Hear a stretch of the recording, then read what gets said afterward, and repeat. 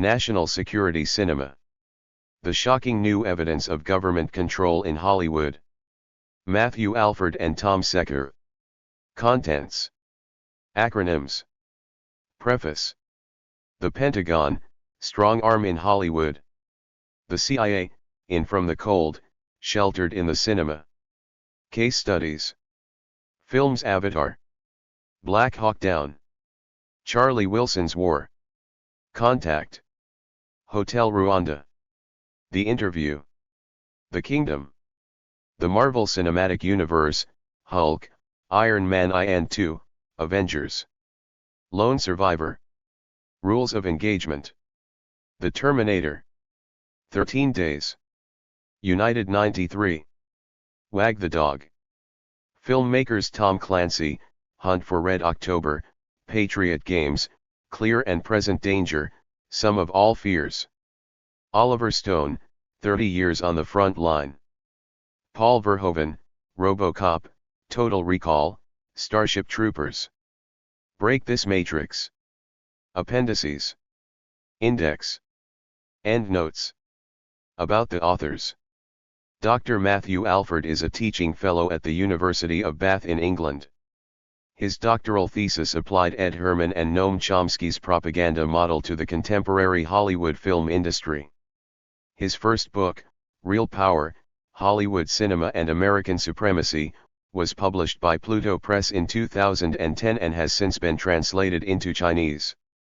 In 2014, Dr. Alford produced a documentary film of his research, The Writer with No Hands, which premiered at Hot Docs in Toronto and won the Tablet of Honor at the Amur Popular Film Festival in Tehran.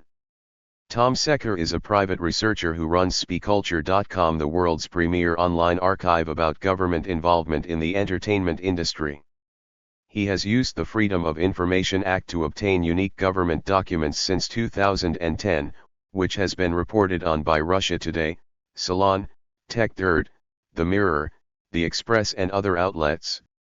He has authored and co-authored articles for Critical Sociology and the American Journal of Economics and Sociology and hosts the popular Cleanse Time podcast. Acknowledgements. Our closest, long-term research colleagues have been Tricia Jenkins, Robbie Graham, and Pierce Redmond. This book is broadly reflective of their considerable research, counsel, and analysis over the past decade, and we thank them very much. We are aware that the data used in this book warrants more years of study and that by compiling this manuscript in just 2 years there will inevitably be some errors and omissions. However, we feel an obligation to put this information out into the public domain swiftly, clearly, and affordably. Consequently, alongside this book, we have begun an ongoing process of submitting adapted sections of the manuscript for peer review, and we are releasing all our source data freely on SpeaKulture.com. In the endnotes, unless otherwise stated, documentation is provided on this site. Our latest articles are published by the American Journal of Economics and Sociology, Critical Sociology, Westminster Papers in Communications and Culture, and the Quarterly Review of Film and Video, which are accessible through university libraries. We consider the contribution made by each author to this project as equal, with the names on the cover arranged alphabetically. Acronyms. BBC British Broadcasting Corporation. CIA Central Intelligence Agency.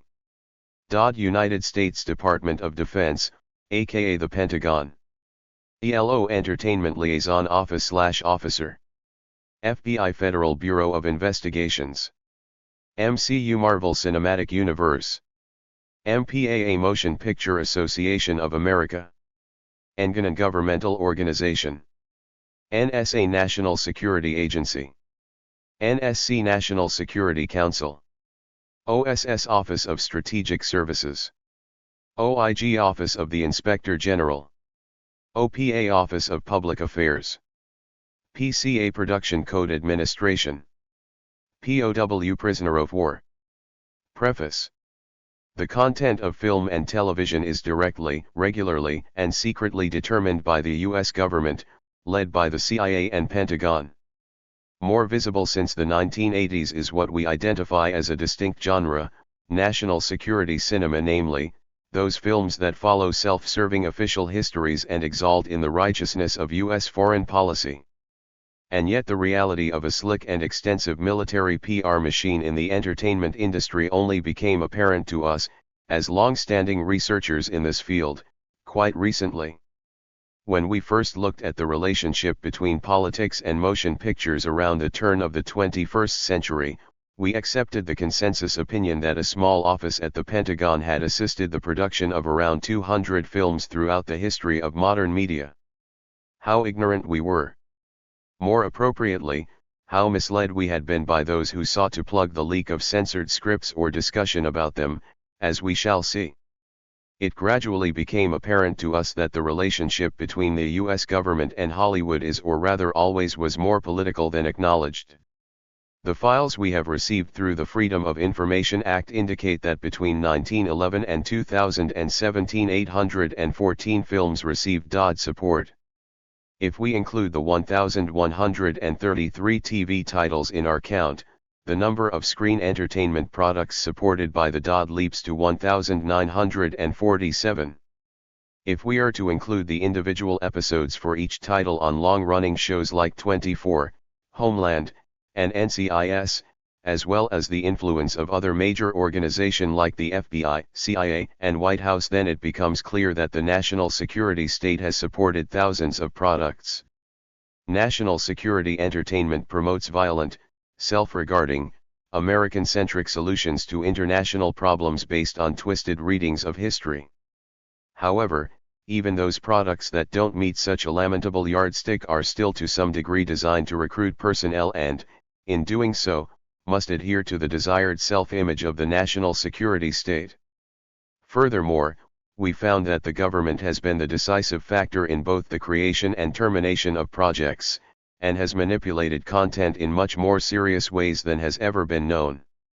We also ask a crucial question, though: if the entertainment industry is essentially trapped in a kind of ideological straitjacket, as our books and articles have increasingly suggested, how can we account for the release of what appear to be genuinely subversive products by directors like Paul Verhoeven, Oliver Stone, and Michael Moore?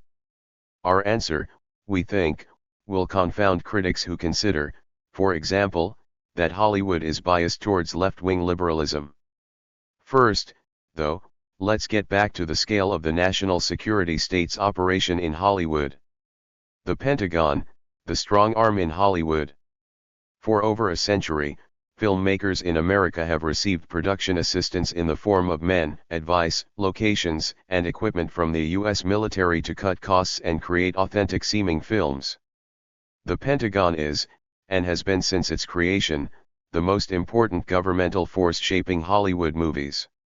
One of the earliest examples of Hollywood military cooperation was when the Home Guard provided tanks for the infamous feature film Birth of a Nation, in which black slaves revolt against their masters, before the Ku Klux Klan ride in on horseback to save the day. This was severe race hate propaganda, which came with government backing. It was following the Second World War, with the founding of the Pentagon in 1947, that the U.S. military formalized its operations in Hollywood. In 1948, it set up entertainment liaison offices under the authority of Donald Baruch. Phil Strub took over in 1989. If the DOD deems that script changes need to be made for it to authorize support, then the producers must adhere to these requests and sign a production assistance agreement. A technical advisor ensures that the agreed-upon script is the one that is actually used when shooting. The DOD requires a post-production viewing to certify that there is nothing in the film that contravenes the agreement and may make further suggestions at this stage. Where cooperation is more limited, the written agreement may be unnecessary. The official documentation trail of DOD script changes dries up around the year 2004. Vast amounts of annotated scripts and DOD Hollywood correspondence had been either taken by or donated to a single historian, Lawrence Seward, from 1976 to 2005, possibly beyond. Seward continues to keep his material in a private archive in a public library in Georgetown, Washington, D.C., and his apparent unwillingness to share the material represents a substantial and unnecessary loss to the research community. In the early 2000s, the Los Angeles-based journalist David Robb temporarily gained access to Seward's collection and published the explosive 2004 book, Operation Hollywood: How the Pentagon Shapes and Censors the Movies.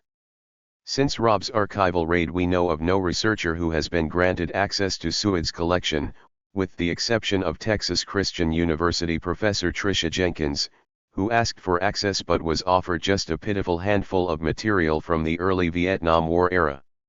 Under such conditions, Jenkins was unable to complete the article she was working on, and instead collaborated on an early draft of a 2016 paper with Matthew Alford that established how Seward has, despite his impressive marshalling of data, in some ways choked this field of study. The Dodds post-2004 papers on Hollywood cooperation, acquired primarily by the authors via the FOIA, do not contain any annotated scripts, and there is very little by way of correspondence and script notes.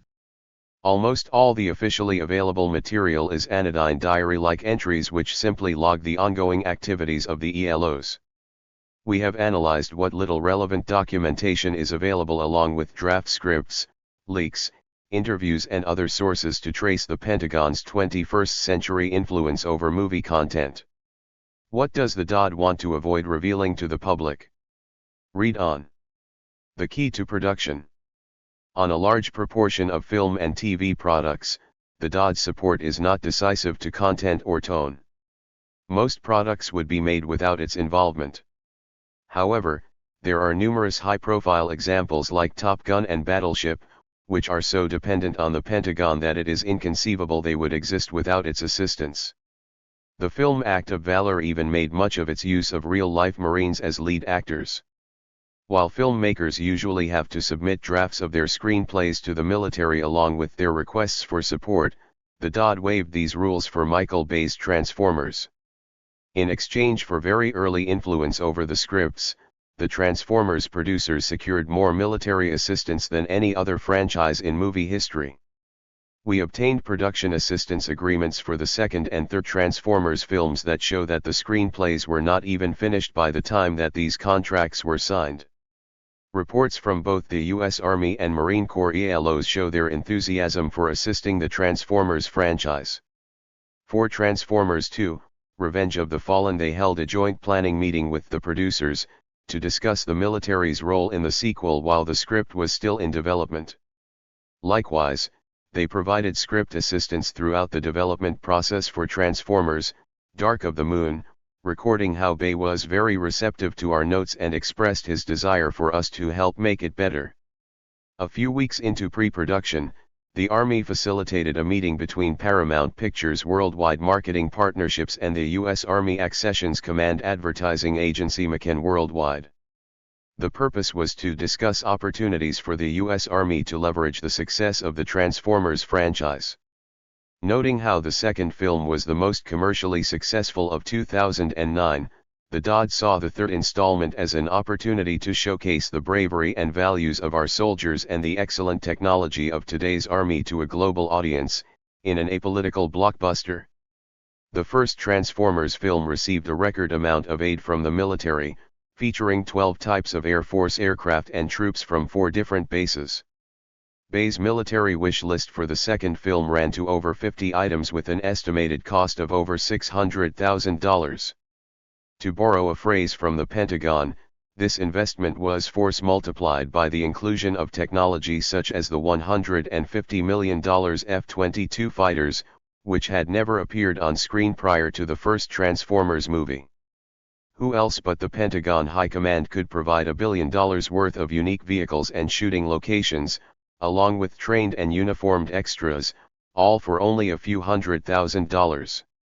As producer Ian Bryce put it, "We would never have been able to make this movie without the willingness of the DOD to embrace this project." The Pentagon's influence on Transformers extended into the production phase. During the shooting of one scene in the first movie where American troops have been attacked by the Decepticons, John Voight, playing the Secretary of Defense, approached Bay to tell him that the scene needed an extra line. Voight felt that he needed to express his concern for the troops' safety, so Voight, Bay, Strub, and others went into a huddle. Strub suggested, "Bring 'em home," and murmurs of agreement moved through the circle. The line appears in the finished movie, followed by a shot of an approaching helicopter with soldiers silhouetted against swirling red dust. Bring M home, but only so we can regroup before taking our revenge. Of course, despite the claims to the contrary, the Transformers franchise is not apolitical. While in the first film almost all of the action happens within the US, in the second and third installments the fighting takes place all over the world. Despite this, it is only the American military who are shown joining forces with the Autobots to defeat the evil Decepticons, including during a mission in Shanghai. It does so with astounding weapons, in a display of what is often called war pornography.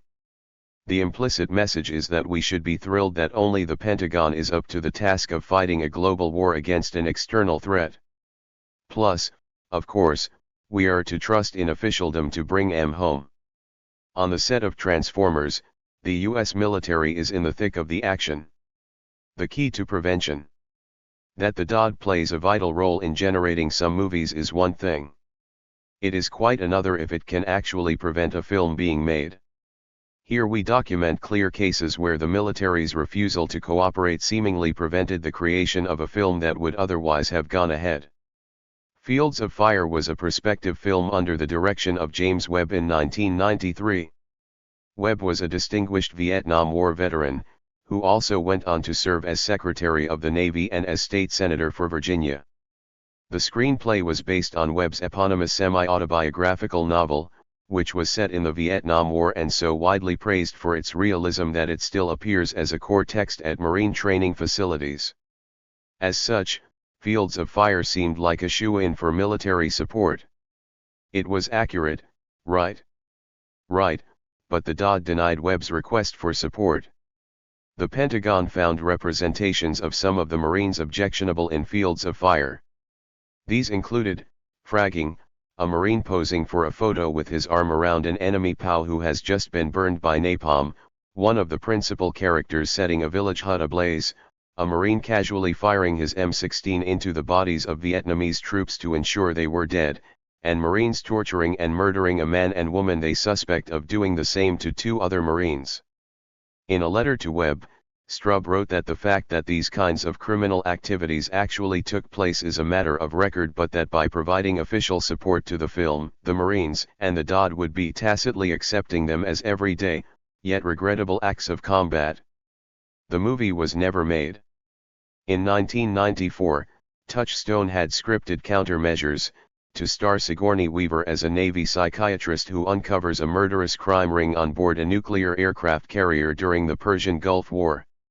In the screenplay, Weaver finds out that her patient was part of a White House cover-up to ship jet parts to Iran, in a plot that echoed the real-world 1980s Iran-Contra scandal, in which the U.S. created a slush fund through illegal arms sales to Iran, some of which ended up arming the Contra fascists in Nicaragua.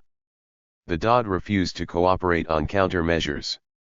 The filmmakers needed an aircraft carrier, so the Pentagon's decision effectively terminated the production. Strub assessed that fundamental aspects of the script prevent it from reaching the criteria. He commented, "Completely unrealistic and negative. They're unprofessional, blatantly focused on personal agenda, and unapologetically sexist if not guilty of outright sexual harassment or assault.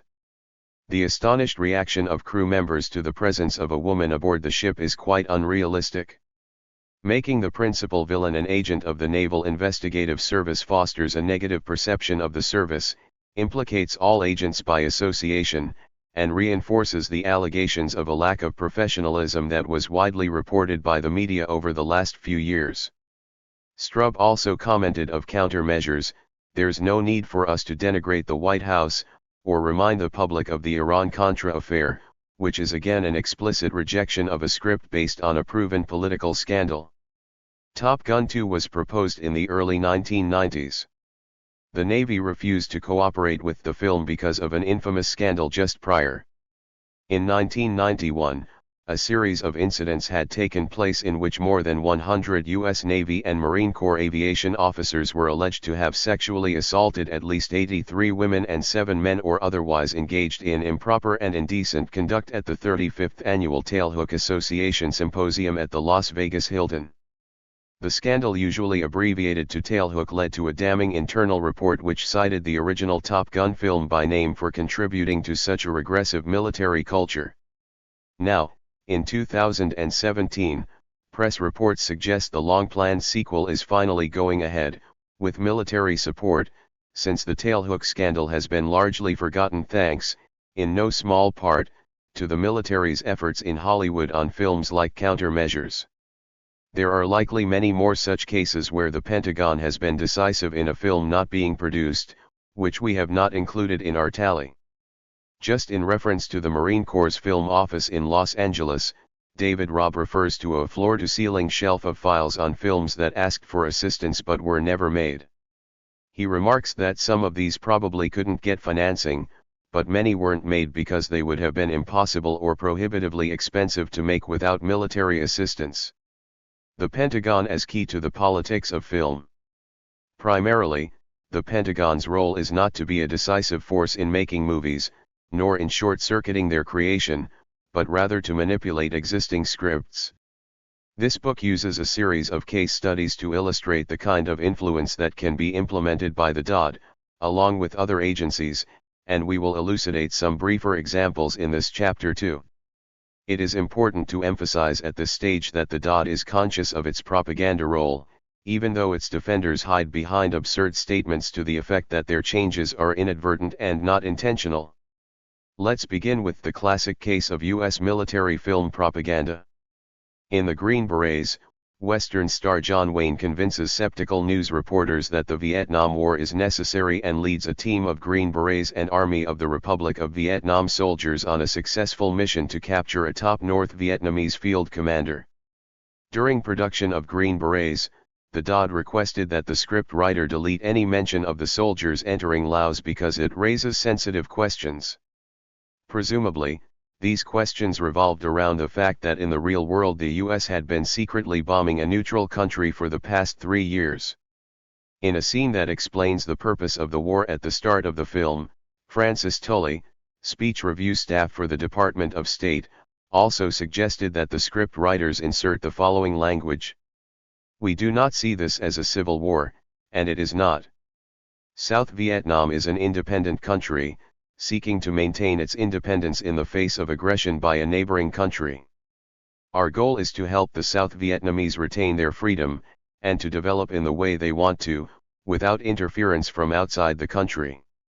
These lines do not appear in the final film, but Tully's suggestion indicates that he hoped to simplify the war in Vietnam in a way that Americans could support, and this simplification occurs though in the final version of the scene, as military leaders explain to reporters that the war boils down to stopping communist domination of the world.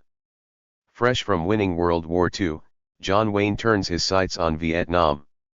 Green Berets was partly based on the nonfiction work of Robin Moore, who described the torture of prisoners by real-life Green Berets in Vietnam. The DoD wanted violent scenes to be tempered. In an early script, a prisoner is brutalized by a South Vietnamese officer, whose actions are approved by the Americans.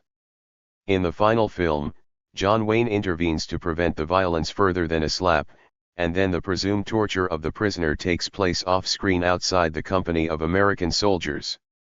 Charles Hinkle, Director of Security Review for the Assistant Secretary of Defense, also objected to how the film accentuates terms of contempt, such as maggots, for the Viet Cong. According to Tully, the scene was grist for the opponents of U.S. policy in Vietnam because they support some of the accusations of these opponents against the U.S., and is of course a clear violation of the Articles of War. John Wayne also acceded to a DoD request that the film omit its standard thank you credit. The producer wrote to the Pentagon, "We all agree with the DoD suggestion that such a credit could conceivably categorize the picture as a U.S. propaganda film rather than an exciting piece of motion picture entertainment. With that in mind, we will delete the DoD credit." The whole Green Berets project had begun life with Wayne writing to President Johnson to ask for his support in making a film to support U.S. efforts in Vietnam. Not intentional, just like it was presumably unintentional when the Pentagon altered James Bond scripts. On GoldenEye, Strub required a change to the nationality of the American admiral who is duped and murdered by Xenia Onatop. In the finished film he is Canadian. On Tomorrow Never Dies, in the scene where Bond is about to parachute jump into Vietnamese waters, Strub successfully requested that a CIA agent not warn Bond, "You know what will happen.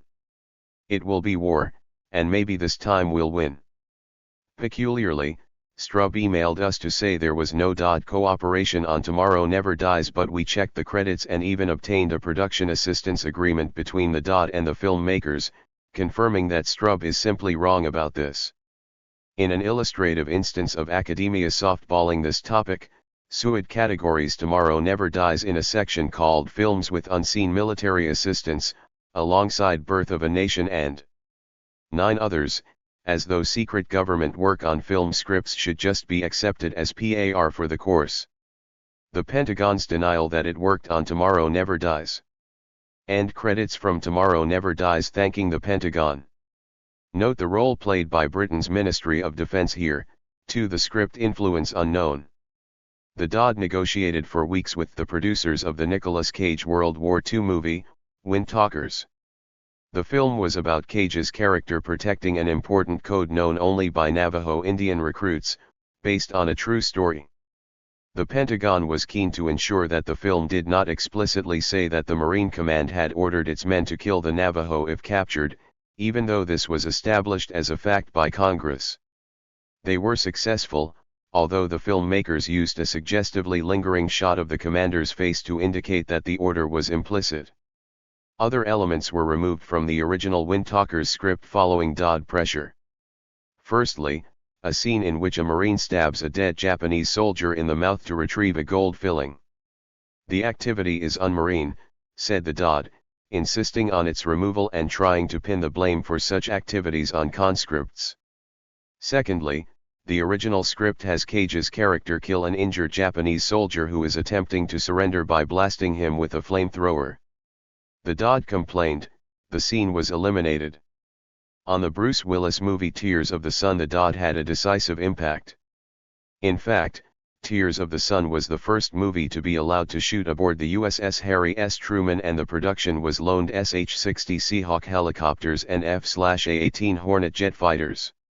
Internal Dodd documents explain that, after lengthy script negotiations, they managed to increase military realism to prevent the depiction of the U.S. government as complicit in nasty conspiracies overseas. The nasty conspiracies in question presumably relate to Cry Freetown about Sierra Leone, and Delta Force about Nigeria, the actual country depicted in Tears of the Sun. Both documentaries were watched enthusiastically by director Antoine Fuqua. The latter film focuses on the role of Shell Oil, the corporation behind half the wealth of the Nigerian dictatorship, in polluting the land of the country's poorest citizens. When peaceful protests erupted in response, the government responded violently and, at times, fatally. One scene in the Delta Force documentary draws on eyewitness accounts to indicate that the government had used heavy weaponry on some communities and then blamed it all on local ethnic infighting. Fuqua carried a book about African genocide with him on the set of Tears of the Sun. Ironically, given the declawing of the film he was making at that very moment, it was called The Silence. The filmmakers of Jurassic Park 3 approached the Pentagon about borrowing some A-10 Thunderbolts for a scene where they would battle mid-air against a flock of pterosaurs. This request was refused, as Strub told them, "They're tank killers. A flying dinosaur is no match for an A-10. It would only cause the audience to feel pity for the dinosaur." It is probable that this decision was made due to audience responses to the ending of the Dodd-sponsored Godzilla, where the monster is shot dead with missiles by Marine Corps jets. In discussions with the producers of Jurassic Park 3, Strub managed to leverage 2 other major changes to the script. He suggested a nice military rescue at the end of the film, and the production was loaned soldiers and vehicles from the Marine Corps for the sequence. Strub also said to the producers, "But tell me this, you've got this major running around the world with the authority that the president can only dream about, so if you don't care, would you change his character, make him like the president's science advisor or something like that? Just get him out of the uniform." The filmmakers obliged. The Dodd's nice military rescue at the end of Jurassic Park 3. The Dodd also granted some support to Tropic Thunder, a comedy that lampoons the story of the problems producing Apocalypse Now, portraying a film crew trying to make a Vietnam War film and everything goes wrong. In contrast to the military's reaction to Apocalypse Now, though, a special promotional screening of Tropic Thunder took place at the Marine Corps base at Camp Pendleton alongside a visit by the stars Robert Downey Jr., Ben Stiller and Jack Black. One line that appears in an earlier draft and was likely removed at the Dodd's request is a joke that, at a reported budget north of $200 million, Tropic Thunder could end up costing almost as much as the real war. This is the only reference to the real war that appears in the draft, whereas the final film remains firmly in a fictional world. Another film set, in parts, in the Vietnam War was Forrest Gump, which the Pentagon managed to wield some influence over even though they refused to provide any production support. The Army rejected an early script because of the nihilistic view of military and Vietnam experience. While a later script was much better, the Army were still not interested in assisting, but the filmmakers did make one very important change suggested by the Army. Original script had an entire company of men like Forrest and Bubba. Army pointed out that the actual program distributed soldiers like Forrest among normal soldiers in many companies. The final script made this important change. An episode of NCIS titled Toxic featured a storyline involving military personnel making bioweapons illegally, leading to significant storyline changes requested by Dodd. The finished episode changed the storyline so the military scientists believe they are trying to cure Afghanistan war syndrome and the Army has been duped into making the bioweapon without realizing it.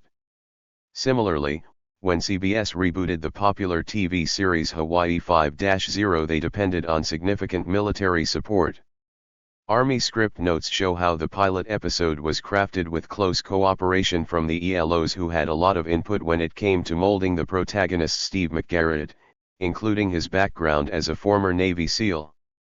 The opening scene was rewritten to make the U.S. military appear more capable and lethal and to address the Pentagon's concern that, the bad guys in the opening assault scene are not foreign military and therefore their equipment need not be specifically Chinese, etc. The notes also object to another scene later in the pilot episode where one of McGarrett's colleagues attacks a criminal. Although not a military issue per se, we think that it's way too heavy-handed for Chin to torture Sang-min by beating him with an ashtray, but, more to the point, we can't go along with McGarrett turning a blind eye to it. In the finished scene, Chin only hits Sang-min once and apologizes as soon as McGarrett walks in and sees him. These changes helped shape not just the pilot episode but the central character, tone, and moral compass of the rebooted series, which is now in its 7th season. Katy Perry joins the Marine Corps for Part of Me. Likewise, in exchange for allowing the pop star Cher to film aboard the battleship Missouri for the music video for If I Could Turn Back Time, the Dodd reviewed the storyboard. They removed one shot where a chief rips a pin-up photo from the inside of a sailor's locker. Though the Dodd were concerned about Cher's vulgar black leather thong type of outfit, ultimately there were no official complaints, and up $8 million of free MTV advertising. The Dodd has worked on music videos for Katy Perry's Part of Me, Hootie and the Blowfish's musical Chairs and Mariah Carey's I Still Believe, among many more. As we will see in the upcoming case studies, Pentagon manipulation of film scripts for political ends is widespread, so we will leave the examples for now. It is also worth noting here that the military has also sometimes operated a PR team out of the White House, most recently on Catherine Bigelow's Zero Dark 30, which we examine more in depth later. In 2000, Salon magazine discovered that the White House's drug war officers, under the leadership of General Barry McCaffrey, had spent over $20 million paying the major U.S. networks to inject war on drugs plots into the scripts of primetime series such as ER, Beverly Hills 90210, Chicago Hope, The Drew Carey Show, Seventh Heaven, The Practice, and Sabrina the Teenage Witch. This had decisive effects. A script for Chicago Hope was produced solely because it had anti-drug theme. In the episode, ravers endured drug-induced death, rape, psychosis, a two-car wreck, a broken nose and a doctor's threat to skip life-saving surgery unless the patient agreed to an incriminating urine test. Let's say you consider tough media messages to be useful or even essential to curb the use of drugs in society. Okay, but should this be done secretly? Should these messages single out certain illegal drugs as being more harmful than, say, tobacco and alcohol? Should these messages come with the tacit assumption that the war on drugs, which has entailed U.S. overseas intervention in Panama, Colombia, and Mexico, not to mention at least some instances of government drug dealing, is somehow benevolent? Surely not. The disease spreads. One of the major discoveries we have made has been the role of the Pentagon in network television. Even David Robb's expose only pointed to a handful of TV shows being affected by the military, but the lists we've received through the FOIA have been astonishing. All told, the Pentagon has worked on 1,133 TV titles, 977 of them between 2004 and 2016. These include American Idol, The X Factor, numerous Oprah Winfrey shows, Ice Road Truckers, Battlefield Priests, America's Got Talent, Hawaii Five-0, War Dogs, the list goes on. While much of DOD cooperation on most television shows in particular is likely just courtesy and the shows would never have had the potential to say something more critical of American power, it demonstrates the scale, reach, and intent of the Pentagon's activity. Nor should we be too sanguine about the lightweight nature of some of these programs. For example, the Pentagon has worked on numerous cookery shows, including Big Kitchens, MasterChef, and Cupcake Wars. In doing so, it at least does something to associate itself with the creation and provision of food, rather than the destruction of life. Or take an even weirder association, the DOD's substantial efforts in Hollywood from the 1950s onward to manipulate material that encouraged a belief in UFOs, for a range of opaque reasons, as recorded in exemplary detail by Robbie Graham in his book Silver Screen Saucers, but otherwise ignored in scholarship and mainstream media. The Pentagon-friendly historian Lawrence Seward scoffed at David Robb's suggestion that Phil Strub is one of the most powerful men in Hollywood, calling it an absurd statement which has no basis in fact. Strub himself claims that his role as the Pentagon's man in Hollywood is like being a minor eunuch in the court of Imperial China. The fact is that Robb's statement is even truer now than it was back then, and the evidence we have for it is much stronger. It is unusual and unhealthy for a field of primary research to be so heavily dominated by one scholar, Seward, and for access to significant documents to be almost entirely concentrated in that person's hands, apparently in line with the wishes of the DOD. Over the past 4 decades, Seward has catalogued the material on DOD influence with great skill and precision, but while he has revealed with one hand, so he has concealed with the other. Such an approach has saved the DOD from embarrassment.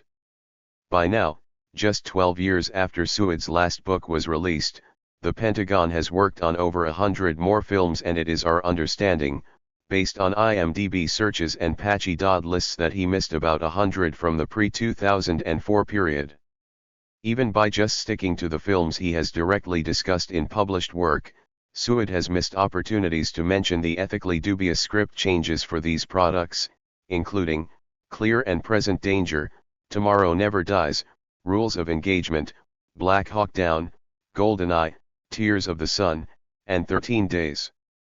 Instead, he either neglects to mention the changes or implicitly normalizes the DOD's actions, such as when he dismissively says the original script for Contact contained a silly depiction of the military. Beyond that, although Seward does catalog TV shows that depict the military, he does not systematically identify whether the DOD worked on them, let alone shape their content. We counted 156 such products pre-2004 and 977 since Seward's last book. In 1941, a Senate investigation called the Hollywood Movie Studios Gigantic Engines of Propaganda. The director of the Office of War Information, Elmer Davis, explained in 1942, The easiest way to inject a propaganda idea into most people's minds is to let it go through the medium of an entertainment picture when they do not realize that they are being propagandized. What had seemed like distant history is now contemporary reality. The engines are back in action, bigger, better, and at full throttle. But this time, no one knows it. This time, there is no Nazi threat. This time, the engines are turned on us. The CIA, in from the cold, sheltered in the cinema. The CIA's influence on Hollywood has, by any measure, been much smaller than the Dodds, but it is larger than general coverage of the topic would have you believe. Although there have been many books published about the CIA since the 1960s, the agency's role in the entertainment industry has become the subject of serious scrutiny only since it created an entertainment liaison office in 1996. Even in the contemporary period, with few bargaining chips aside from knowledge and access to official headquarters, the CIA has continued to present itself merely as an advisory entity in the entertainment industry. The agency's website describes its ELO in banal terms, saying, "Our goal is an accurate portrayal of the men and women of the CIA, and the skill, innovation, daring, and commitment to public service that defines them. We are in a position to give greater authenticity to scripts, stories, and other products in development. That can mean answering questions, debunking myths, or arranging visits to the CIA. Documentation indicating anything to the contrary has long been sparse and scarce. As such, any interpretations pushing a more conspiratorial line about CIA activity in Hollywood have been received cautiously within the scholarly community, and the notion that it has systematically interfered in entertainment has been explicitly shunned in the mainstream. However, the CIA's first ELO, Chase Brandon, has given contradictory interviews about which products he helped to make, indicating that the agency have sought to minimize the public's awareness of their influence. As such, we should proceed with caution not to overestimate or underestimate the CIA's activities in the industry. By paying closer attention to the available facts and documentation, this chapter examines each era of CIA activity in Hollywood and shows that, at every point, the scholarly skepticism towards the existence of systematic CIA influence in Hollywood is wishful thinking at best. 1943–1965. Even by the early 2000s, there were indications that the CIA had a more significant influence over early Cold War Hollywood than anyone had previously known. Scholars had long been aware that the film adaptations of George Orwell's Animal Farm and 1984 were directly affected by the CIA. In the case of Animal Farm, the changes to the ending of the film were designed to encourage revolutions against communist dictatorships, ironically just as, in the real world, the CIA was overthrowing the democratically elected governments in Iran and Guatemala and launching operations against Sukarno's independence government in Indonesia. E. Howard Hunt, one of the CIA agents behind the agency's coup in Guatemala, was involved in negotiations with Orwell's widow for the rights to these film adaptations. In the late 1990s, Francis Stoner Saunders and David Eldridge found letters proving that the head of censorship at Paramount regularly wrote to an anonymous individual at the CIA to tell how he promoted narratives favorable to the agency, especially to patch over the cracks in U.S. race relations. Saunders and Eldridge published their findings in 1999 and 2000, respectively, with Saunders in particular characterizing the discovery as part of a wider plan by the government to pay the piper in the early Cold War, including its sponsorship of expressionist artwork for political ends. The Paramount man was Luigi Lurasca, who reported to his CIA colleague, known only as Owen, that he had secured the agreement of several casting directors to plant well-dressed Negroes into films, including a dignified Negro butler who has lines indicating he is a free man in Sangaree and in a golf club scene for the Dean Martin/Jerry Lewis feature The Caddy. Elsewhere, Lurasca claimed to have arranged the removal of key scenes from the film Arrowhead, including a sequence where an Apache Indian tribe is forcibly tagged and relocated by the U.S. Army. He also removed scenes from Houdini, Legend of the Incas and other films where Americans were drinking heavily, and leaned on the writer of Strategic Air Command to ensure that America didn't appear as a lot of trigger-happy warmongering people, just itching to drop atom bombs at the slightest provocation. Although there is nothing to suggest that Luraska was actually paid by the CIA, it is undisputed that his work constituted a relationship with an anonymous individual at the CIA, whose own identity, activity, strategic aims, and correspondence remain hidden to this day. The discovery of Luraska's letters raise questions about the spy links held by other major figures in Hollywood. Most directly, Luraska noted how it was possible to kill a commie movie by appealing to executives like Darryl Zanuck at 20th Century Fox who would not consciously do anything to help the left. Zanuck had served in the Army Signal Corps during the Second World War and filmed the invasion of North Africa alongside John Ford's OSS film unit. After the war, Zanuck became a board member of the CIA-created National Committee for a Free Europe. He worked closely with both the Eisenhower and Nixon administrations. C.D. Jackson, a former OSS psychological warfare specialist who worked for Eisenhower, described how Zanuck could be relied upon to insert into scripts the right ideas with the proper subtlety. The Luraska documents were found among the papers of Jackson's secretary. Most recently, Michael Ray Fitzgerald wrote a commanding article drawing together the available evidence for a peer-reviewed journal. Fitzgerald emphasizes that Zanuck was well above the level of a mere agent and was, in fact, one of the world's most powerful men at the time. In terms of propaganda on film, Fitzgerald pays particular attention to The Longest Day, which totally erased the role of the communists in defeating fascism in Europe. Luraska's letters make it clear that the Production Code Administration was a wonderful spot to keep a check on independence both from the standpoint of eliminating troublesome material as of injecting stuff. The PCA was controlled by the MPAA, which was run by another friend of the agency, Eric Johnston, who served as MPAA president from 1946 to 1963. Johnston was also a high-level political operative who worked for both Truman and Eisenhower, and maintained a friendship and correspondence with Allen Dulles. They discussed the film industry and Johnston reported back on his meetings with key Soviet officials, including when he played host to Anastas Mikoyan, Ambassador Stanislav Menshikov and Premier Nikita Khrushchev when they visited the U.S. The letters between Johnston and Dulles are consistent with the idea that Johnston was providing the agency with political intelligence. Eldridge suggests that the reason Luraska's correspondence with the CIA was short-lived was because, at the same time as his letters to Owen, Johnston initiated an industry-wide program involving the State Department focused on achieving the same aims.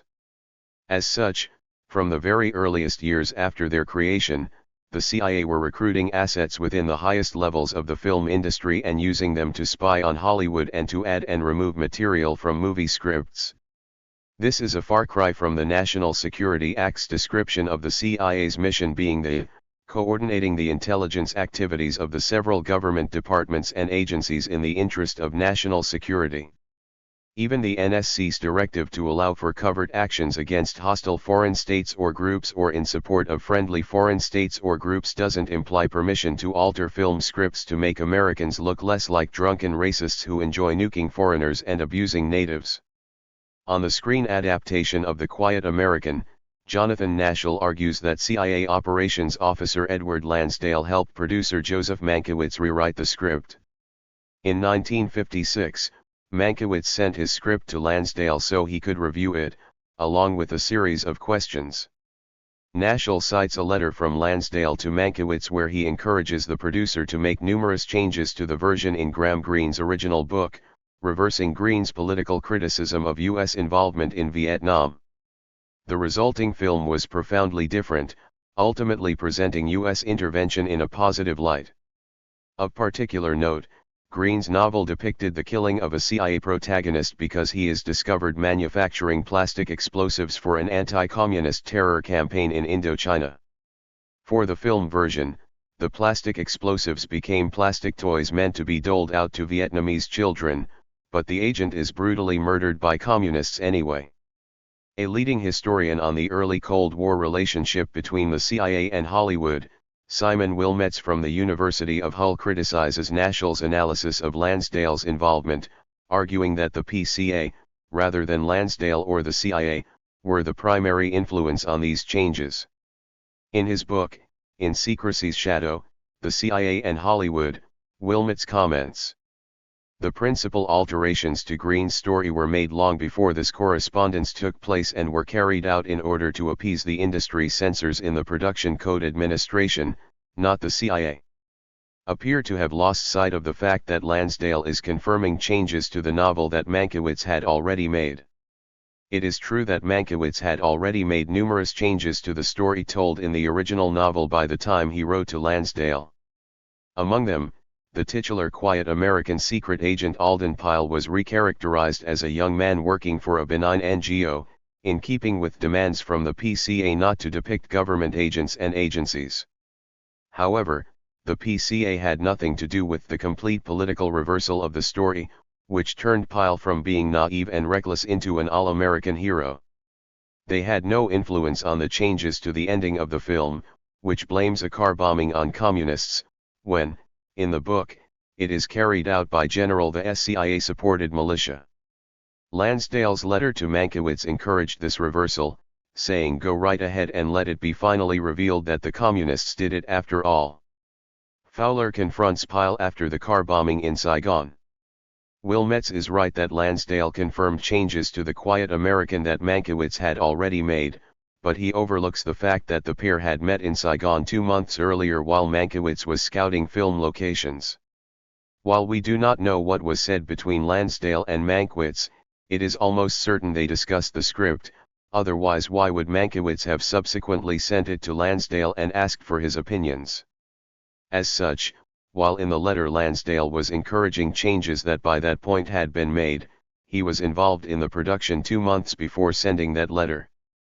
Put another way, given the content of Lansdale's letter, why would we assume that he hadn't encouraged this reversal of the politics of the book when he met Mankiewicz 2 months earlier?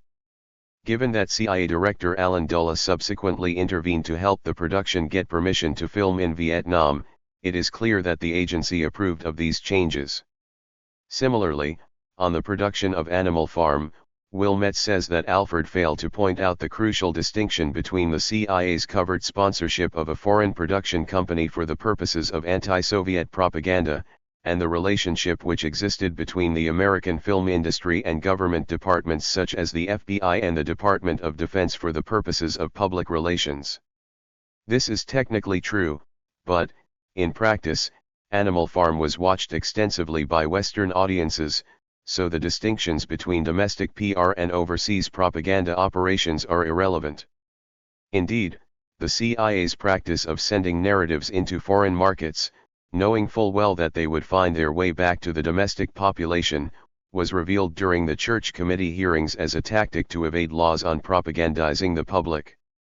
Wilmots himself discovered that Men of the Fighting Lady received CIA production assistance. According to an internal CIA memo in 1953, covert ops specialist Tracy Barnes went to Hollywood to show to certain MGM representatives an unclassified version of the film about American pilots in the Korean War. While the memo therefore takes pains to establish that the CIA was not initiating a film project, it also makes clear that MGM couldn't use the footage without the CIA's permission. The production was thereby locked into the agency's sphere of influence for when it decided to proceed. Wilmots also traced the influence of American intelligence on Hollywood back to World War II. He reveals that, during the war, the OSS ran a film unit comprising 300 Hollywood directors and technicians. They produced training, surveillance, and propaganda movies including concentration camp films that were used during the Nuremberg trials. Of course, this was all in the context of a much larger and well-acknowledged cooperative relationship between the studios and the government as part of the war effort, which included numerous stars like John Wayne and Ronald Reagan helping to sell war bonds and work on propaganda projects more justifiable, of course, during the struggle against Nazism than at other points in modern history. Wilmots solidified the case that, immediately following the war, the OSS provided production support to 3 films glorifying their wartime activities: O.S.S., Cloak and Dagger, and 13 Rue Madeleine, though assistance was withdrawn from the latter after disagreements between wartime head of the OSS Bill Donovan and producer Louis de Rochemont over the accuracy of the movie. OSS features dialogue where a senior instructor tells a room of recruits that we need a central intelligence agency, promoting this idea before the CIA even existed. Wilmetz acknowledges in a press release, though not explicitly in his book, that, without Hollywood's help the CIA might not have been established in the National Security Act of 1947, a fair claim but an astonishing one to underplay so gratuitously. Despite documenting the OSS film unit in detail, Wilmetz neglects to mention a 1943 OSS memo on the motion picture as a weapon of psychological warfare. This document describes how to use not just individual movies but the entire industry as a weapon of national power and psychological warfare. In sum, it functions as a crude manual for what the CIA would later attempt to do. It says that motion pictures are one of the most powerful propaganda weapons at the disposal of the United States and a potent force in attitude formation that can be employed on most of the major psychological warfare fronts, including the domestic civilian and military population. Meanwhile, the CIA worked to ensure that Hollywood films did not depict them in any form in their early years. In one case, they managed to remove all references to themselves from the 1951 comedy, My Favorite Spy. A memo from that year records how a lawyer for Paramount approached the agency seeking to ensure that 3 CIA character names bore no resemblance to those of real-life CIA agents. While Wilmetz mentions this memo, he focuses on a handwritten note at the bottom that describes My Favorite Spy as a lousy picture that makes no reference to CIA and, in consequence, no further action was to be taken. Actually, the memo makes clear that the original script explicitly referred to the agency, and another handwritten note says that they told the lawyer to omit all references to CIA. As such, the reason why the finished film makes no reference to CIA is because the CIA leaned on the producers to change the script. This was successful and thus there was no further action to be taken. It is an explicit example of movie censorship by the agency during this period. The CIA did not just prevent the entertainment industry from referring to them directly. They also protected the historical reputation of their predecessor, the Office of Strategic Services. We discovered that, in 1956, through a network of informants and assets centered in CBS, the CIA learned that a small-time company, Flamingo Films, was developing a series of films about the exploits of the OSS in the Second World War. The agency then engaged CBS to develop a rival product to muscle Flamingo Films out of the market, without ever intending to help CBS actually produce their series. This operation was successful and neither the Flamingo Films nor the CBS series were ever put into production. In 1961, the CIA suffered its first high-profile failure when its attempt to invade Fidel Castro's Cuba was defeated at the Bay of Pigs, resulting in hundreds of deaths on both sides. In the aftermath, the CIA started using films to massage their public image, 8 years earlier than Wilmetz contends when he highlights 1973's Scorpio. While previous films had received production assistance from the agency or mentioned the CIA, the first to do both was actually the James Bond movie, Thunderball. Although there is no evidence of the CIA directly manipulating the Thunderball screenplay, they did affect its source material. The book of the film was written at the height of the friendship between author Ian Fleming and CIA director Alan Dulles. Professor Christopher Moran, author of Company Confessions, Memoir and the CIA, gained access to correspondence between Fleming and Dulles and attributes the increasingly positive portrayal of the CIA in the later Bond novels to this blossoming friendship. He writes, out of respect for his American friend, Fleming generously agreed to include in his later novels an increasing number of glowing references to the CIA. Nowhere was this more apparent than in Thunderball. Bond and Domino rescued by a CIA front company. We found that there was some direct CIA assistance on the film adaptation of Thunderball itself, too. At the climax, Bond and his lover, Domino, are rescued from the Caribbean Sea via a plane equipped with a skyhook. The plane and the skyhook apparatus were loaned to the production by Intermountain Aviation, a CIA front company. The provision of the skyhook was negotiated by Charles Ruschan, a former Air Force officer who was hired by Bond producer Albert Broccoli as a technical advisor and liaison with the government. Ruschan had invited the CIA to a special screening of Goldfinger at MPAA headquarters in 1964, while Thunderball was in development. This might seem like a trivial detail of government production support, but these rarely seen technologies helped turn the Bond films into the world's premier spy brand. Adjusting for inflation, Thunderball was the first Bond film to gross over $1 billion, in part thanks to the added production value provided by the agency. This not only helped the Bond franchise but also the agency, as Bond was the first movie series to feature a CIA character, Felix Leiter, and he was portrayed very positively.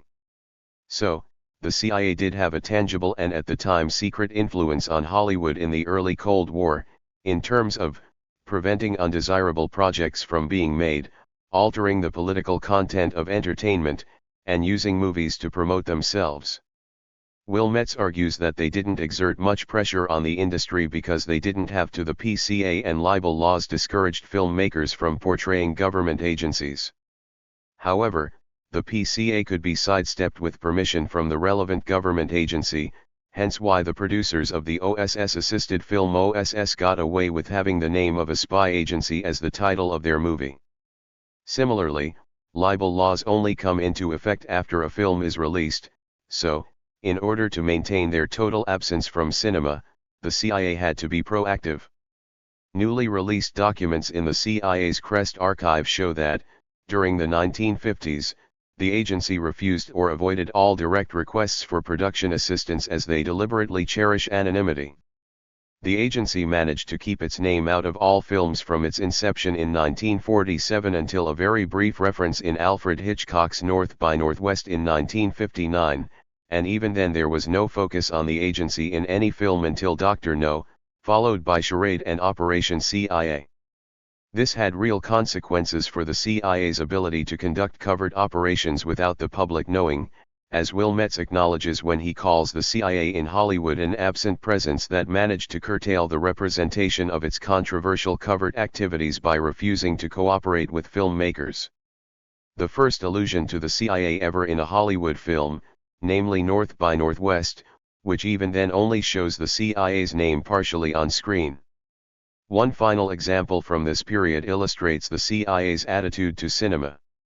When Warner Brothers approached them in the early 1950s seeking technical advice on an unspecified film, they were told that the CIA would not only be unable to afford such guidance but that we would take every step to discourage the production of a picture which purported to represent current U.S. espionage. Take every step? This mindset shows that the CIA, at least, did not believe the libel laws and the PCA were enough to maintain their desired level of secrecy, despite Will Metz's protestations to the contrary. All told, the CIA in the early Cold War could hardly be characterized as taking a neutral or hands-off approach to Hollywood, as has been argued in the leading scholarship to date. In fact, we rather suspect that most people coming new to this field, assuming they value transparent democracy, would be unhappily stunned by the CIA manipulation documented just in Will Metz's generally excellent book, let alone the numerous additions we've made and the even more disturbing context that evolved in its aftermath. 1966–1986. Richard Helms took over as CIA chief in 1966 and appeared to adopt a more relaxed posture to active Hollywood cooperation. For the next 2 decades, the CIA had little involvement in cinema and, on the rare occasions that it did, it exercised weak and indecisive control over the productions. But was all as it seemed? In April 1972, the producers of Scorpio visited CIA headquarters and shot footage at Langley. It was the first time in the agency's history that such a visit had been permitted. The resulting film was a paranoid thriller that depicted reckless and corrupt CIA officers assassinating their own agents. Ironically, a few years earlier, Helms had turned down a similar request from the producers of Topaz, a Hitchcock-directed drama that, according to Will Metz, was more palatable for CIA public affairs than Scorpio. It certainly appears possible, even likely, that the CIA made an error over Scorpio by helping facilitate the production of a movie that presented them in a grim light. However, we now know that the CIA was aware that the film had changed its name from the mundane Dangerfield to the more menacing Scorpion before the filming at Langley took place. It is at least possible that what many interpret as a negative portrayal of the CIA actually conforms to the agency's desired public image at the time. Some other circumstantial evidence gives weight to the idea. Helms also accepted an invitation to the set of the thriller 3 Days of the Condor, again a film that cast the CIA as murderous villains. He spoke for hours with the movie's star Robert Redford, although by this point Nixon had removed Helms from office. The CIA monitored the resultant news coverage of Redford meeting Helms and, some years later, the then CIA General Counsel, John Rizzo, hinted that the agency themselves may have provided assistance to the film. Rizzo said, "It had the cadences of what real CIA people do, and what real CIA people are like. Even some of the scenes in the movie, a lot of the action is set in a CIA cover facility that several years later I found myself in a place that looked almost exactly like that movie. I don't know how they did it, but they managed to replicate what a real CIA cover facility was like." Robert Redford, CIA analyst, listens to a realist rationalization for CIA activity. If there really was a tacit CIA approval for the Condor script, it would suggest that the CIA was actually at ease with being represented in such threatening terms. The final scene of the film rationalizes the CIA's criminal activity, as ultimately it is only the agency that appear able to protect the flow of oil that is vital to the nation's survival. Similarly, on Scorpio, as director Michael Winner put it, we only show the CIA killing nasty agents. If the CIA really was, or is, happy to present such a cruel image of itself, this takes CIA manipulation of entertainment down ever darker alleyways. In the absence of better evidence, we can only err on the side of caution but keep an open mind. Helms approached MPAA President Jack Valenti on multiple occasions in the late 1960s and early 1970s, pushing for screen adaptations of E. Howard Hunt's spy novels because he thought the books gave a favorable impression of the agency. Valenti even interviewed Hunt at Helms' request.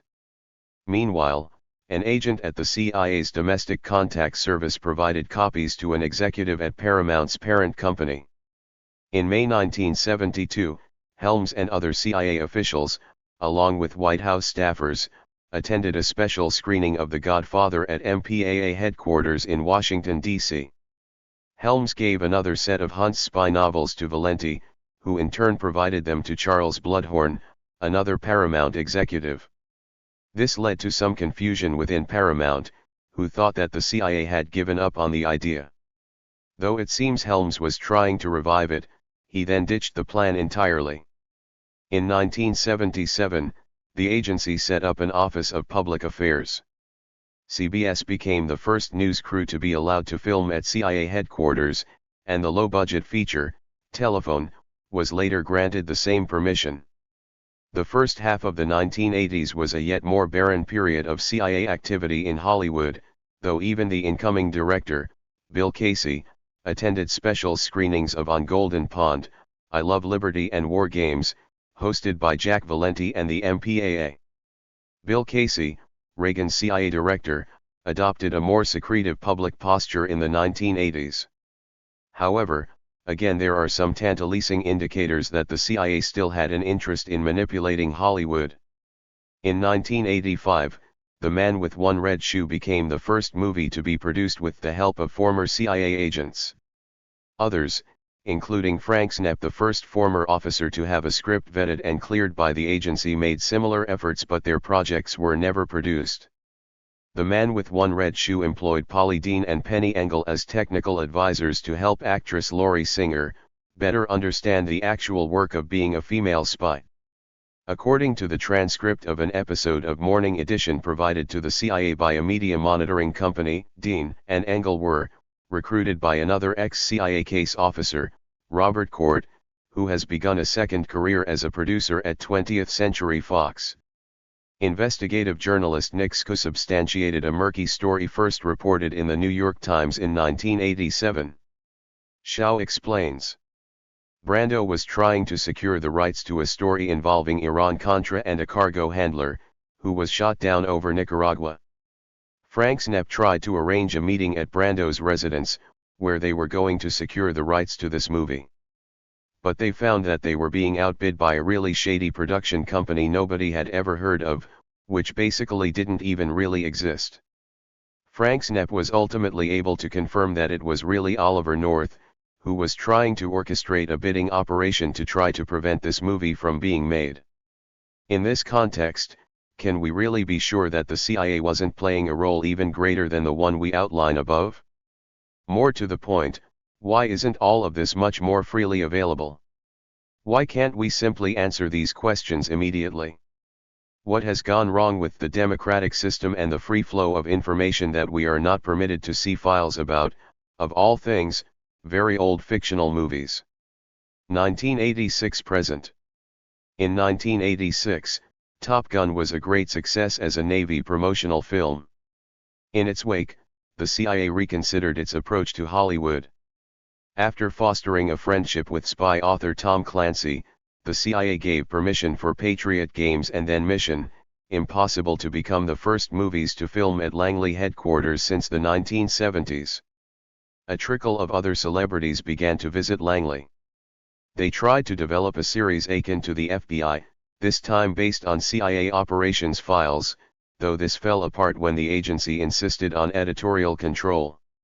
Harrison Ford walking into CIA headquarters, 1992. In 1996, these truncated media initiatives coalesced into an action strategy. Chase Brandon, a 25-year veteran of operations and cousin of the Hollywood star Tommy Lee Jones, became the CIA's ELO. While Brandon's IMDb page and other sources include less than half a dozen credits, circa 2014 he temporarily maintained a website listing a much broader range of projects that he helped to produce. In reality, it was revealed that, for 10 years until his retirement in 2006, Brandon had provided script input and technical advice on Enemy of the State, Meet the Parents, Spy Game, The Bourne Identity, The Sum of All Fears and Bad Company, The Recruit, Meet the Fockers, The Interpreter, Mission Impossible 3, The Good Shepherd, and Charlie Wilson's War. He also worked on major TV series including JAG, 24, The Agency and Alias, and assisted with over a dozen other TV programs alongside books and several unmade productions. Brandon was also involved in the Tom Berenger TV movie, In the Company of Spies, which filmed at agency headquarters with real CIA operatives appearing as extras. In addition, Brandon worked on documentaries and factual TV serials including The Path to 9/11, Covert Action, Top Secret Missions of the CIA, Stories of the CIA, and Greatest Intelligence Agency. When interviewed by Jenkins, the CIA's 2007-08 ELO Paul Berry said the added value we provide is at a story's inception. We can be a tremendous asset to writers developing characters and storylines. This certainly appears to have been the case in the Brandon era when, according to CIA Chief of Public Affairs Bill Harlow, Brandon spent many hours on the phone pitching ideas to writers. Jenkins also interviewed former CIA officer Tony Mendez, who advised on the agency and helped produce Argo, who testified that Brandon was very adept at wielding his influence, especially during a film's early stages. The main writer for the agency, Michael Frost Beckner, explained that he maintained contact with Brandon while producing the series and that the CIA's liaison frequently persuaded him to incorporate certain storylines and technologies into the script. One example was a high-tech biometric scanner that could detect terrorists in airports. Brandon admitted to Beckner that this technology didn't exist but encouraged him to include it in the series as psychological warfare, since terrorists watch TV too.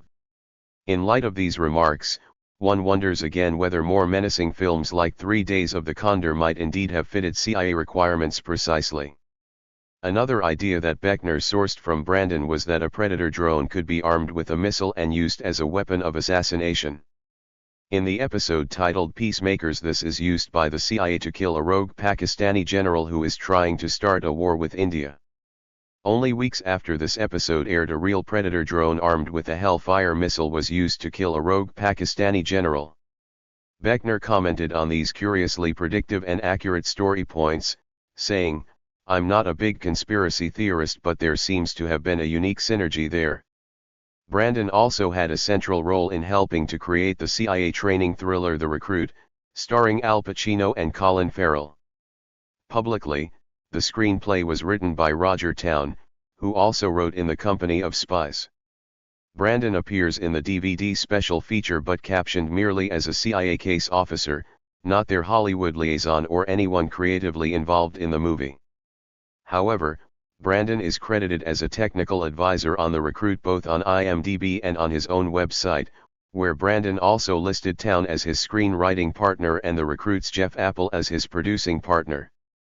Brandon's role in ghostwriting The Recruit was confirmed by Jenkins, who obtained private documents in 2013 proving that Brandon wrote the original treatment and early drafts of the script. Given that Brandon and Town also worked on In the Company of Spies in the late 1990s and that the films contain moments of identical dialogue, it is likely that Brandon wrote, co-wrote, or had a lot of influence over that script as well, and that Town was his pawn. Exactly why Town allowed Brandon to use him as a front is not known, though it might be relevant that prior to In the Company of Spies Town was not credited on a successful screenplay in 15 years. Similarly, Jeff Apple had not produced a major film since 1993's In the Line of Fire. Al Pacino plugged into a lie detector, The Recruit. The treatment and early drafts of The Recruit that Brandon created were clearly motivated by political concerns. In one scene that Brandon wrote, the head of the CIA's clandestine service says, "We did slay the Great Dragon. But in the New World Order we are learning that there are a multitude of poisonous snakes." The snakes are then identified, with terrorism being the agency's #1 priority but also North Korea, Libya, Iran, Iraq, Colombia, and Peru. In another scene, The Recruit, James Clayton, tells his recruiter, Walter Burke, that the CIA are a bunch of old, fat, white guys who fell asleep at the wheel when we needed them most. This criticism of the CIA's failure to predict 9/11 is countered by Burke, who says that outsiders don't know shit. Likewise, the movie repeats an old agency motto that our failures are known, but our successes are not, a line that also appears in the Brandon/Town production In the Company of Spies. In 2007, former Associate General Counsel to the CIA, Paul Kelbaugh, delivered a lecture on the CIA's relationship with Hollywood, at which a local journalist was present. The journalist wrote a review of the lecture which related Kelbaugh's discussion of The Recruit. The review noted that, according to Kelbaugh, a CIA agent was on set for the duration of the shoot under the guise of a consultant, but that his real job was to misdirect the filmmakers. "We didn't want Hollywood getting too close to the truth," the journalist quoted Kelbaugh as saying. Peculiarly, in a strongly worded email to Alford, Kelbaugh emphatically denied having made the public statement and claimed that he remembered very specific discussions with senior management that no one was ever to misrepresent to affect content ever. The journalist considers Kelbaugh's denial weird, and told our colleague, Robbie Graham, that after the story came out, he emailed me and loved it. "I think maybe it's just that because was just in Lynchburg he was okay with it, you know, like, no one in Lynchburg is really going to pay much attention to it." Whether CIA officers exerted this kind of influence over scripts other than The Recruit is not known, and FOIA requests for relevant documents from this period have only turned up a few articles from the CIA's in-house magazine What's News at CIA. Still, since Brandon left the post, we know that his successors have worked on Race to Witch Mountain, Salt, Argo, and Zero Dark 30, Dying of the Light, Mission, Impossible Rogue Nation, and 13 Hours. The inclusion of the agency logo, seal, and /or footage of the CIA headquarters suggests that they were also involved in other films such as the remainder of the original Bourne trilogy, The Interview, Spy and American Ultra. Likewise, the agency has continued to support major TV series and documentaries. While he was agency director, Leon Panetta even appeared on an episode of Top Chef, which painted the CIA in the familiar hallowed terms and even showed the director skipping dessert to attend to vital business. In keeping with the CIA's general approach, no documents have been released on any of these more recent productions. There is one exception: Zero Dark 30. In response to a FOIA lawsuit by Judicial Watch and subsequent requests by media outlets, hundreds of pages of emails, memos, and other records are now in the public domain. While there has been substantial media criticism of the CIA over their role in Zero Dark 30, this has led very few to step back and look at the bigger picture. However, the model of cooperation revealed by these documents is instructive. Screenwriter Mark Boal and director Catherine Bigelow were already developing an Osama bin Laden-themed movie with the help of the CIA at the time of the Abbottabad raid in May 2011.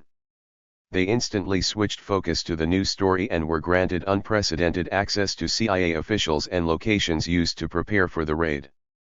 Boal agreed to share his scripts with the agency to ensure they were absolutely comfortable with his portrait of them in Zero Dark 30. One memo summarized a series of conference calls where Boal verbally shared his screenplay with CIA officers and they requested numerous changes, all of which Boal incorporated into his script. According to the memo, these changes were not concerned with accuracy so much as to help promote an appropriate portrayal of the agency and the bin Laden operation. The CIA's changes included removing a scene where a drunk CIA officer fires an AK-47 into the air on a rooftop in Islamabad and the use of dogs in the lengthy torture scenes that make up the opening third of the film. Perhaps most controversially, another change made the central character Maya less involved in the torture of prisoners, even though her real-life counterpart Alfreda Francis Bykowski was so involved in the CIA's program that she has been labeled the Queen of Torture. However, despite effectively having script approval, the CIA made no objection to the underlying storyline that torturing terror suspects ultimately led them to find bin Laden. When the film was released, the CIA's acting director, Mike Morell, took the unusual step of issuing a public statement distancing the agency from the film and saying that while they participated in the production, we do not control the final product. Morell went on to say that the film creates the strong impression that the enhanced interrogation techniques that were part of our former detention and interrogation program were the key to finding bin Laden. That impression is false. If that impression is false, then why didn't the CIA exercise the power Boal conceded to them and remove it from the script? There would have been complete academic silence on the post-Cold War period of CIA-Hollywood cooperation were it not for Tricia Jenkins' 2012 book. However, Brandon updated his website around the point that Jenkins finished her second edition and, consequently, she said nothing about his involvement in Charlie Wilson's War, The Interpreter, and some other products. These products included the hugely successful Ben Stiller comedy Meet the Parents and Meet the Fockers, which wrapped a core of neoconservative paranoia in a family-friendly message of tolerance, with Robert De Niro's character seeming to have been influenced by Brandon. Ben Stiller sees intimidating images of his fiancée's father in Meet the Parents. Originally, the images were going to be CIA torture manuals. Robert De Niro with President Bill Clinton in Meet the Parents. In an excellent unpublished PhD thesis, David McCarthy reveals that during a conference call with Universal Studios about Meet the Parents, the production team asked him what the CIA's kidnapping and torture manuals might look like, because they wanted Ben Stiller's character to find them on De Niro's desk. Uncomfortable with the idea, Brandon proposed that they make the CIA connection by showing a panoply of photographs of De Niro's character with international figures. The Universal executives loved the suggestion, and wrote it into the screenplay. While the long-term influence of these productions is perhaps impossible to measure because there are too many films, and too many other factors influencing public opinion, the short-term effects can be assessed. A recent study showed that Argo and Zero Dark 30 didn't just encourage public support for the specific institutions portrayed in the films, but also stimulated support for the security state and the government as a whole. A team led by Michelle Potts surveyed the opinions of audiences both before and after they watched one of these two CIA-supported films, and found that around a quarter changed their views, or had their views changed.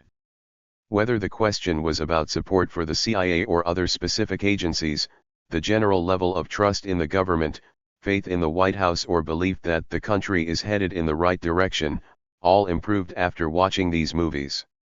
In some instances, over 30% of the audience gave different responses to these questions after watching Argo or Zero Dark 30.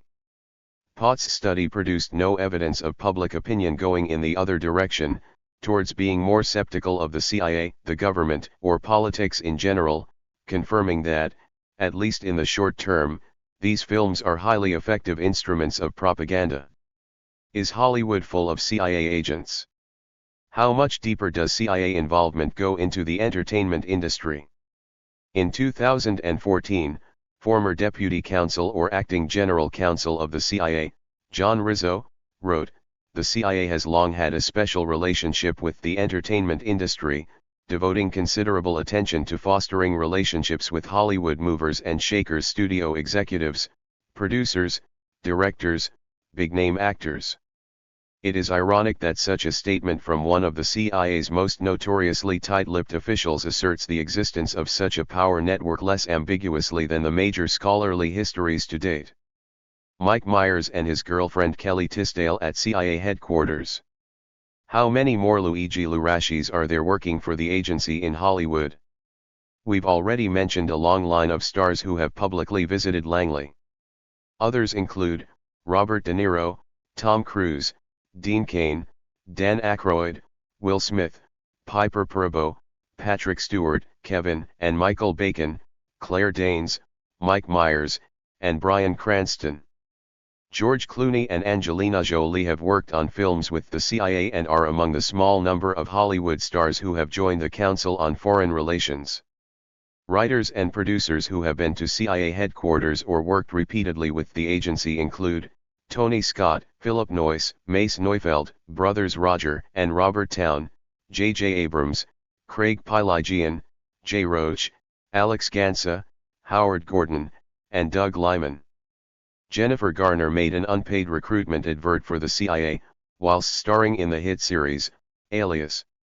Her ex-husband, Ben Affleck, himself is a political player, counting among his friends the Rwandan dictator Paul Kagame. They've hung out at baseball games together. Affleck starred in the CIA and assisted The Sum of All Fears, where he met Garner.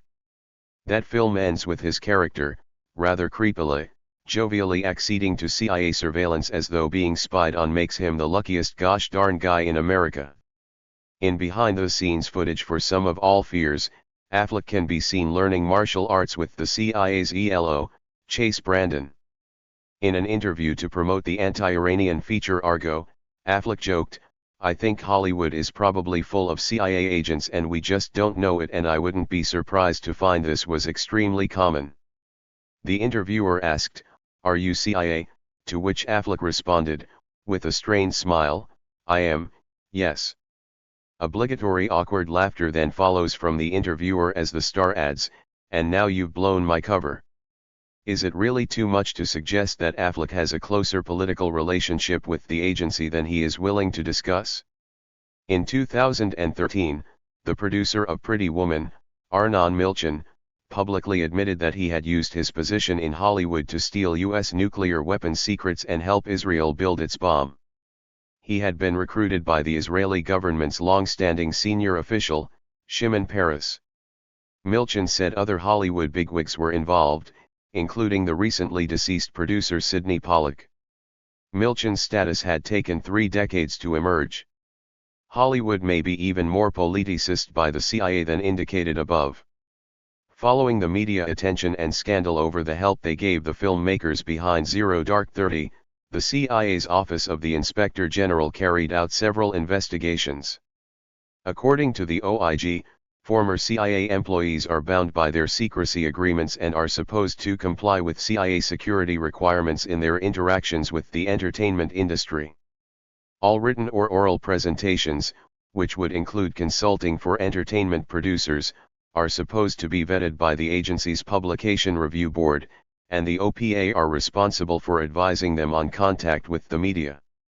However, the OIG's report also recommends the creation of formal guidance for these processes, showing that these did not exist prior to 2012, so whether this process was adhered to is not certain. The OIG examined 8 CIA-assisted productions and noted that, for only one of the 8 projects was OPA able to provide a complete list of the current and former CIA employees who had been in contact with entertainment industry representatives in the course of CIA support to the project. The report indicates that the CIA monitor, vet and approve the assistance granted by former agents to the entertainment industry. It is certainly true that on some projects, such as Homeland, the producers employ former agents and receive assistance from the CIA as well.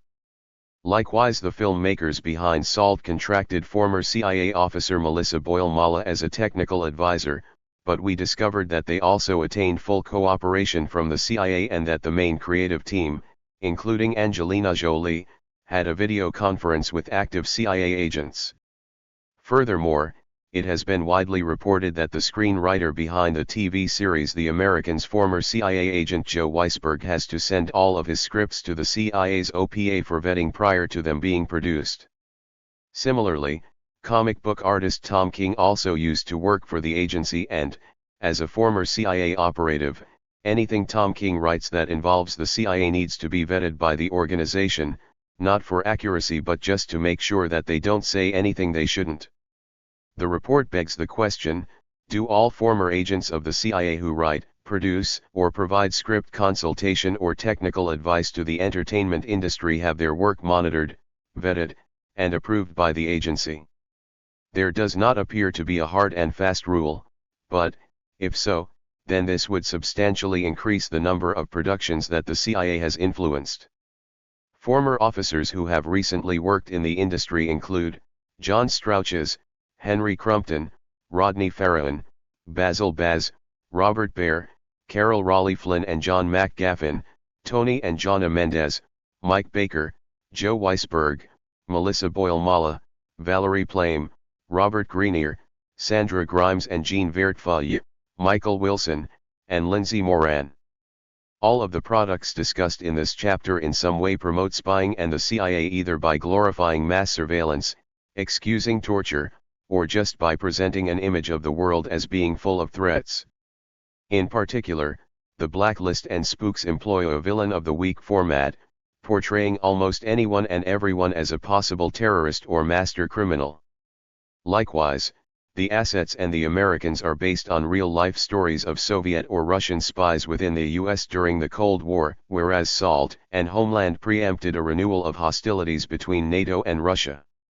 Chase Brandon himself became a freelance consultant in Hollywood, with products still listed but not yet having come to fruition. Peculiarly, Brandon also wrote a book on UFOs, which he promoted by claiming to have seen incontrovertible evidence of alien landings at Roswell in 1947. How bad could it get? We hope that the pages above are a bracing set of illustrations and revelations about just how politicized Hollywood is by powerful forces working in their own interests, especially for the Pentagon and CIA. But, finally, let us turn to history to attain a sense of how serious this situation could become. In this context, we could talk about the Blacklist from 1947-1960, which took place under the broader auspices of the Senator Joseph McCarthy's Red Scare and which saw thousands of left-wing Hollywood workers, dubbed communists, hounded out of the industry, the most famous of which were called the Hollywood 10. This dreadful era of fear and paranoia served no security purpose and has been well covered by scholarship. Less well known is the role of the FBI under its tyrannical director, J. Edgar Hoover, which continued either side of the Blacklist and all the way up to his death in 1972. Let us consider this in more detail here. The FBI still operates in Hollywood, but it no longer appears to be a major player in terms of depth, breadth, or politicization. Under Hoover, this was a very different tale. The FBI set up their ELO in the 1930s, the first of its kind, and wielded their influence on projects like G-Men, House on 92nd Street, The Untouchables, and The FBI Story. In 1954, Congress passed Public Law 670, which, at Hoover's request, contained a clause outlawing the commercial exploitation, including screen depiction, of the FBI without Hoover's permission. This led to references to the Bureau being removed from several products including Goldfinger on the grounds that, Fleming's stories generally center around sex and bizarre situations and certainly are not the type with which we want to be associated. The highly deferential ABC TV series The FBI thanked Hoover for his cooperation on the credits of all 317 episodes. More than 5,000 pages of internal FBI memos released under the FOIA reveal that Hoover controlled every aspect of the FBI, approving the cast and crew, the writers, the directors, and every word of the script. Anyone suspected of being a pervert or remotely connected to the worldwide communist conspiracy was banned from the show. Hoover also sometimes threatened to can the show to pressurize ABC News to bend to his will. Hoover dictated there were to be no depictions of the mafia, violence, civil rights issues, and none of the on-screen agents were to be shown doing anything wrong such as wiretapping or even, God forbid, having a girlfriend. The FBI recruited high-profile celebrities as informants within the entertainment industry. These included Ronald Reagan and his first wife Jane Wyman, Cary Grant, and, perhaps most famously, Walt Disney. From 1940 until his death in 1966, Disney maintained a relationship with the Bureau via their Los Angeles field office, and, in 1955, was promoted to a special agent in charge contact, meaning he could run his own informants in Hollywood.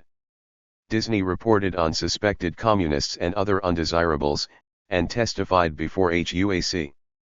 Alongside numerous high-profile authors, including Ernest Hemingway, Graham Greene, and John Steinbeck, other major movie stars were also spied upon by the Bureau for political reasons, including Orson Welles, Marilyn Monroe, and Haskell Wexler. Their status as some of the biggest screen stars of the 20th century did little to protect them against government surveillance and harassment.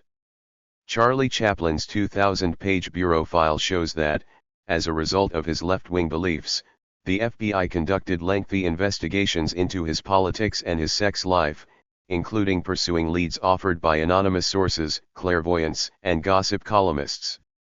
Destroying Chaplin's iconic status became an obsession for the Bureau, who reached out to MI5 for help trying to dig dirt, though the British found nothing indicating he was a communist, let alone a Soviet spy. In September 1952, Chaplin and his family left the U.S. to go on a European tour to promote his new film, and, after consulting with Hoover, the Attorney General revoked Chaplin's re-entry permit, banning him from the country. Even though the Bureau's files concede that they had no evidence that could be presented in court to justify barring him from re-entering the U.S., Chaplin decided not to contest the decision and lived the final 25 years of his life in Switzerland. He did not return to America until 20 years later when he visited New York to receive an honorary Oscar in 1972. In short, the FBI quietly ended the career of the greatest comedian of all time on the false grounds that he was a communist. In 1970, as part of its counterintelligence program, the FBI decided to neutralize a married and pregnant upcoming star, Jean Seberg, because of her financial support for the Black Panthers. Declassified documents show that the Los Angeles Times printed a lie that had been leaked by the FBI, namely that the father of Seberg's unborn child was a prominent Black Panther. Shocked by the story, Seberg immediately collapsed and went into labor. Her daughter died 3 days later. Seberg then attempted to commit suicide on the anniversary of the child's death every year until 1979, when eventually she succeeded. Just over a year later, her husband, Gary, also killed himself. Hoover had been directly involved in the operation to ruin Seberg's life. The most famous case of FBI persecution is that of Jane Fonda, who campaigned against the Vietnam War. She was most reviled for being photographed behind communist weaponry in 1972, a mistake that she regretted but which left her open to the charge that she opposed U.S. troops. Fonda had in fact worked with Vietnam veterans against the war, an organization that believed individual soldiers should not be made scapegoats for policies designed at the highest levels of government. Also, rather less well known, the FBI used false pretenses to arrest her and acquire her personal records. Politicians variously said I think we should cut her tongue off and called for her to be tried for treason and executed, and the Nixon White House seriously compared their surveillance and overall treatment of Hanoi Jane with that of Soviet Premier Brezhnev. The FBI was also able to impact films themselves. In 1992, Salt of the Earth was preserved in the U.S. Library of Congress at the National Film Registry because it is deemed culturally significant. The film was an inspiring drama about working men and women striking at an American-owned zinc mine in New Mexico. Think the full Monty without the laughs. The FBI investigated the film's financing, the American Legion called for a nationwide boycott, film processing labs were instructed not to touch it, and unionized projectionists were advised not to show it. During the course of production in New Mexico in 1953, the trade press denounced it as a subversive plot. Anti-communist vigilantes fired rifle shots at the set, the film's leading lady was deported to Mexico, and from time to time a small airplane buzzed noisily overhead. The plane's buzzing played havoc with the soundtrack, moving the producer, Paul Jarrico, to wisecrack, "We'll make this picture again sometime. And next time we'll say, you've seen this great picture. Now hear it." Upon its release, all but 12 theaters in the country refused to screen Salt of the Earth. The film, edited in secret, was stored for safekeeping in an unmarked wooden shack in Los Angeles and received vitriolic reviews. The prospect of the present-day DOD and CIA behaving with such impunity may seem remote. But we should bear in mind nor was there any sense of Hoover's widespread malevolence in any literature until well after his death. In fact, taken holistically, officials from all major elements of the national security state have presided over the cover-up of an extraordinary interlinked propaganda operation, with just enough cracks in the system to deny outright censorship or covert action. Deftly done, indeed, but they should be treated with the skepticism they deserve and the facts uncovered. The relationship between national security and Hollywood could become considerably more toxic given the enormous surveillance capabilities of the National Security Agency. So far very little information has emerged on the NSA in Hollywood, and we can only assume that it has yet to become seriously involved, but an otherwise uncited article in the Baltimore Sun illustrates that they might yet jump into the game. Jerry Bruckheimer told the paper that the NSA have realized that to turn away Hollywood makes you an even bigger bad guy. The article goes on to explain that the original screenplay for Enemy of the State depicted the NSA as employing brutal tactics in hunting down Will Smith, but, after NSA cooperated on the production and offered up an ex-employee as a consultant, Bruckheimer agreed to pin the wrongdoings on a bad apple NSA official, and not the agency. Bruckheimer predicted, "I think the NSA people will be pleased. They certainly won't come out as bad as they could have. NSA's not the villain." Straight from the CIA/DOD playbook. NSA Headquarters, Fort Meade from Enemy of the State. Conclusions. The scale, scope, and range of the CIA's activities in Hollywood are difficult to assess, even for their own Inspector General, let alone outside researchers. Following widespread reporting on the agency's involvement in Zero Dark 30, the OIG carried out multiple investigations and found that the OPA's records were woefully inadequate. The OIG reported that OPA has not maintained a comprehensive list of entertainment projects that the CIA has supported and those projects that CIA has declined to support. From a partial list of 22 projects covering 2007-2012, the OIG focused on 8 and found that OPA was unable to provide documentation concerning the nature and extent of CIA's support to 3 of the 8 projects and provided limited documentation concerning support to the other 5 projects. It is unacceptable, in a democracy, not to mention indefensible in a digital age, for such material to be stored but unavailable. The OIG also found that officers met with entertainment producers off-campus outside of CIA facilities and sometimes in disguise and under a cover identity. In some instances, this was done without the OPA being aware of the meetings, and without anyone from the OPA being present or providing any guidance on what to say and what not to say. An investigation into potential ethics violations found that multiple officers received gifts and gratuities in return for their help on Zero Dark 30, including jewelry and an expensive bottle of tequila. The ethics report also made clear that it was unnamed officers not working for the OPA who reviewed and changed the script for Zero Dark 30. Thus, the CIA are, at times, sidelining or bypassing their own OPA in providing assistance to filmmakers and reviewing and modifying their creations, leaving little in the way of a paper trail for internal or external investigators to examine. They are acting with little accountability, if any, and leaving few traces of their actions. In one documented instance this was done quite deliberately. The CIA's support to Homeland is now relatively well reported, and showrunner Alex Gansa has described how, before each season, they hold private meetings in an old CIA club in Georgetown with a parade of former and current intelligence officers, State Department people, journalists, and White House staffers. However, the CIA has been involved since the very beginning of the franchise, as agency emails illustrate that its star, Claire Danes, was given a tour of Langley and met with the deputy director while the first season was still in pre-production.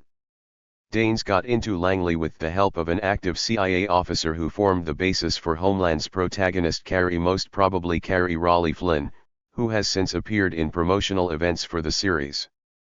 Referring to Danes' visit, an email by then CIA Director of Public Affairs, George Little, says, "We will do no press on this since it's low profile."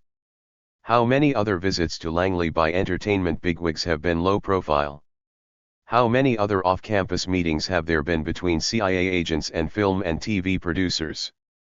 The lack of accountability regarding the relationship between Hollywood and the CIA and other government officials is starting to be subject to federal oversight. The 2017 Intelligence Authorization Act is the first to require that the Director of National Intelligence issue and release to the public guidance regarding engagements by elements of the intelligence community with entertainment industry entities. The Act also requires each part of the U.S. intelligence community to submit an annual report summarizing each engagement with the entertainment industry, the work required, the cost and the benefits to the U.S. government. At the time of writing, neither the guidance nor the annual reports are available. Like the FBI once did, the U.S. intelligence agencies lurk in the shadows of the cinema. At crucial times, they operate the figures on screen like puppeteers. It is astonishing that they are allowed to do so without someone turning on the lights to show the strings. Only then can we cut them. Case studies. The bulk of this book comprises a series of contemporary, major, mainstream cinematic case studies. We think this is the best selection of cases for several reasons. Firstly, in terms of genre, these films encompass most of Hollywood's diverse output, including action-adventure, war films, political dramas, comedies, and science fiction. While it may be tempting to assume that the national security state only affects war films, this simply isn't true, and it's worth making that clear. Secondly, most of these movies were directly impacted by the government, and the documentation we have on them needs more in-depth treatment than we have space for in the opening chapters.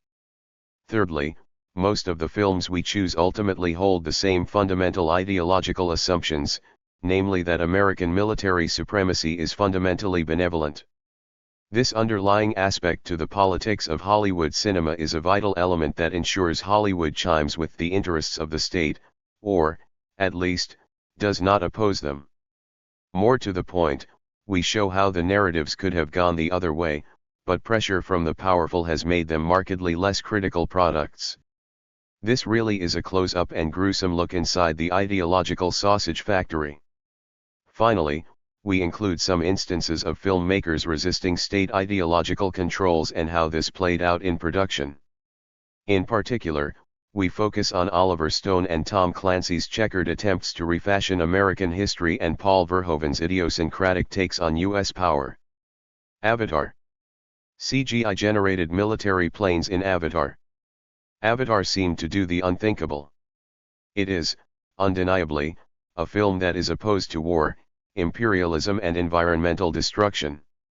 Not only that, but it was made right in the belly of the corporate Hollywood beast, and, even more remarkably, the industry supported it at full throttle, and the result was the highest grossing film of all time.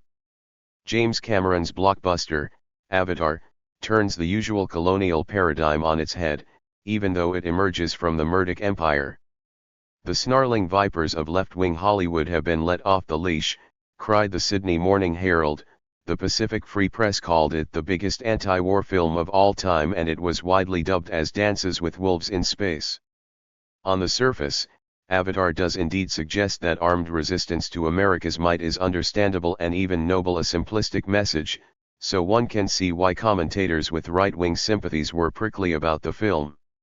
Still, a closer examination reveals a more complex picture where the leftist vision is emaciated. As a consequence, the first comments by Rupert Murdoch himself upon watching Avatar were not about the film's politics, but rather about how exciting it would be to use its 3D technology when screening Premiership football. Set in 2154, the RDA Corporation is mining a distant moon, Pandora, using U.S. Marines for protection while the corporation hunts for a vital raw material called unobtainium. In an attempt to improve relations with the native Na6 and learn about the biology of Pandora, scientists grow Na6 bodies that are controlled by genetically matched humans. A paraplegic former Marine, Jake Sully, becomes an avatar, meets a female Na6, Neytiri, and becomes attached to her clan in Home Tree. Although Jake is supposed to be working for Dr. Grace Augustine, Colonel Miles Quaritch has enlisted him to gather intelligence for a military strike that will displace the Na6 and reveal the unobtainium that lies beneath their Tree of Souls. Jake eventually commits to the Na6 and works with their leadership to assemble a resistance coalition, which defeats the advancing corporation when Pandoran wildlife unexpectedly joins their ranks. The military personnel are expelled from Pandora, while Jake and the surviving scientists are allowed to remain. The Na6 use the Tree of Souls to transplant permanently Jake's consciousness into his Na6 avatar. In Avatar, the US government is certainly vilified. Phrases in the film like shock and awe, daisy cutters, preemptive war, and fighting terror with terror tie the American aggressors quite closely to the real-world Bush administration. The leading bad guy is Colonel Miles Quaritch, who wants to use a preemptive strike to defeat the Na6 and acquire their resources, despite the fact that it will destroy Home Tree. He is the muscle behind Parker Selfridge, the RDA administrator.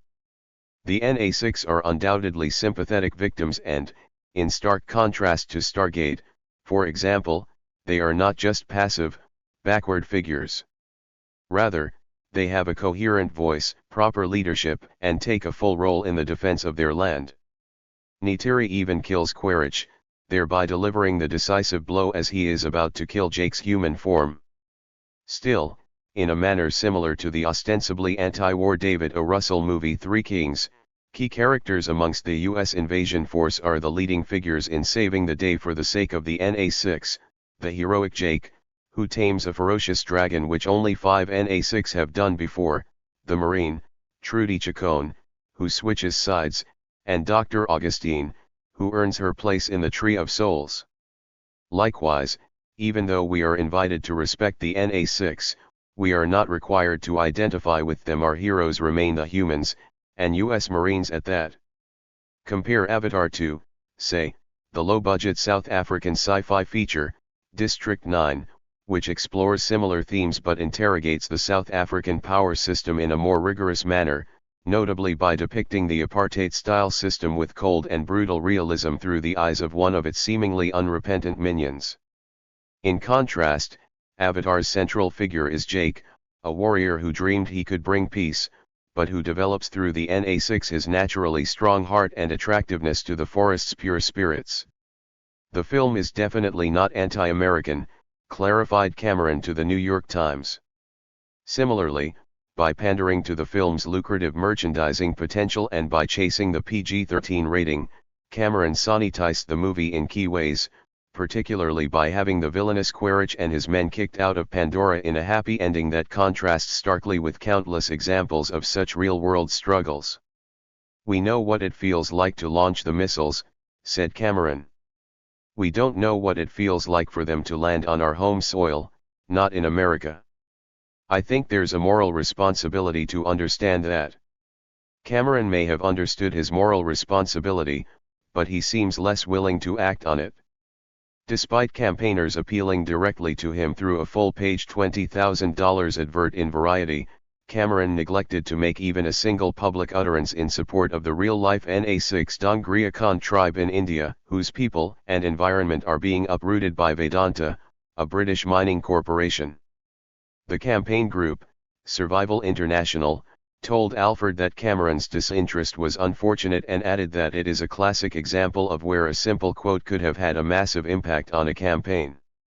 Avatar is a significant shift in emphasis politically towards open criticism of U.S. brutality, but it is restrained, as discussed above, and relies more on exploiting a global feeling of cynicism about the superpower reflected in the film's even more incredible overseas takings than it does on a systematic critique of U.S. action. As such, it even struck a deal with those well-known anti-corporate environmentalists, McDonald's. "The Big Mac is all about the thrill of your senses," said the burger chain's U.S. Chief Marketing Officer, Neil Golden, in an allusion to Cameron's visual spectacular. "There's so much going on with the Big Mac. We think it's a perfect match for the movie." The most instructive barometer of Avatar's politics could be found in a Fox News interview with James Cameron at the point of the film's release. Since their ultimate sponsors at News Corp were one and the same, Fox was unable to unleash its customary baleful hyperbole about left-wing Hollywood. For his part, Cameron appeared unwilling to recant the film's message but was content to couch it in language that sat well with his interviewer, just as he had with the marketers. Buried several minutes into the interview, the Fox anchor asks the question, "There's a little controversy about the storyline, whether it has anti-Americanism. Did politics enter into your head at all when developing this storyline, or are people just reading into it?" Cameron: "I think they're reading into it, and some people are taking away the right message and some people are taking away the wrong message. I just want to go on the record as saying that I'm very pro-America. I'm pro-military. I believe in a strong defense. My brother is a former Marine who fought in Desert Storm and we got a lot of friends who are Marines. So, I made my main character in this movie a former Marine and he embodies the spirit of the Marine Corps and all that, and it's what makes him a warrior even though he's in a wheelchair. He's disabled, he's still a warrior and he takes on every challenge head on as a Marine would." Fox anchor: "Well, you're talking to the father of a Marine, so I'm glad to hear you're with the Marine Corps on this." Cameron: "Yeah, exactly." With Cameron's all-American credentials established, he goes on to say that the film does contain two cautionary messages. One is against what we're doing as human beings, not as Americans, but as human beings to the environment, to the natural world. And the other one is a cautionary message which I think science fiction does very well, which is to pay attention to how we deal with each other as human beings and what are the steps to war and when are our leaders accountable and not accountable. And I kinda go after the idea of big corporations in this movie and how they are responsible for a lot of the ills of the world. And I don't think this is anti-America. We have a big technological, corporate civilization worldwide and we need to make some changes if we're going to survive on this planet." In response, the Fox anchor nods respectfully, moves on to ask Cameron about sequels, concludes the segment, and then starts talking with his co-anchor about 3D glasses. An undeniably important, obvious viewpoint alluding to the dangers of the current global system is given its 45 seconds of airtime on Fox. Everyone is happy and no one fumbles the $2 billion. The film makes clear that the Marines are villainous corporate mercenaries, rather than tools of some future U.S. government. Indeed, Jake makes it clear that although the Marines on Pandora are just hired guns, back on Earth they're fighting for freedom. What is the reason for this subtle change? We'd bet the DOD was behind it. The Marine Corps ELO reports say that the only assistance they offered to Avatar was courtesy support for verbiage in the script dialogue, but they provided script notes and met with Cameron multiple times, including on set. Officers from the ELO attended the premiere 3 days before the film went on public release, and their reports kept track of the movie for well over a year, from pre-production through to its enormous success at the box office and its DVD release. In early 2010 the actors and producers went on a Navy entertainment program visit to 11th MEU and other units that are part of CENTCOM. Representatives from the ELOs of all branches of the military participated in a Comic-Con panel in 2011 and Avatar was one of the films attributed to the Marine Corps officer on the panel. All this just for courtesy support for verbiage. The case of Avatar points to other issues about the politics of Hollywood. What kind of social change can a film actually achieve? If Avatar had been less cowardly in its approach, what would have happened to Cameron? What good might have been achieved? Black Hawk Down. Black Hawk Down was based on a book by journalist Mark Bowden. It served as a warning about the perils of U.S. military intervention by recreating the October 3, 1993 U.S. raid on Mogadishu in Somalia, which resulted in the deaths of 19 U.S. troops and nearly 100 injuries. The U.S. main enemy was General Aidid, a Somali warlord and, during the raid, a solider called Durant was captured by Aidid's forces. The ostensible aim of U.S. forces was to lead the humanitarian relief effort following a policy of starvation by Aidid's militia. During the film adaptation, Black Hawk Down's narrative was twisted in favor of U.S. national security interests. It's one of the classic cases of DOD influence. Bowden's book sensitively reflects concerns about U.S. foreign policy and troop behavior in Somalia during the early 1990s. He describes Somali characters as having understandable motivations for their resistance and meaningful relationships with their friends and families. Bowden explains that the Somalis had seen 6 raids prior to October 3 where the U.S. troops often killed people indiscriminately. During the first raid, the U.S. accidentally arrested 9 UN employees. On September 14, the U.S. assault force stormed the home of a man who turned out to be a close ally of the UN and was being groomed to lead the projected Somali police force. This led to 38 erroneous arrests. On September 19, after a bulldozer crew of engineers from the 10th Mountain Division was attacked by a band of Somalis, U.S. troops fired into the crowd that had come to see the shooting, killing nearly 100 people. Previously, on July 12, the UN authorized what became known as the Abdi House Raid, in which the UN tried to take out Aidid's leadership, instead massacring at least 50 Somali leaders drawn from across the political spectrum. Bowden chronicles events that do not tally with the film's portrayal of American squeamishness about killing and otherwise intimidating women and children, including an incident where massive Ranger volley literally tore apart. It was appalling, says Bowden, yet some of the Rangers left. Furthermore, Bowden reveals that the U.S. threatened Somalia with an enormous attack in the event that Durant not be released unharmed by his captors. He quotes Somali Ambassador Robert Oakley as sending a message to Aidid saying that once the fighting starts again, all this pent-up anger is going to be released. This whole part of the city will be destroyed, men, women, children, camels, cats, dogs, goats, donkeys, everything. That really would be tragic for all of us, but that's what will happen. The reliable but broader discourse about the war was even more critical.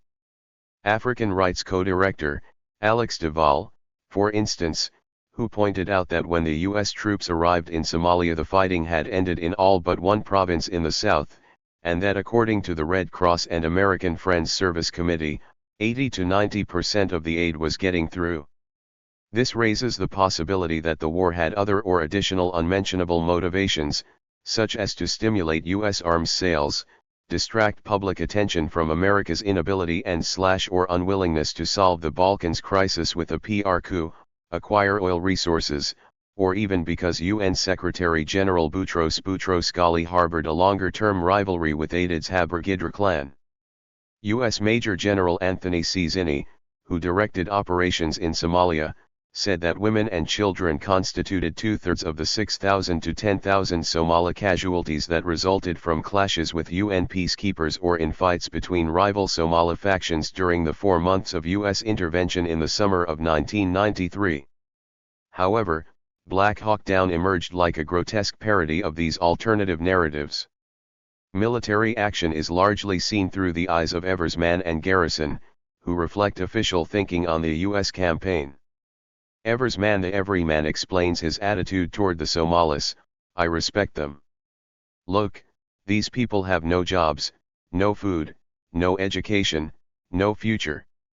I just figure that, we have two things we can do. We can either help or we can sit back and watch the country destroy itself on CNN." Although the other soldiers display much less awareness of the political implications of their mission, they instinctively hold benevolent, interventionist views comparable to Eversman and Garrison.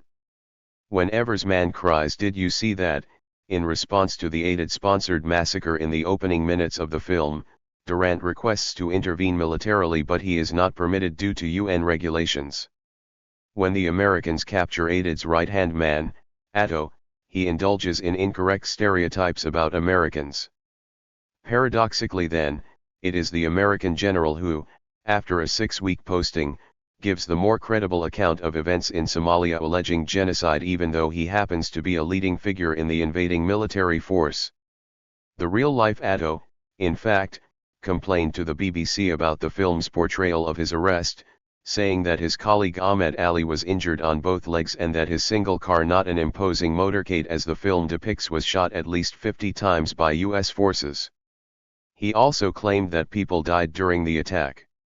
On the DVD commentary, Ridley Scott and Jerry Bruckheimer admit that shots were fired at the motorcade and that Atto and his entourage then fled into a building to which the U.S. laid siege, an incident which was omitted from the film. Although the U.S. causes civilian casualties in the film, this is not its intention. We continually hear warnings about the UN rules of engagement, and the military does not ever abandon these rules, even to the point of absurdity. Furthermore, their own sense of decency prevents them from killing armed and dangerous women and children, at least not without the appropriate expressions of misery and heartache. Black Hawk Down provides a depiction of American suffering and innocence that is extreme even by Hollywood standards, juxtaposed with an evil or otherwise worthless enemy population. Lawrence Seward argues that the film is by no stretch of the imagination an argument to get back into Somalia. If anything, it's the exact opposite. Seward's point is right in a narrow sense, namely that the film shows some of the dangers of U.S. intervention for Americans. Still, Black Hawk Down implies that the U.S. military can literally do no wrong, and that, where the U.S. does choose to fight, it must win at all costs, or else risk giving succor to the enemies of civilization. Seward's further comment, that the film shows "for our efforts, we were slaughtered," again points to the inability of certain commentators to recognize what were, at best, serious moral ambiguities over U.S. intervention. Closing captions inform us that the U.S. withdrew from Somalia after the battle, and, watching it in the immediate post-9/11 world, it is hard to avoid the reading that such a cut-and-run approach led to blowback against America. Ridley Scott said that he could have made Black Hawk Down without the Pentagon, but I'd have had to call it Huey Down, in a reference to the much smaller brand of helicopter. He was joking. Of course, the film was completely reliant on the Black Hawks because he was recreating the Battle of Mogadishu in Somalia, where these helicopters were famously shot down. The producers also changed the name of one of the characters, Ranger Specialist John Stebbins, because in real life he had been sentenced to 30 years in jail for raping and sodomizing his 6-year-old daughter. Similarly, at the Pentagon's direct request, the filmmakers toned down its depiction of the military hunting a wild boar by helicopter, though it had been filmed. Black Hawk Down implies the U.S. mission in Somalia is a tactical mistake on the part of Washington, but there is little indication that the authorities' motivations emerge from or are even consistent with private interests. Written captions at the start of the film establish that the U.S. government sent the military to Somalia to stop the indigenous peoples from killing each other and from starting to kill international forces leading the response of the world. We are told that behind a force of 20,000 U.S. Marines, food is delivered and order is restored, and that U.S. policy is to oppose a warlord who is using hunger as a weapon against his own people. The official narrative was further elucidated in the film's companion documentary, Good Intentions, Deadly Results, which explicitly states that the most ambitious humanitarian mission in modern history unfortunately ended in bullets, missiles, and death, and that the moral of the story is that no good deed goes unpunished. Although Restore Hope was in reality an all-American operation, the film's cast is varied in nationality. McGregor is Scottish, Bana is Australian, Isaacs is English, which subtly renders the struggle multilateral. By this reading, the film is not just a U.S. military disaster but a tragedy for Western civilization itself. By the end, the idealistic Eversman has become influenced by Hoot's attitude that no one back home understands the motivations of military men, which are based around camaraderie only, and that political values are unimportant in battle. Eversman's transformation, then, further elevates the military above both the enemy and even Western civilians. The soldiers' rather less edifying attributes, such as parading around naked, using blow-up plastic sex dolls and masturbating in a parachute as depicted in the book, are conveniently excised for the silver screen. The filmmakers, including Bowden, often emphasized how Black Hawk Down was not a political film. The film was promoted as a faithful recreation of the battle, with director Ridley Scott even emphasizing that he thinks every war movie is an anti-war movie. Yet at the film's Washington premiere were such luminaries as Oliver North, Donald Rumsfeld, Paul Wolfowitz, and Dick Cheney. Charlie Wilson's War. Based on George Kryle's book of the same name, this fast-paced comedy might seem like a critique of Operation Cyclone, the U.S. and Allied policy to arm the Afghan Mujahideen to fight against the Soviet Union, who had invaded Afghanistan. But, behind the tight-fitting skirts, Bond-style excessive alcohol consumption and rapid, sardonic dialogue lies a serious story that is only partly true. Comparing an early and substantially different draft of the script with a later draft, and with the final movie, suggests that the filmmakers originally had significantly more radical intentions. These were unacceptable to powerful forces, which ensured the film was sanitized for their own ends. These changes fall into three distinct categories: Charlie Wilson and Joanne Herring, two of three main characters in the film, were originally portrayed more critically and controversially.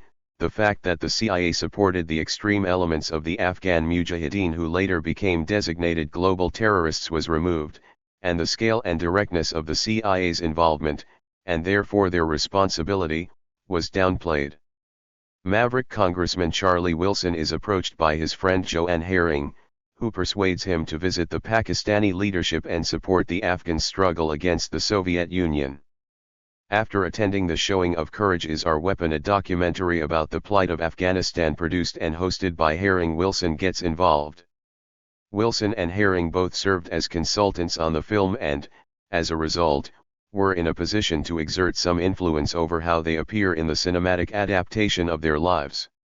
While Wilson is shown to be a hard-drinking womanizer, one of his more serious indiscretions was wiped from the script. Just before he first visited Pakistan in 1980, Wilson was drunk driving home over the Key Bridge when he rammed his car into another vehicle. Wilson was so inebriated that, believing he had simply hit the barrier, he didn't stop to check on the occupants of the car and drove on home. A modified version of this event appears in the 2005 draft script, where Charlie does stop and check that everyone was okay, but this was removed from later drafts.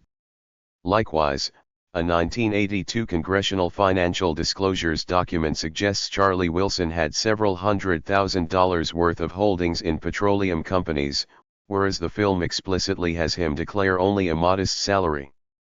Meanwhile, Joanne Herring hired legal legend, Houston attorney Dick DeGuerin, to rattle NBC Universal, successfully ensuring changes to her portrait in the film, including her previously smutty dialogue. Wilson goes to visit an Afghan refugee camp where he is deeply moved but frustrated by the CIA's low-key approach. Charlie then befriends maverick CIA operative Gus Avrakotos and his understaffed Afghanistan group, who develop the strategy of supplying the Afghan Mujahideen with weapons and money, especially anti-aircraft guns, to counter the Soviet helicopter gunships. The CIA's anti-communist budget eventually grows from $5 million to over $500 million, each dollar matched by Saudi Arabia, and the Soviets are repelled. The film is bookended with Wilson receiving a major commendation from the CIA, but we realize at the end that his pride is tempered by his fears for the future, as the crazies have started rolling in and Charlie has found little congressional support for rebuilding the country. One of the major facts that the film leaves out but the original book makes clear is the existence of extreme elements among the Mujahideen being supported by the CIA. Courage is Our Weapon. The documentary produced by Herring and shown to Charlie was partly about Gulbuddin Hekmatyar, one of the leaders of a major group of rebels and a close associate of Osama bin Laden. Herring had met Hekmatyar and had been charmed by him, and, even though she'd been told he was a dangerous fundamentalist, busy killing moderate Afghans, a man no self-respecting nation should support him, she did, and so did the CIA. Despite Hekmatyar being a narco-terrorist who liked to skin people alive, it was his gang that got the largest share of the billions eventually allocated for Operation Cyclone. After September 11, Hekmatyar was targeted in a CIA drone strike and, the following year, became a U.S. specially designated global terrorist allied with bin Laden. Indeed, Ed McWilliams, the former U.S. Special Envoy to Afghanistan, confirmed the widespread assumption that the U.S. itself gave Hekmatyar the bulk of its aid, and that former Islamabad Station Chief Milt Bearden tried, with some success, to prevent warnings of the coming maelstrom from reaching Washington. The 2005 draft of the script includes a scene of a CIA briefing where they explicitly refer to supporting both Hekmatyar and Al-Qaeda, but this was removed from later versions and the eventual film. Bearden served as a technical advisor on the production, and it seems likely that when he said that the film would put aside the notion that because we did that we had 9/11, he was tacitly referring to such cuts. The original script also emphasized other complexities in U.S. foreign policy. In one scene, Charlie angrily chastises Israelis for their war on Lebanon in 1982. Charlie, Sabra and Shatila, I just saw it. I thought the press accounts had to be blowing it out of proportion, so I went to see it myself. Oh, my God, Zvi, what the fuck happened? Zvi, exactly what you've been told happened. Lebanese Christians came in and began slaughtering the Palestinians. Charlie, this was supposed to be a surgical strike against the PLO. There are mass graves back there, the place is still on fire. They just told me the body count's up to 900, it's 3 days and they're still pulling bodies out. 900 civilians. After being stonewalled by the Israelis, Charlie points out your sentries let the Lebanese soldiers in. Didn't they? They watched while it happened. Zvi eventually tells him, I don't lose much sleep over dead Palestinians. Avoiding these complexities entirely, the final film presents a tale of the U.S. winning a key military victory against the Soviet Union, which prefigured its collapse. Wilson, Herring, and Avrakotos are the pioneers that work around the existing softly U.S. strategy, characterized by having the Afghans walking into machine gun fire till the Russians run out of bullets. Wilson and co. are all American heroes without whom the world would be hugely and sadly different. But when Charlie tries to maintain U.S. commitment to Afghanistan, he is given the cold shoulder. No one gives a shit about a school in Pakistan, a congressman tells him, and, when Charlie corrects him, he receives the response, Afghanistan. Is that still going on? Meanwhile, the Russians are portrayed as brutal imperialists, gunning down hopeless Afghans whilst discussing marital infidelity. The Mujahideen are pitiful victims of what the Russians call the killing season, though, as they receive greater American support, they begin to resemble the gun-toting warriors familiar from contemporary news coverage of Islamist terrorists. While Charlie Wilson's sympathies were with them, the sympathies of the watching audience are with Good Time Charlie. The Afghans themselves are reduced to real bad Arabs good for shooting or getting shot at, but very little else. Another major facet that was changed was the ending of the film. The final cut is summed up by the jokey end caption from Charlie, which declares these things happened. They were glorious and they changed the world, and then we fucked up the endgame. The banner at the CIA's award ceremony declares, Charlie did it. The ending of the original script was more Strangelovian. Similar to Kryle's book, it concludes with Wilson hearing a teeth-jarring explosion at the Pentagon on 9/11, a chilling scene in which the link is firmly established between U.S. policy and its consequences. The original script hints at this throughout, with Gustavo Coto's repeatedly warning of the potential outcome of providing weapons, particularly Stinger missiles, to the Mujahideen. In the earlier script, Gust also breaks down the idea that the Soviets were simply genocidal invaders. Gust, this is a 2-year-old report. It's from the Red Cross. They were gathering statements from Afghan refugees regarding Soviet atrocities in their village. This woman said the Russian soldiers came in, gathered them in a semicircle, and you know what they did? Charlie, what? Gust, the Russians forced them to learn how to read and write. In typically dry fashion, Gust says, I'm not worried, though, cause I know if Islamic fanaticism ever gets out of hand, Joanne Herring and her friends will rise up to meet it with Christian fanaticism, and then we've got ourselves a ball game. And I wouldn't be concerned, except we've just sent enough weapons over there to kill everyone on both sides. This scene, along with the crash at the Pentagon, did not appear in the finished movie. Director Mike Nichols intimated that the scenes discussed above had been filmed, but that he had left to them to curl up on the floor and die. The DVD contained no deleted material. No draft of the script acknowledged the US part in arming the Mujahideen prior to the invasion and thus encouraging it to happen.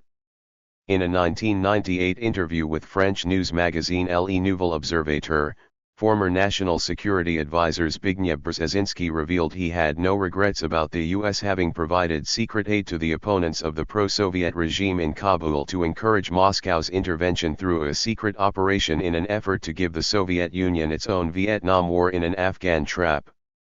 Brzezinski later refuted these comments and said he was misquoted and that supporting the Mujahideen with arms only happened after the Soviet invasion, demanding show me some documents to the contrary. One such document is the minutes of a meeting of the Special Coordination Committee, a top-level interdepartmental committee within the U.S. government. On December 17, 1979, before the Soviet invasion, this meeting of top officials including Brzezinski concluded that we will explore with the Pakistanis and British the possibility of improving the financing, arming and communications of the rebel forces to make it as expensive as possible for the Soviets to continue their efforts. Regardless of what Brzezinski did or didn't say to Le Nouvel Observateur about U.S. intentions prior to the invasion, clearly there was already an international effort underway to arm the rebel forces that they were trying to expand before even one Soviet tank entered into Afghanistan. Ironically, the earlier draft of the script does include Charlie quoting directly from the interview in Le Nouvel Observateur, saying, "What's more important to the history of the world? Some stirred-up Muslims or the liberation of Central Europe and the end of the Cold War?" Gust responds, "There's such a thing as unintended consequences, especially when you've been as reckless as we have." Naturally, this was removed and this entire question and controversy does not enter into any part of the film. Indeed, it is the portrait of the CIA that is the most egregious deception in Charlie Wilson's war. The operation largely boils down to three guys: Charlie, Gust and Michael Vickers, a weapons expert who worked for the agency throughout this period. Aside from a tiny number of other insignificant characters, as far as the watching audience are concerned, this was the CIA's team on Afghanistan. In reality, the operation was much larger and included the likes of Milt Bearden, who, despite being a consultant to the film, is not depicted in it in any way. Likewise, MI6 and the British government as a whole are completely ignored. While Kryle's book makes it clear that Wilson was a formal CIA asset and that Gust was his handler, the film reduces this to nothing more significant than a buddy comedy friendship. This is the story of an all-American triumph where half a dozen brave CIA officers and one drunken congressman took on the Soviet Union and won. If that sounds ridiculous and untrue, that's because it is. Along with minimizing the scale of Operation Cyclone, at least in terms of the number of CIA officers involved, Charlie Wilson's War also downplays how directly they were involved and thus how responsible they were for the consequences. Alongside Bearden, the film also involved then CIA entertainment liaison Chase Brandon as a technical advisor. It was likely his influence that encouraged this minimizing of the scale and directness of CIA involvement in the Afghan jihad. The earlier scripts contain pointed references to the CIA's provision of Stinger missiles to the Mujahideen, including warnings from Gust where he says, "It's what's called a fire-and-forget weapon, that means anybody with a shoulder can operate it, are we okay with that?" This line, along with a scene where Charlie shows off the spent casing from the first Stinger used to down a Soviet Hind helicopter, were excised. The 2005 draft even has Gust going out to Afghanistan to directly train the Mujahideen alongside 2 other CIA agents. The 2006 draft turns this into 2 Pakistani agents, but still includes Gust. This scene does not appear in the film either. As the film developed, it was systematically stripped of almost any politically controversial material, and ends up telling an extremely diluted version of what is in Kryle's book, which itself is not the most critical text about Operation Cyclone. The response to the film shows that this rewriting was successful. Although the Investors Business Daily complained that the film was evidence of liberal bias in Hollywood because it did not specifically celebrate Republicans' efforts in Afghanistan, most commentators who examined its politics recognized that Charlie Wilson's War was highly supportive of the Reaganite initiative. Michael Johns, the former Heritage Foundation foreign policy analyst and speechwriter for George W. Bush, praised the film as the first mass appeal effort to reflect the most important lesson of America's Cold War victory, that the Reagan-led effort to support freedom fighters resisting Soviet oppression led successfully to the first major defeat of the Soviet Union. Paul Berry, the CIA's Hollywood liaison following Brandon, called it a genuinely positive portrayal of CIA accomplishment. Contact. A plane approaches the wormhole machine in Contact. Contact is unusually cerebral for a big-budget, special effects-driven movie. It is essentially a film about abandoning old divisions and borders, overcoming differences, and embracing the possibility of new frontiers. However, the producers wanted support from the DoD, so this progressive, futuristic vision was compromised and potentially subversive material was removed from the film. While Contact is an alien contact story, it does not involve the extraterrestrials arriving on Earth. Instead, they send instructions from outer space on how to build a wormhole machine to carry one person across the galaxy to meet them. As such, the film avoids the standard notions of good aliens vs bad aliens, and so the obvious government role of maintaining security or chasing the protagonists was not an option for the writers. Instead, the story mostly revolves around the conflict between science and religion, an essentially non-governmental issue, and how this impacts on the relationship between the scientific protagonist, Ellie Arroway, and her religious love interest, Palmer Joss. However, within this dynamic, there is still room for a series of NATO-friendly assumptions. Fundamentally, Western technology and American science are shown to be superior, and, given the casting, one could argue that white American supremacy is a root of the story. The authorities are shown to be in control of information and that this is right and proper, and the general public are reduced to a cheering or booing mob. Despite the global implications of the possibility of extraterrestrial communication, Contact rarely ventures outside America's borders. In this respect, Independence Day at least showed brief glimpses of how the alien invasion affected other countries and continents, whereas Contact's narrow focus undermines the core message of the film about the benefits of overcoming such limited perspectives. This undermining was exacerbated by the DoD's influence on the film. When the producers approached the Pentagon to rent some vehicles and helicopters, the script was quite different. The military had a bigger role in the film, but they were not portrayed well. As the Pentagon's own database on films records, originally a fair amount of silly military depiction. Negotiated civilianization of almost all military parts. Minimal military depiction, but positive. Allowed use of vehicles and helicopters for National Guard sequence. This civilianization also had the effect of removing some of the most politically relevant and subversive material in the script. One scene that was altered, likely at the request of the DOD, is when Ellie begins to decode a series of images hidden within the alien signal. In a meeting at the White House, Ellie explains that the decoded images are blueprints for building a machine and speculates that it could be an advanced communications technology or some kind of transport device. In the original script, the National Security Advisor suggests, it could just as easily be some kind of Trojan horse. We build it and outpowers the entire vegan army. The chairman of the Joint Chiefs of Staff responds, why even bother to risk personnel? Why not send some kind of doomsday machine? Every time an emerging technological civilization announces itself by broadcasting radio waves into space, they reply with a message. The civilization builds it and blows itself up. No expeditionary force needed. Ellie responds by telling the president, his is communist paranoia right out of War of the Worlds. In the finished film, this scene appears in modified form, and it is the National Security Advisor and not the military who says, every time they detect a new civilization they fax construction plans from space. We poor saps build this thing and blow ourselves to kingdom come. Ellie's response about Cold War paranoia was cut, removing one of the few lines in the movie that was critical of the military and their mindset. While in the original script it is the military in the scene who appear neurotic, this fearfulness was civilianized in the final version and the criticism of this mentality was removed.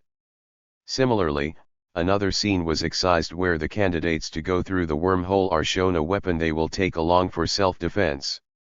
This deletion included Ellie's objections that, I question the thinking behind sending the first ambassador to another civilization in armed, basically announcing our intentions are hostile, and that insisting on taking a weapon is xenophobic paranoia. Another sequence in the September 1995 draft that features the military was also taken out of the final cut.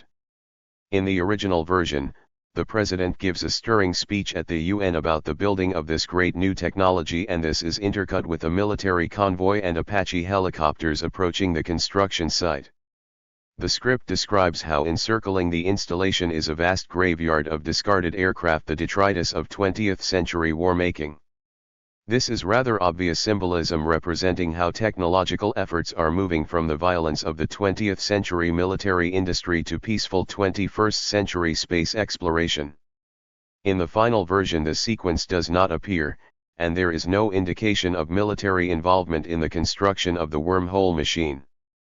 In exchange for a few trucks for one sequence, the Pentagon effectively wrote themselves out of the script and demilitarized the whole story.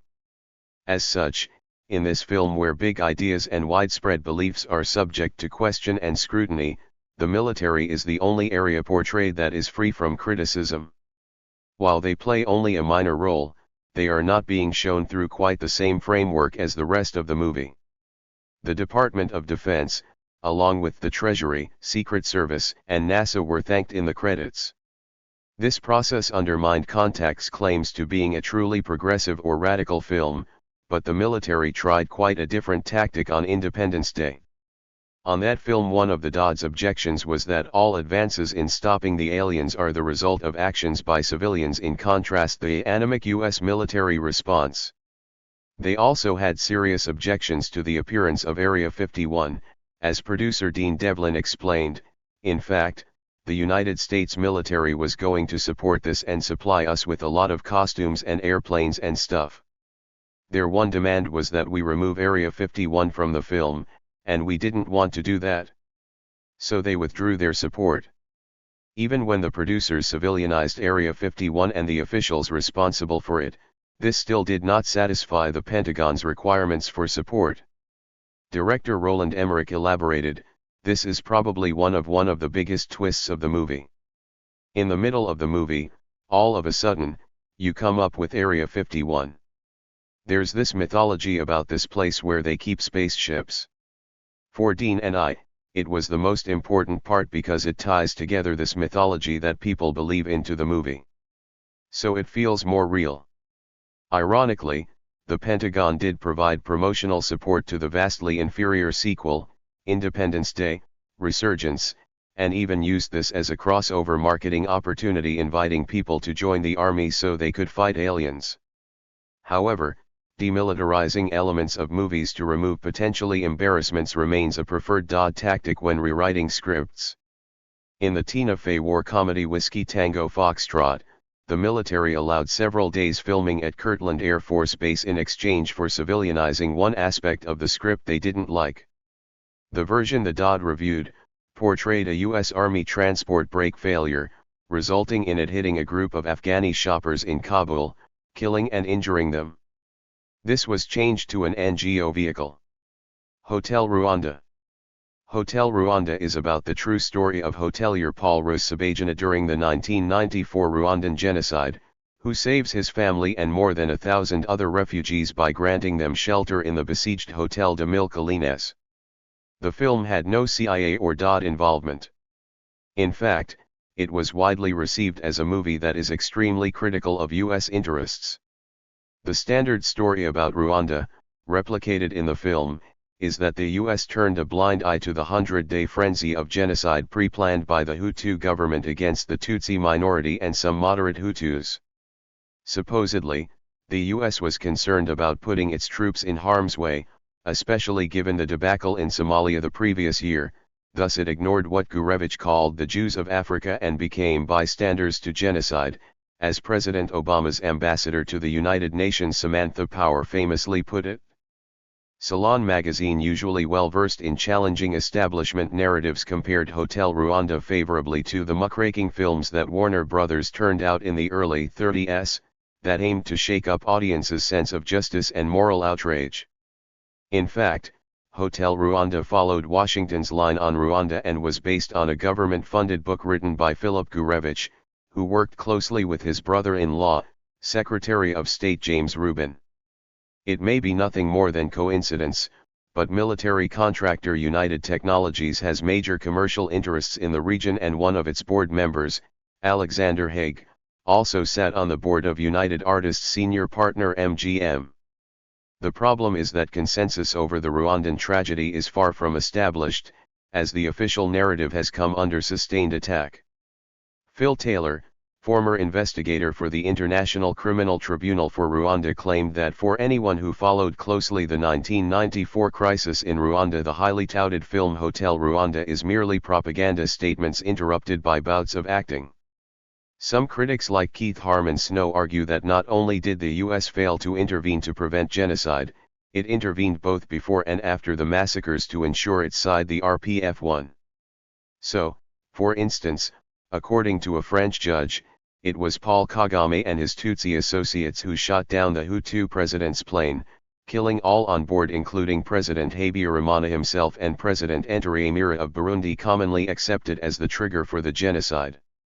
This act was part of the Kagame Tutsi final assault to seize power after a 4-year war, with the assistance of the US-sponsored Ugandan military. A third Hutu leader, Melchior Ndadaye, an earlier president of Burundi, had been assassinated by his Tutsi military in October 1993, which was followed by an anti-Hutu pogrom that killed tens of thousands and drove hundreds of thousands of Burundian Hutu refugees into Rwanda. The RPF gained power, and their preferred status in the West cleared the ground for Kagame and Yoweri Museveni, Kagame's ally and fellow U.S. client and dictator, periodically to invade and occupy eastern Congo without international community opposition to clear out the genocidaires. This led to the killing of hundreds of thousands of civilian Hutu refugees in a series of mass slaughters, and also provided cover for a wider Kagame-Museveni assault in the Congo that has led to millions of deaths in what has been commonly described as Africa's World War. This was again compatible with narrow Western interests and policy, as it contributed to the replacement of Mobutu with the more amenable Kabila and opened up the Congo to a new surge of mineral exploitation by Western companies. The subject of the film, Paul Rusesabagina, wrote in his autobiography that Rwanda is today a nation governed by and for the benefit of a small group of elite Tutsis. Those few Hutus who have been elevated to high-ranking posts are usually empty suits without any real authority of their own. They are known locally as Hutus de service or Hutus for hire. In December 2006, he wrote to the Queen of England to say that Kagame was a war criminal. Hotel Rwanda certainly condemned elements of U.S. policy towards Rwanda during the 1994 genocide, but it did so within ideological boundaries which ensured the film reflected the interests of U.S. state and private power. Salon concluded, "We know how little attention the West paid to the Rwandan genocide as it was occurring. The question is, how much attention will be paid to this movie?" Hotel Rwanda generated a huge amount of news coverage and made $34 million on its $17 million investment. People are paying attention. The real question, should they? The interview. Unlikely agents. James Franco and Seth Rogen join the CIA. Despite being a relatively lowbrow comedy, The Interview is one of the most politically controversial movies of recent years. It depicts the CIA recruiting two flaky television producers Dave Skylark and Aaron Rappaport to assassinate North Korean leader Kim Jong-un. Skylark presents a celebrity gossip talk show and it soon emerges that Kim is a big fan, and invites the pair to North Korea for a rare and exclusive interview. The CIA immediately approach Skylark and Rappaport and convince them to use this opportunity to kill Kim using ricin. The film was developed in response to real-life events. In early 2013, retired basketballer Dennis Rodman visited North Korea at Kim's invitation, playing in a special basketball game and leading a crowd in singing him happy birthday. Since then, Rodman has returned to Korea several times after reportedly meeting with the FBI. Rodman said, "I have been contacted by the FBI and I met with them. They wanted to know what went on and who's really in charge in North Korea."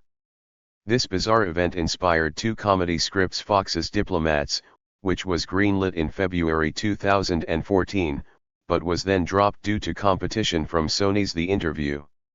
The film is clearly offensive to North Korea, not just in terms of representing its leadership but also in terms of eliding the historical and contemporary contexts of the US bloody involvement in the peninsula. That much is obvious. More interesting is the film's production and reception. Pyongyang called it psyops and this was dismissed out of hand by the Americans, but, on closer examination, the allegation seems accurate. This is a case study about a film as a weapon. Instead of an intelligent satire of U.S. interference in the fate of the Koreas, The Interview is a slapstick, gross-out buddy comedy where much of the humor centers around Kim's insanity and his attempts to honey Dick Skylark, i.e. fool him into thinking he's not so bad after all. When Skylark fails to smuggle the ricin into North Korea in a pack of chewing gum, the CIA drop more poison via a drone, leading to Rappaport having to hide the dildo-shaped case containing the ricin inside his anus. Meanwhile, the North Korean people are portrayed as foolish slaves who believe everything their supreme leader tells them, including that he can talk to dolphins and doesn't urinate or defecate. In the summer of 2014, following a teaser trailer put out months before the movie's release, the Kim government declared The Interview an act of war and promised, if the U.S. administration connives at and patronizes the screening of the film, it invites strong and merciless countermeasures.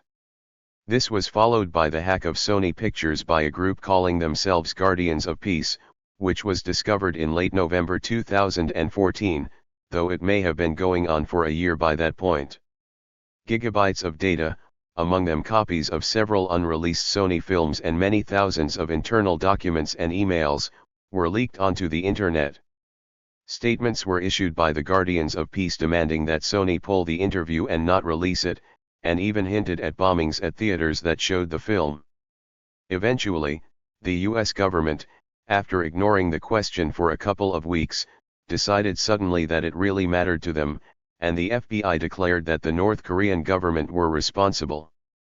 Sony initially announced that they would not be releasing The Interview, before reversing this decision and putting the film out via independent cinemas and online streaming platforms. It has been suggested that the Sony hack was not a hack, but a leak, either by a disgruntled employee at Sony or even as some kind of marketing stunt for The Interview.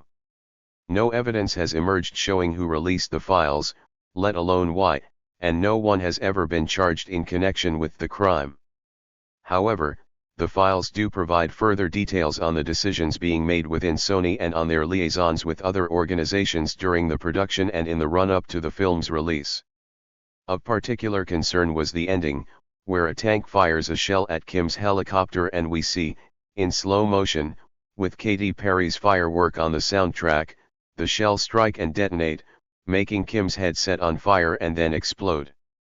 After top-level discussions at Sony Pictures, including with chairman of the Sony parent corporation Kazuo Hiroi, this scene was softened and made less gory. Hiroi was concerned that the film, and the ending especially, would enrage Japan's volatile neighbor. Kim Jong-un is finally assassinated in the interview. Concerned about the political impact, producers Rogan and Evan Goldberg reached out to Rich Klein of McClarty Media, who suggested that the film could cause the North Korean government to take revenge. Klein later recalled saying, "A physical strike in the US would be beyond North Korea's capabilities, but we firmly believed that the North Koreans could try to stop the movie through a cyber attack." Months later, on the day before the interview was released, Klein wrote an editorial in support of the film, calling it a subversive and damn funny movie and suggesting that if copies are pirated into North Korea, it is a very real challenge to the ruling regime's legitimacy. Naturally, this storyline about the CIA using entertainment producers as a means of carrying out a covert operation begs the question of whether the CIA were involved in making the movie. However, the agency are not depicted very well, as their recruits Skylark and Rappaport proved to be unreliable and thoroughly incompetent, with Skylark frequently high on drugs. The assassination plot has to be reworked several times to make up for their failings and missed opportunities. As such, the primary purpose of the film does not appear to be to make the CIA or America look good, but to make Kim look bad. The Supreme Leader is referred to as a modern-day Hitler, capable of nuking the entire west coast of the US. When he is eventually killed by Skylark and Rappaport shooting down his helicopter with a tank, this is undoubtedly meant to be a positive outcome. So, whatever the CIA's failings in the interview, they achieve their aim and we are meant to see this as a good result. There is strong evidence that the CIA were involved in the production. The interview includes footage of Langley that was also provided to the producers of recent productions that are known to have benefited from CIA support, such as Zero Dark 30 and Homeland. According to emails leaked following the Sony Pictures hack, during a press visit the set event, someone let slip that a former CIA agent and someone who used to work for Hillary Clinton looked at the script. One email exchange between executives Marisa Liston and Keith Weaver highlights their concerns about this slip, but as Weaver put it, depending on how this comes up, this can go in any number of directions in terms of how it's interpreted. Writer/producer and star Seth Rogen has made several statements about government involvement in the interview, saying that, "We made relationships with certain people who work in the government as consultants, who I'm convinced are in the CIA." This is another instance where academic commentary can be almost agonizingly tentative, with a major recent paper by Tricia Jenkins and Tony Shaw about the interview saying, "We must be wary of attributing too much credence to these statements of Rogen's, which might have been intended merely to boost publicity for the interview." The assessment is dubious because this explicit comment by Rogen was published by the New York Times in mid-December 2014, after already months of media coverage of the movie and the subsequent hack, and at a point where Sony said they weren't releasing the film. Other similar statements are only public knowledge due to the leaked emails, which elevates these claims by Rogen to more than just marketing speak. Furthermore, Rogen qualified his opinion about those he was convinced are in the CIA, explaining that, when Kim disappeared for a week, he emailed one of the consultants who reassured him that Kim was having ankle surgery and would be back in a couple of weeks. Sure enough, Kim was back in the public eye 2 weeks later. Given the secrecy around the North Korean government, Rogen's assumption that the consultant worked for an intelligence agency is reasonable. A few months after the film was released, South Korean activists started sending huge numbers of balloons into North Korea carrying tens of thousands of USB sticks and DVDs containing copies of the interview. This was before the film was available on DVD in many countries, but none of the media coverage of the event addressed the large-scale copyright infringement inherent in this activism. This is virtually identical to CIA operations during the Cold War when balloons were used to drop millions of leaflets, copies of books and even terrorism training manuals to populations in Soviet states or countries with left-wing governments. It appears that the CIA not only quietly helped to make the interview but were also involved in using it as a weapon of psychological warfare against the North Korean government. Whether this was effective is unclear due to the near-total absence of reporting from inside North Korea. In any case, it is doubtful that many citizens of North Korea own computers with USB drives. While Jenkins and Shaw's paper acknowledges this event, it neglects to draw any parallels with the CIA's equivalent Cold War programs, or to mention the question of copyright. Just as this leak was predicted by Rich Klein in his review of the film, it was foreseen by Bruce Bennett of the Rand Corporation. Bennett consulted on the interview and was in communication with Sony Pictures CEO Michael Linton, who sits on Rand's board of trustees. In another Sony email, Bennett assured Linton that there was nothing dangerous about releasing the film, writing, "While toning down the ending may reduce the North Korean response, I believe that a story that talks about the removal of the Kim family regime and the creation of a new government by the North Korean people will start some real thinking in South Korea and, I believe, in the North once the DVD leaks into the North." Linton responded, "Spoke to someone very senior in state. He agreed with everything you have been saying. Everything. I will fill you in when we speak." The end of the movie sees an instantaneous revolt in North Korea as news of Kim's death spreads across the country. A few months later, this magically results in peaceful democratic elections with no sign of power struggles. This romanticizes real CIA coups, which have consistently produced less democratic governments than they overthrew. As with the changed ending of Animal Farm, the happy conclusion to the interview promotes revolutionary violence. To a Western audience, this also promotes CIA-covered operations including coups d'états, but what about the North Korean audience?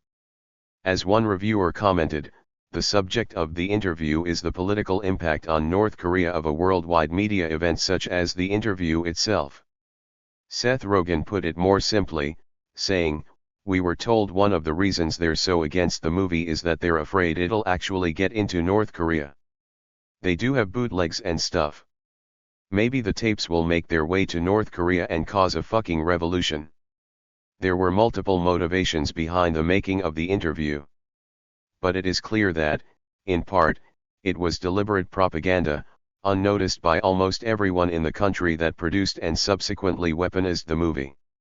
The Marvel Cinematic Universe. The Avengers assembled. The Marvel Cinematic Universe has rapidly become the most commercially successful movie franchise of all time, but few are aware of the important role the Pentagon played in making that happen. 3 out of the 6 films that comprise the first phase of the MCU benefited from full DoD cooperation. Here, we take a closer look. Hulk. Military support for Marvel comic book adaptations began before the MCU even existed. Hulk was not a Marvel or Marvel-licensed film, but it was based on a Marvel character. In exchange for providing script research assistance, military vehicles, and filming at the Naval Air Weapons Station, China Lake, the DoD made substantial changes to the script. The story begins in the 1960s with Bruce Banner's father working on the genetic enhancement of mammals in a desert laboratory. He tests his serums on himself and sees no results, but then finds out that he has passed on the genetic abnormalities to his infant son. Decades later, Bruce is working on near-identical research and is exposed to a massive leak of gamma radiation, which awakens his superpowers and allows him to turn into the Hulk. He is captured by the US military but escapes, leading to an extended pursuit across the desert and into San Francisco, where he is captured again. Meanwhile, his father, trying to duplicate what happened to Bruce, exposes himself to radiation and becomes the absorbing man, who takes on the properties of any energy or matter that he touches. There is a final showdown between the two, leading to the military bombing the pair as they fight. The absorbing man is destroyed while the Hulk escapes to the jungles of Latin America. In February 2002, the Marine Corps ELO sent a set of script notes to the Hulk producers saying, "The primary purpose of these notes is civilianize the desert lab and the direct action against the Hulk, leaving only one actual deadly military strike, against the absorbing man at the end. All the other military operations would be non-lethal and other unconventional attempts to contain, distract, or subdue the Hulk, or to provide reconnaissance information regarding him." The notes then list dozens of suggested changes, most of which were incorporated into the screenplay.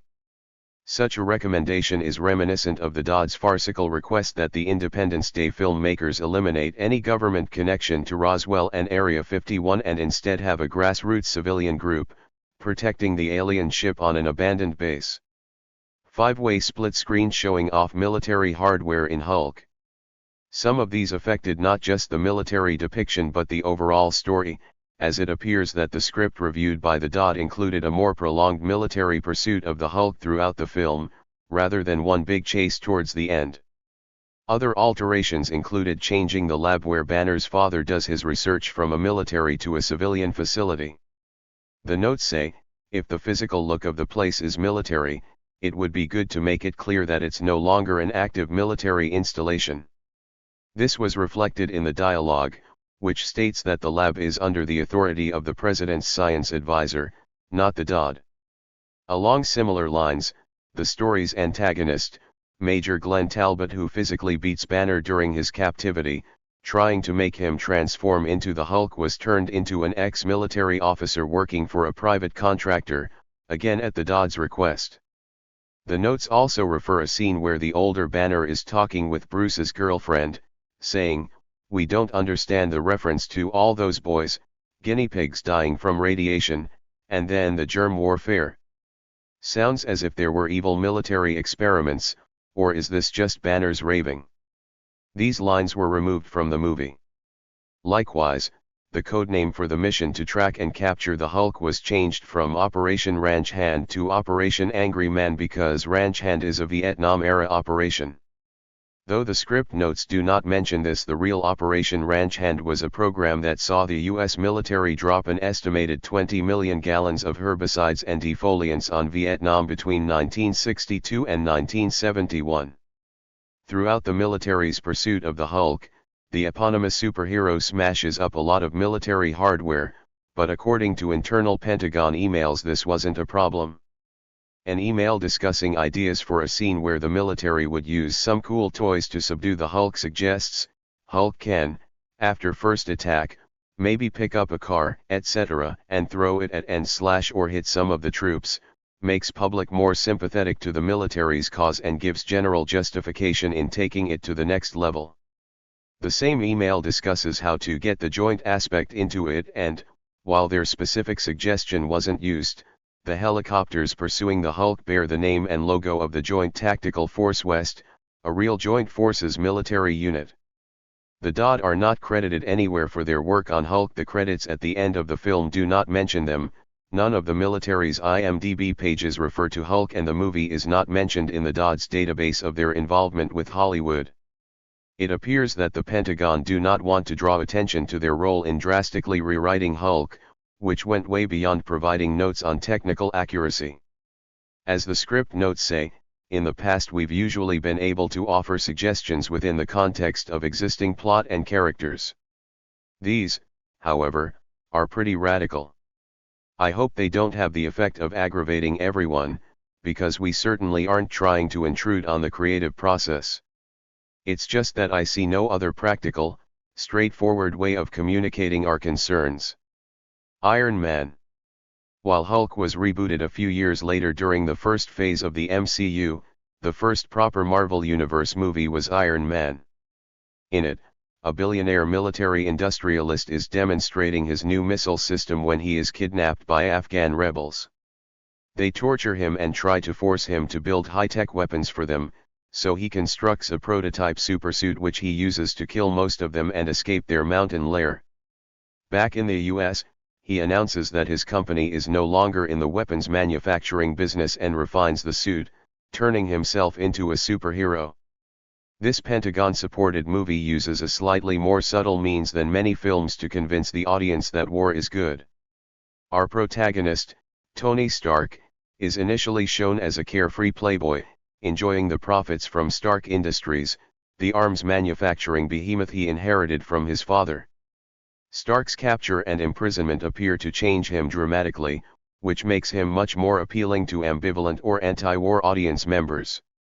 When Stark escapes and returns to the US, he immediately tries to shut down the weapons manufacturing division of Stark Industries, announcing that he saw young Americans killed by the very weapons I created to defend them and had become part of a system that is comfortable with zero accountability.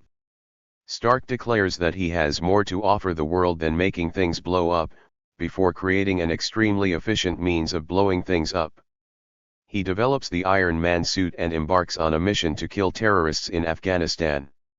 Several reviewers fell for this conceit.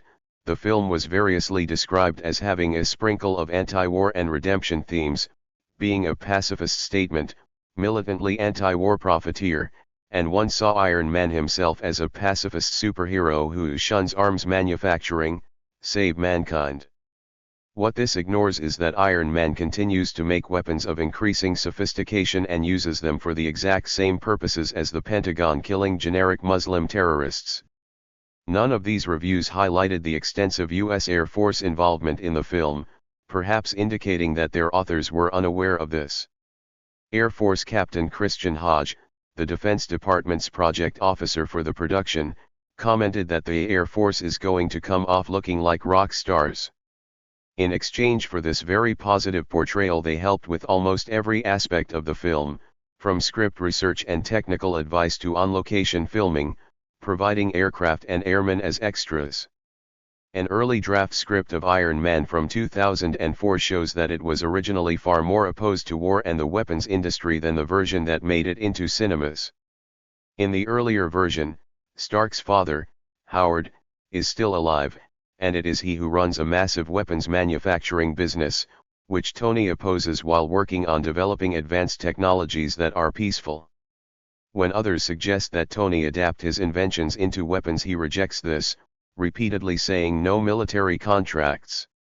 When Tony discovers that Howard, along with fellow military industrialist Justin Hammer, have been stealing his designs, weaponizing them and selling them under the table to North Korea and other rogue states, he fights back. Tony creates the Iron Man suit as a means of countering and struggling against the military-industrial complex, rather than as a supplement to it as in the finished film. In one scene, Tony Stark confronts Justin Hammer, calling him a technology-laden sociopath. Stark believes that the plot is just about making money, but Hammer corrects him, saying your father will settle for nothing less than the restoration of order to the world. The original script not only criticized the moral corruption of the arms industry but characterized it as seeking to rule the world. Several years later, the producers of Iron Man did not have a finished screenplay when they actually started shooting the movie, which meant that director Jon Favreau and star Robert Downey Jr. had to improvise a lot of the dialogue while they were filming. This is because almost all of the 2004 script had been jettisoned or radically altered. Howard Stark and Justin Hammer were watered down from military-industrial megalomaniacs into the Obadiah Stane character who is merely selling weapons to terrorists to increase profits. Tony Stark briefly flirts with pacifism instead of being committed to it throughout, and he creates the Iron Man suit to take revenge on his captors, not on the arms industry.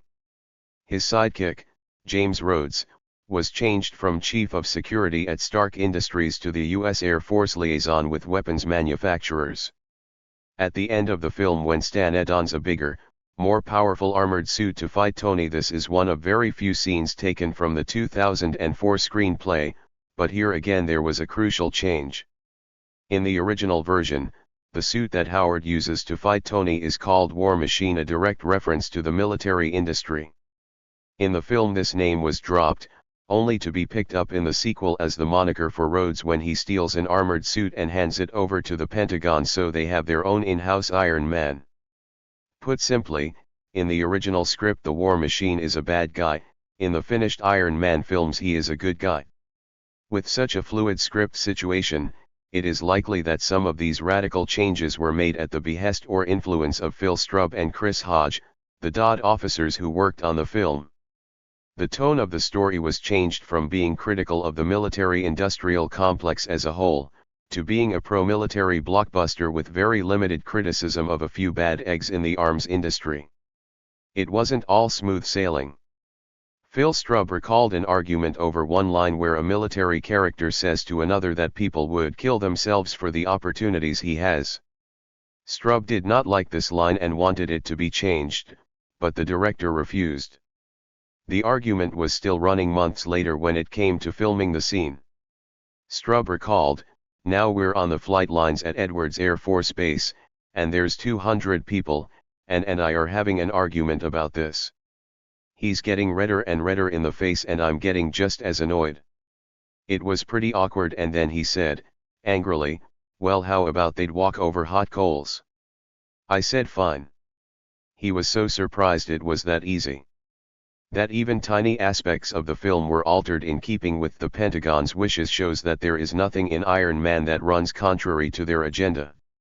While the Iron Man weapon is not owned or controlled by the Pentagon, it is on the same side and pursuing the same targets, and, as such, is in keeping with the Pentagon's overall mission philosophy. In the film, Stark keeps his creation and self-appointed mission a secret. The logic, that I don't want this ending up in the wrong hands. Maybe in mine it can do some good, is the core message of the movie. There are always going to be weapons, so aren't you glad our weapons are better than the enemy's? Contrasting this, the original script has Tony telling Justin Hammer that, better weaponry isn't going to restore order anywhere. The principal antagonist in Iron Man is Jeff Bridges' Obadiah Stane, an executive at Stark Industries who is clandestinely selling weapons to terrorists, and betrays Tony when he finds out. This crucial criticism of the weapons industry, that it is sometimes willing to sell to both sides of a conflict to make even more money, was diluted and condensed down into a small element of the bad guy's character. As is so often the case, a large systemic and institutional problem in the real world is reduced to the behavior of a few bad apples in Hollywood land. The other antagonists are all nameless Muslim terrorists who do nothing but shout and fire AK-47s, in the proud Hollywood tradition of real bad Arabs. For all the anti-war rhetoric about 1/3 of the way in, the rest of the film is largely about America using superior military technology to blow away its enemies with impunity. Iron Man 2. In the sequel, Tony Stark faces a number of new challenges, from the Pentagon trying to take control of the supersuits to a rival military industrialist who teams up with a Russian with his own version of the Iron Man weapon. The solution in all cases is the further destruction of Stark's cliffside mansion. The film opens with Stark engaging in an enormous vanity project. He leaps out of a military cargo plane and descends like an armored angel onto a stage full of dancing girls. This is the opening of the Stark Expo, a vast technological theme park reminiscent of the World's Fair and other huge exhibitions that were so popular in the WW2 and early Cold War periods. This, Stark explains, is partly homage to his own father but is also about Stark's own legacy. The reality, as Pepper Potts points out, is that the Expo is your ego gone crazy. Nonetheless, the Expo serves as the setting for both the opening of the film and the climactic battle sequences at the end, and reminds the audience of a time when the lines of battle were clear and the public believed that they were fighting for good. This setting, combined with one of the primary antagonists, Ivan Vanko, being Russian, successfully delivers that same feeling to a modern-day audience. The fact that Vanko is seeking revenge for Stark's father supposedly stealing his idea and thus his glory is a rather crude but useful metaphor for an image of contemporary Russia as a diminished superpower that is jealous of America's status. Pointed references to North Korea, Iran, and other contemporary enemies only serve to cement these feelings in the watching audience. Stark's other enemy is Justin Hammer, who we are told is the Pentagon's primary weapons manufacturer, played with typical aplomb by Sam Rockwell. In keeping with the original film's superficial criticisms of the arms industry, Hammer is shown to be corrupt. He teams up with Vanko to try to destroy Stark's legacy, and, in the process, ends up being arrested after Vanko's drone robots start shooting up the Stark Expo. However, What most obviously separates Hammer and Stark is not that Stark is a good guy and Hammer is a bad guy. It is that Stark's technology works and Hammer's doesn't. Hammer isn't bad because he's a military contractor, but because his missiles don't land where he says they're going to land. So, the film does not criticize weapons manufacturers per se. Tony Stark continues to build and develop the Iron Man weapon throughout the film. He is always forgiven because his technology works and so it helps maintain an image of technological superiority and thus of American exceptionalism being just. The fact that he is not formally part of the Pentagon is debated but also forgiven, because, as Stark himself puts it, I've successfully privatized world peace. Robert Downey Jr. on set at Edwards Air Force Base for Iron Man 2. Just as with the original, Iron Man 2 received full cooperation from the Pentagon. Primarily, this came from the Air Force, but the Marine Corps also reviewed the script, provided extras, and technical advisors were on set during filming, and Edwards AFB was again used as a major filming location. The DoD even had input on the visual design of the War Machine armored suit, as their database records that the Air Force assisted in designing the War Machine markings. Officers from Pentagon were also present for shooting the drone scene, the final battle, where all of these elements coincide in one happy mess with lots of broken glass. The film was screened at Camp Pendleton prior to its full release, which the Marine Corps saw as a big success, bringing 1,600 personnel to a 1,350-chaired theater. The Avengers. Military support for the MCU continued, but on the Avengers the relationship began to fray. As recorded in reports of the Army's ELO, the DoD provided access to White Sands missile range for filming and a company of soldiers for the climactic battle scene. In exchange for this support, the DoD leaned on the producers to make efforts towards connecting one of the film's superhero protagonists, Captain America, with his U.S. Army roots. However, unlike most other productions, there is no reference in the ELO reports to the DoD previewing the film prior to release, or any updates on how it had been received. This is because there was an argument during the shooting of the film and their collaboration stalled. Within days of the Avengers release, news articles began appearing, quoting Phil Strubb denying that the DoD had supported the film. "We couldn't reconcile the unreality of this international organization and our place in it," Strubb explained. To whom did SHIELD answer? Did we work for SHIELD? We hit that roadblock and decided we couldn't do anything. It just got to the point where it didn't make any sense. Journalist Spencer Ackerman noted that both F-22 and F-35 aircraft appeared in the Avengers, but Strubb insisted that these were digitally inserted and not real military aircraft loaned to the production. This is splitting hairs, because the aircraft we see getting blown up in the Transformers films or dropping like flies into the ocean in Godzilla are not really getting blown up or falling out of the sky. The fact remains that by the time F-35s appeared in the Avengers they had not yet flown a single combat mission, and thus could only have appeared with Strubb's and the DoD's permission. It appears one major problem was the scene during the climactic battle where SHIELD launches a nuclear missile at New York City to try to fend off an alien invasion, without consulting the Pentagon. Strubb said, "We were really excited about the movie, but the more we tried to reconcile the SHIELD hierarchy, this all-powerful, international paramilitary organization who can do anything in any sovereign nation, we couldn't fit the US military into it. It just wasn't meshing. So we had to say no." Despite the Avengers being a superhero fantasy story, the Pentagon still could not accept the depiction of an organization with its all-powerful international capabilities and weaponry that far exceeded our own. Clearly, the DoD has the same political concerns when it comes to the fiction of the MCU as they do with stories based on real-life events. While the producers of the Avengers have never spoken publicly about this falling out, they deserve some credit for resisting government pressure and maintaining their creative freedom.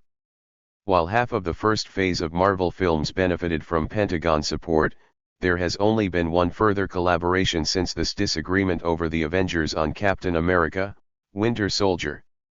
The second phase of the Marvel Universe has seen the studio team up with NASA and the Science and Entertainment Exchange to gain some added production value via the government, but not from the military or security agencies. The Kingdom. The Kingdom had considerable potential to present a critical narrative about U.S. foreign policy, specifically regarding its relationship with Saudi Arabia. Director Peter Berg cast Ashraf Barhum because he had loved him in Paradise Now. Barhum himself felt The Kingdom bore a different attitude toward the Middle East than other American movies in its attempt to see and understand the region and the conflict. This is our reality, very violent, and so our judgment of it will be very violent. But it will also be very human, he said. Certainly in my lifetime, military attempts to solve these problems don't seem to be working. Violence is just not going to work, affirmed Berg. I wanted to make a film that responded to the times that we were living in, a film that in 15 years my son, who's 7, will be able to watch and have a unique and a fair representation and understanding of what life was like for all of us who were living in this time. What makes The Kingdom so notable is the director's apparently sincere efforts to engage in the political context and quite how twisted and reactionary that vision became. Why? For a start, the plot points towards standard jingoistic attitudes. The film depicts heroic FBI agents tracking down a particularly nasty group of terrorists in Riyadh. All the Saudis are shown to repress women and not give them a voice. The final shot of a little Arab boy being told we are going to kill them all seems to be intended to warn us of the dangers of a cycle of violence, but there's another obvious reading that these little brown kids all too easily become terrorists. The aftermath of a suicide bomb, The Kingdom. Jack Shaheen, an advisor on Three Kings and Syriana, pointed out that Berg could have provided a more nuanced depiction of Saudi Arabia by taking inspiration from documentaries like The Saudis and Amarco Brats. He suggested that the central characters could have discussed how terrorism adversely affects all people and that Americans and Arabs should work in unison to protect the innocent. Shaheen's expertise was not requested. There were several Saudis on set who provided cultural advice, though one, Berg said, was distanced from the project after he developed a crush on Garner. Berg acknowledged, if you look at the trailers and teasers, The Kingdom could be perceived as jingoistic, overtly pro-American. That's clearly not the message of the film. My goal was to try to present Muslim culture in a way that wasn't inflammatory, but that showed humans, families, people trying to live their lives. There has to be a moderate Arab population, or everyone over there would be dead. The audience response suggests that Berg didn't strike his intended tone, as he admitted to attending preview screenings in Sacramento, California, where the audience started clapping very intensely and very aggressively, and I sat there thinking I'd really fucked up and had made something that appealed to the most bloodthirsty, violent, militaristic component of our culture. Afterwards we had this focus group of 30 people and everyone sort of talking about the film in very emotional terms, and they were responding to the message at the end. They were finding the film provocative, at which point we were like, maybe we should think a bit more about how we release this film and put a little more thought into it. However, Berg claims that follow-up screenings, including with European Muslims, allayed his original concerns. He recalls, if the specially invited Muslim traditionalist crowd of South Londonistan could take it, the theory went, everywhere else would be a dawdle. The cheering and laughing and clapping that was there in the American audience was all there, and then some, in London. Afterwards, a focus group was asked to explain why they had rated the film excellent on their scorecards. A Muslim woman put her hand up, full head covering, the robe. She leaned forward and said, "Kick-ass action." To be fair to Berg, his perspective seems earnest. He visited Saudi Arabia in 2006 for 2 weeks of research and commented, "You're in the middle of a Muslim city and there was a war between Israel and Lebanon going on at the time. It's disorienting, the culture is so different. It takes a while to look someone in the eye before they smile. But I made great friends with many Arabs while I was there, which reinforced my belief that the great majority of Muslims are not violent religious extremists. And yet the central question that comes out of Berg's long justifications for the kingdom is, did he really need to have the idea reinforced that most Muslims aren't violent religious extremists? Maybe he'd been watching too many movies. I wanted to make a film that dealt with the Middle East and dealt with religious extremism, but I first and foremost wanted to make a film that people would be thrilled at, Berg added. The danger, again, that a well-meaning filmmaker ultimately knows that thrills violent in this case are more important than the political perspective. I'm aware that audiences are cheering when Jennifer Garner kills an Arab in one scene, Berg admitted. That's not a reaction I entirely anticipated, but I do understand it. I don't think it's a jingoistic cheer for killing Arabs because I've seen Arabs applaud at that moment too. I think, I hope, it's more a good guy beating a bad guy moment. Maybe, but it is notable that Berg provides the self-serving interpretation at every turn. The American public is certainly not as educated as it could be about the realities of the Middle East, says Berg. I've been surprised how very few Americans understand that Osama bin Laden is a Saudi, that 15 of the 19 in the planes that knocked down the trade towers and the Pentagon were Saudi. This appears to be the main point of the opening montage, which walks us through US-Saudi relations. And now that we are all educated with the knowledge that Saudi Arabia is the focal point of modern terrorism, what then? It's hardly an advert for a US Middle East student exchange program. In addition to the DoD and FBI support, the kingdom received advice from Rich Klein of Kissinger McLarty Associates, the international strategic advisory firm headed by the infamous proponent of Realpolitik and war crimes Henry Kissinger. Rather like asking Ronnie Cray to proofread an encyclopedia of gangsters. It became an exercise in honesty, Klein informed the New York Times, somewhat strangely, as though those honesty muscles were not subject to a regular workout. The nature of Kissinger McLarty Associates' advice is not known. There surely are action films to be made in the vein of Three Kings and Syriana that are set against the backdrop of the US support for the most brutal regimes. The Kingdom is not one of those movies.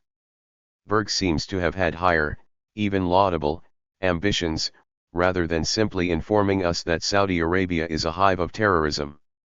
What we are doing now is creating new generations of haters, he asserted passionately, referring to the inflammatory consequences of US foreign policy. His point is no doubt true, but blame also lies closer to his door than he wants to believe. Lone Survivor. As one of very few Pentagon-supported films set in the War on Terror that is based on a real-life story, Lone Survivor is important in shaping public perceptions of present-day foreign and national security policy. Amongst the regular cinematic diet of Godzilla and Transformers, Lone Survivor stands out as a gritty and apparently realistic story that is representative of wider events. The up-close and personal nature of the film belies the startling inaccuracies, exaggerations, and stereotypes that underpin almost every scene and sequence. The Pentagon knowingly altered the critical scene in Lone Survivor, even though it was based on the account of the only survivor of the real events, because it did not suit their PR agenda and desired public image. This fact alone puts the lie to the Pentagon's claims that their involvement in Hollywood is motivated by concern for authenticity and technical accuracy, as well as revealing some of the true reasons for that involvement. Mark Wahlberg and the other SEALs in Lone Survivor. The film and the book tell the same basic story. 4 members of SEAL Team 10, Mike Murphy, Matthew Axelson, Danny Dietz, and Marcus Luttrell, are sent on a reconnaissance mission to try to locate Taliban commander Ahmad Shah in eastern Afghanistan. They are discovered on a mountainside by local goat herders and debate whether to kill the goat herders or release them, knowing that releasing them means being discovered by the Taliban. They let them go, leading to a massive firefight on the hillside. 3 of the SEALs are killed, leaving one, Marcus Luttrell, the lone survivor. However, there are stark differences between the original book, on which the original script was closely based, and the finished film. In the book, the 4 have an argument, with one SEAL in favor of killing the elderly man and 2 kids and one refusing to make the decision. Luttrell is initially in favor of executing them, but then the unit leader, Murphy, points out that if they kill unarmed civilians then they will be attacked by the liberal media back home. This sways Luttrell, who rants at great length in the book about his hatred for liberals. Axelson then suggests that they do it and then just lie about it, even when it comes out in the papers, basically saying that they should commit a war crime and then cover it up. Eventually the four have a vote. Axelson votes for killing them, Dietz abstains, Luttrell is against, so Murphy makes the decision and decides to let them go. In the book Luttrell writes, "It was the stupidest, most southern-fried, lame-brained decision I ever made in my life. I must have been out of my mind. I had actually cast a vote which I knew could sign our death warrant. I'd turned into a fucking liberal, a half-assed, no-logic nitwit, all heart, no brain, and the judgment of a jackrabbit." In the final film, this scene is profoundly different. There is no mention of liberals or the liberal media and no suggestion of killing the goat herders and covering it up. Luttrell is shown always to be in favor of letting them go, and it is he, not the team leader, Murphy, who brings up the issue of media exposure. However, unlike in the book, Luttrell's argument is apolitical and is about them going to prison rather than being attacked by the press. In the film, there is no vote, the team leader simply decides they're going to let the goat herders go. In short, in the book, the SEALs talk about being attacked by the liberal media, discuss committing a war crime and covering it up, and take a vote. In the film, they talk about the story coming out and them going to jail, and don't discuss covering up the murder of unarmed civilians, nor do they take a vote. Based on Luttrell's book of the same name, Lone Survivor is one of a trio of recent movies to feature U.S. Navy Special Warfare Commandos on a real mission that would become very high-profile. The others are Zero Dark 30 and Captain Phillips. All three of these productions were assisted by the Navy, leading to the sense that the quieter professionals are beginning to build a public profile for themselves. Certainly, the real-life story of Operation Red Wings is compelling and violent, so it is no surprise that both the book and film were commercial successes, the movie making back over $150 million on a $40 million budget.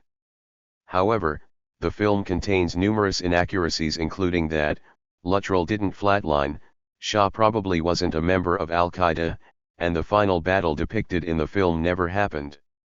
One of the more significant inaccuracies was the size of the Taliban force that killed 3 of the 4 members of the SEAL team and shot down a Chinook helicopter carrying another 16 members of the U.S. Special Forces. Different accounts range enormously. Journalist Ed Derrick's book, Victory Point, citing military intelligence reports, puts the number at 8 to 10 fighters, but the medal citation for the SEAL team leader says there were up to 50. Luttrell himself has been very contradictory on this issue, writing in his after-action report that there were 20 to 30, but in the book of Lone Survivor he says there were as many as 200. The film's script describes at least 50 Taliban fighters that Luttrell manages to fend off before he escapes. Lone Survivor was produced in close cooperation with the U.S. military, particularly the U.S. Navy Special Operations Command and Navy Special Warfare Groups. They provided training footage that was used in the introduction to the film, helicopters including Chinooks and Apaches, along with other vehicles, and Kirtland Air Force Base in Albuquerque was a major filming location. Former Navy SEAL Harry Humphreys was hired as a producer and consultant who helped director Peter Berg and the crew negotiate with the Pentagon. The production employed several former SEALs, including Luttrell, to act as on-set consultants and technical advisors during filming. Meanwhile, the Navy also allowed 2 SEALs, Raymond Mendoza and Scott Fox, to go on leave so they could provide pre-production training and consultancy to the cast. In exchange for this assistance, the Pentagon were granted script approval, which they used to completely rewrite the key scene in the film.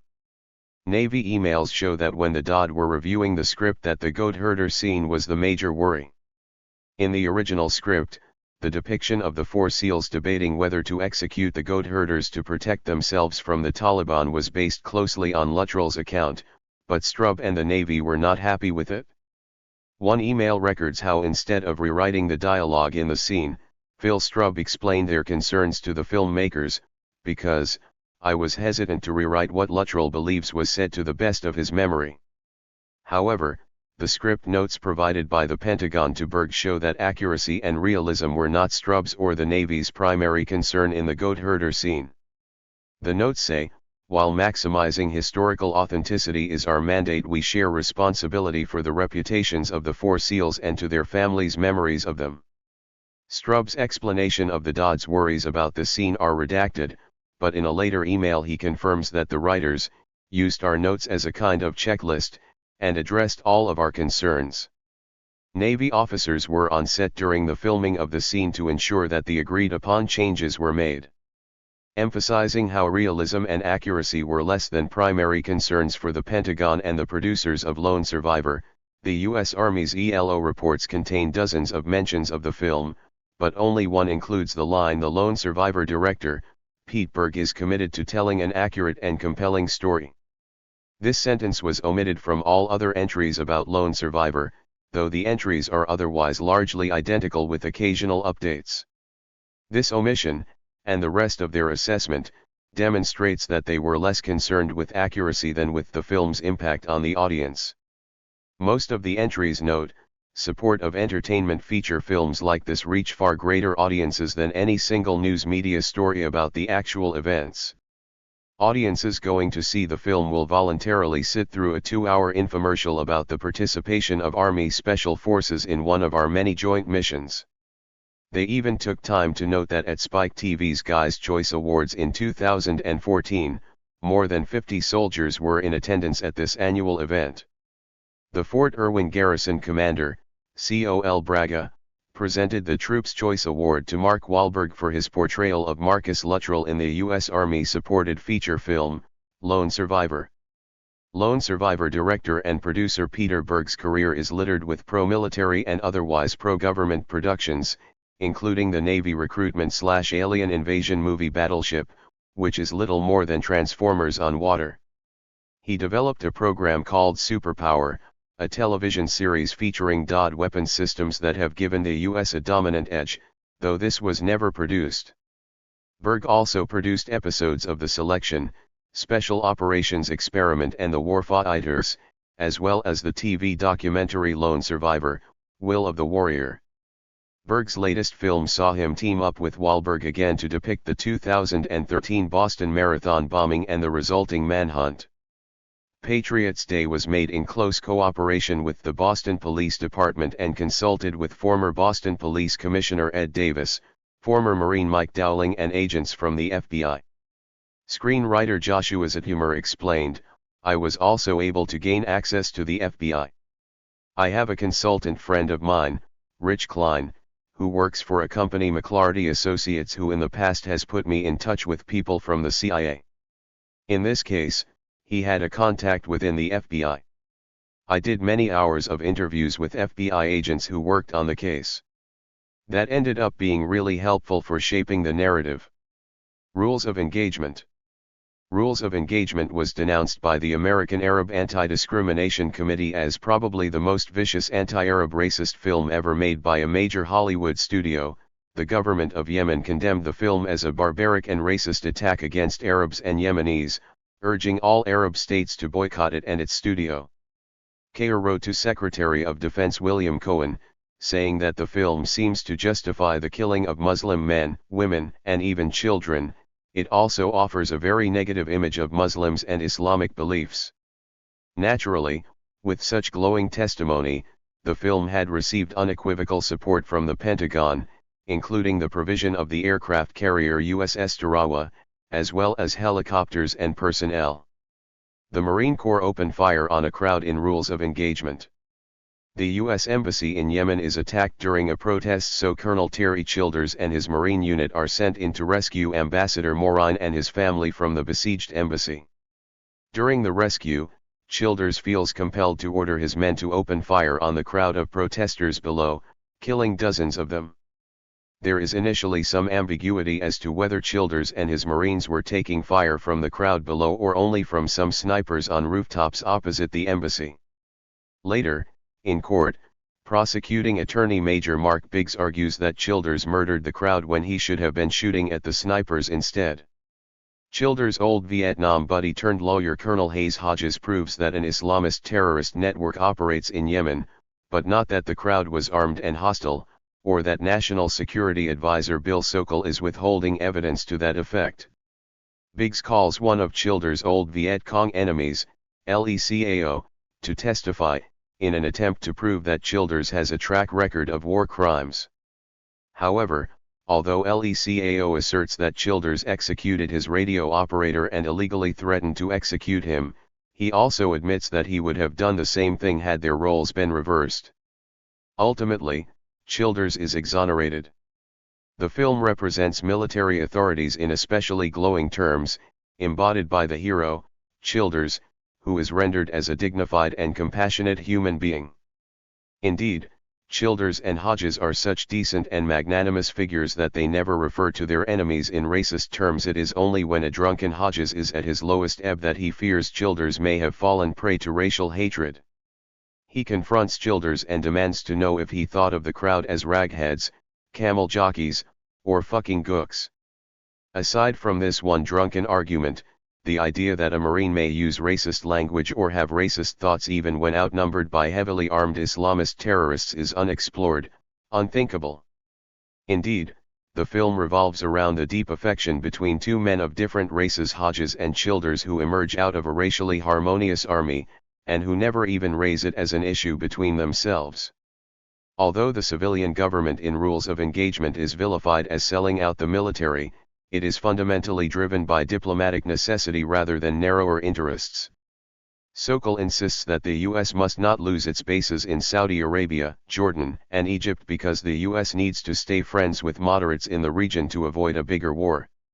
In reality, the U.S. military has launched numerous lethal drone strikes in at least 7 countries, including Yemen, and there are no demands from Middle Eastern governments to withdraw and close down bases in the region. In Rules of Engagement, we are invited to recognize the heroism of the military that enforces U.S. policy, as though force is deployed for noble values, even while the politicians who give those orders adopt tactics that are detrimental to the Marines. Indeed, the government is presented as a restraining force, albeit an imperfect one, which holds to account any excesses by the military for the cause of world stability. No such ambiguities exist over the American civilian anti-war protesters in Rules of Engagement, who are viewed as an ignorant and unruly mob, one of whom starts an unnecessary fight with Childers. The representation of protesters was similar in 2008's Vantage Point, in which the U.S. president appears to be assassinated by Islamic terrorists just as he is announcing a celebrated new peace initiative between the Western and Muslim worlds. Strikingly, Vantage Point is told from no less than 8 different perspectives, not one of them from the throngs of protesters depicted on screen, who carry pictures of the president defaced with banal messages, even whilst we the audience are encouraged to think the president is really a pretty good guy. Still, in Rules of Engagement, as much as we are encouraged to sympathize with Childers' decision to waste the motherfuckers, for the first half of the film the implication is that his order in the field could well have been morally and legally wrong. An intriguing premise, but this ambiguity is dramatically trounced by a remarkable and pivotal scene. Sokol decides to watch the CCTV tape from the embassy. We see footage of the incident, which shows very clearly that every member of the crowd was armed and aggressive. Childers' subsequent separate flashback shows the same thing and even includes a little amputee girl, initially a pitiful sight, angrily firing a pistol at the Marines on the roof of the embassy. The tape confirms that the crowd were heavily armed and very hostile, and therefore that someone must have removed the weapons from the scene to make them appear the innocent victims of U.S. military brutality. Rules of Engagement implicates every strata of Yemeni society in the terrorist atrocity: government, police, ordinary men, women, and children. The original scenes of the embassy confrontation clearly show unarmed Yemenis being gunned down by Childers and his troops, but the later footage directly, graphically, and convincingly contradicts this by showing a hostile crowd on an objective record, which the government is then compelled to destroy. The filmmaker's cack-handed botch job was apparently the consequence of showing versions of the movie to test audiences. It fundamentally renders the film an unambiguous contest between U.S. Marines, who make morally righteous judgments, and a world of civilians, who are prepared to lie and in the case of the Yemenis kill. No doubt with a beady eye on this change was the Pentagon. Other changes were more explicitly political, and helped develop the idea that the civilian parts of government aren't up to the noble standards of the military. The ELO encouraged the filmmakers to make Ambassador Moraine appear a real wet noodle. In the courtroom sequence, when Hodges tries to excuse Childers because of the difficulty of the task facing him, the ELO commented, "Dirty job sounds as if the mission was already bad. Tough mission would be more appropriate." The dialogue was changed to reflect this. At the end of the film, after Childers has been found not guilty, there is an exchange between Hodges and Biggs. Biggs says that he will be pursuing further charges against Childers in light of Colonel Cao's testimony, and asks Hodges to testify. "Hodges, I'll make you a deal. If you can tell me right now what the life expectancy was for a second lieutenant dropped into a hot LZ in Vietnam in 1968, I'll tell you everything I remember about Calu." Biggs, 1 week. Hodges, negative. 16 minutes, Major. 16 fucking minutes. And that's all I remember. This entire exchange was suggested by the Pentagon's ELO. Little context is provided for the weekly Yemeni protests, which give any suggestion they are motivated by social grievances. Just 2 brief explanations are vocalized, both from Americans. In response to her child's question, "What's wrong, Mommy?" as they cower beneath a desk in the besieged embassy, Mrs. Morin replies, "The people are upset about some things, they're trying to get attention." Sokol describes the protests in derogatory terms that are left unchallenged by the rest of the film. The protesters are motivated by the usual bullshit about American presence in the Gulf. Presence, instead of political, economic, and military impact; the Gulf, instead of holy sites. Nothing that complicates the message that the Yemeni are fighting a bullshit cause. In his review of the film in The Nation, Stuart Klawans points out that the government blaming the military is hardly a standard response. For example, in July 1988, guided missile cruiser USS Vincennes attacked an Iranian civilian airliner, killing 290 people without provocation. Middle East reporter Robert Fisk explained that the U.S. government issued notes of regret for the loss of human life but never admitted wrongdoing, accepted responsibility, or apologized for the incident.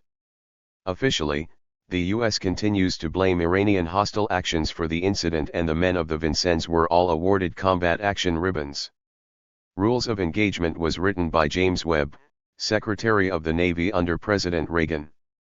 It offers a militaristic right-wing viewpoint on U.S. foreign policy. U.S. enemies are contemptible, non-American victims are insignificant, and, indeed, in this case, the victims are brutal, maligned perpetrators. The film could have been, and perhaps was initially intended to be, a meditation on the moral ambiguities of state violence, but during production it became something quite different. At the climax of the film, the final show of solidarity between the 2 former enemy soldiers Childers and LECAO further morally elevates military men above civilians and whitewashes the enmity between the US and Vietnam. This is presented as though indigenous victims of American military attack can and should forgive, even respect U.S. atrocities if only they can appreciate their benevolent intent. Rules of Engagement's denouement might be compared to that of Basic, in which we are led to believe a unit of Marines have killed each other but who have in fact faked their death so they can operate secretly in the war on drugs, an ending similarly prompted by test audiences. Hollywood's tendency to chase profit within an ideological system here had a profound effect on the ideology of a film and the original intent of its makers. Likewise, in Swordfish, a CIA renegade robs billions of dollars, which is eventually revealed to be for financing a private army to kill a bin Laden figure. Rules of Engagement was also reviewed by the Marine Corps ELO, who provided multiple and extensive sets of script notes, much of which were incorporated. Many of these changes were concerned with the general portrayal of the military. For example, in a scene where the Marine Corps host a retirement party for Hodges, the original script had him flirting and dancing with a female superior. The ELO instructed, majors in the Marine Corps do not conduct themselves as flirtatious and or funny when dealing with superiors. No colonel for that matter is going to be seen dancing cheek to cheek with a major. Suggestion: make Sarah Grant a civilian secretary or paralegal on Hodge's staff, or make her a lieutenant colonel who has been selected for colonel. If she remains military, though, the flirting should be toned way down. These shots and indeed this entire character were removed from the film. Similarly, there was evidently a scene where Childers undergoes a psychological evaluation before his court-martial, leading the ELO to comment, "Childers comes across as a bona fide nutcase in the shrink's office, needs to be toned down." This scene was also cut from the finished movie. In another scene, in Childers' house on the Marine Corps base, the Pentagon's notes say, Childers would not have a government-issue pistol at his home. Lose the holster and put the pistol on the desk or in the drawer. The scene was altered. The Terminator franchise. Was there ever a film series that ever fell off a creative cliff quite as high as The Terminator? From indie success to mega blockbuster success and onto mediocrity, then, finally, formulaic drivel. Unclear until now is the role played by the Pentagon in trashing this once celebrated franchise. The Terminator franchise was originally described as anti-nuclear and anti-authoritarian.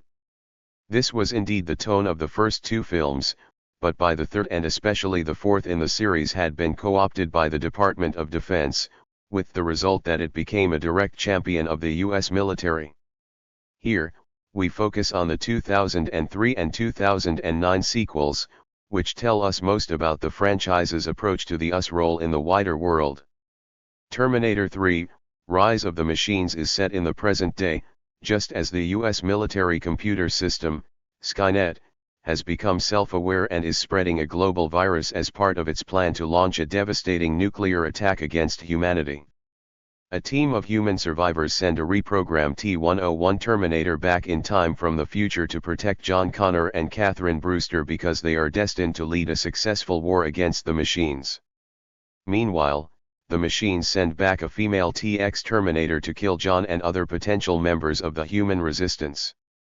In Rise of the Machines, U.S. deployment of nuclear force is portrayed as a major miscalculation caused by blind faith in technology and militaristic authority. At the heart of the military-industrial complex is the feeble Robert Brewster, Program Director of Cyber Research Systems Autonomous Weapons Division, who is bullied by his Pentagon superiors into deploying Skynet. Rise of the Machines provides little justification for the creation of such an extensive and sophisticated military-industrial complex. No designation, for instance, of the threats from North Korea and Iran, pointedly referenced in Transformers. There is also the hint that the build-up has something to do with a culture of funding in the Pentagon, which alludes to the importance of powerful economic self-interests like CRS.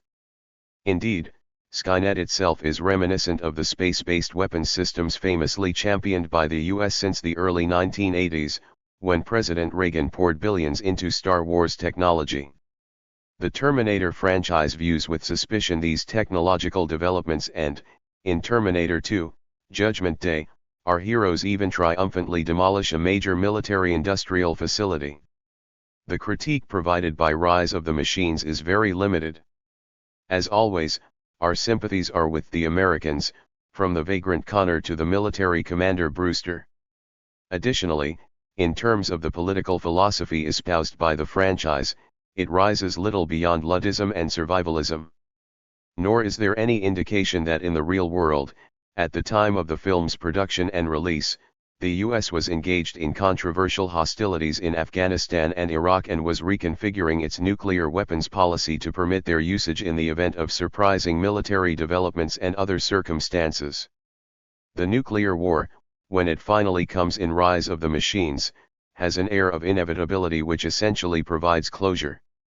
In the scene Mission Complete, our heroes are safe, the TX destroyed, other bunker dwellers are getting in touch on the airwaves as we see the missiles shoot into the air over golden cornfields and explode in beautiful mushroom plumes from outer space. The final words of the film "The battle has just begun" position the viewer to imagine the future of these characters and, indeed, The series did continue in the Sarah Connor Chronicles TV series and beyond. Rise of the Machines did make a request for a day's filming at Edwards Air Force Base in California with various non-flying Air Force aircraft as background. The Dodd notes that the Brewer character is benign but inadvertently responsible for playing a part in unwittingly creating conditions for the machines to take over and create nuclear holocaust. The document notes that some minor changes were made to the script to accommodate minor concerns and approval was granted in writing on July 3. In New Pages, director Jonathan Moskow rewrote the general's character as a negative character, so we withdrew support. Ironically, the final version reverted to the approved script, with a benign general.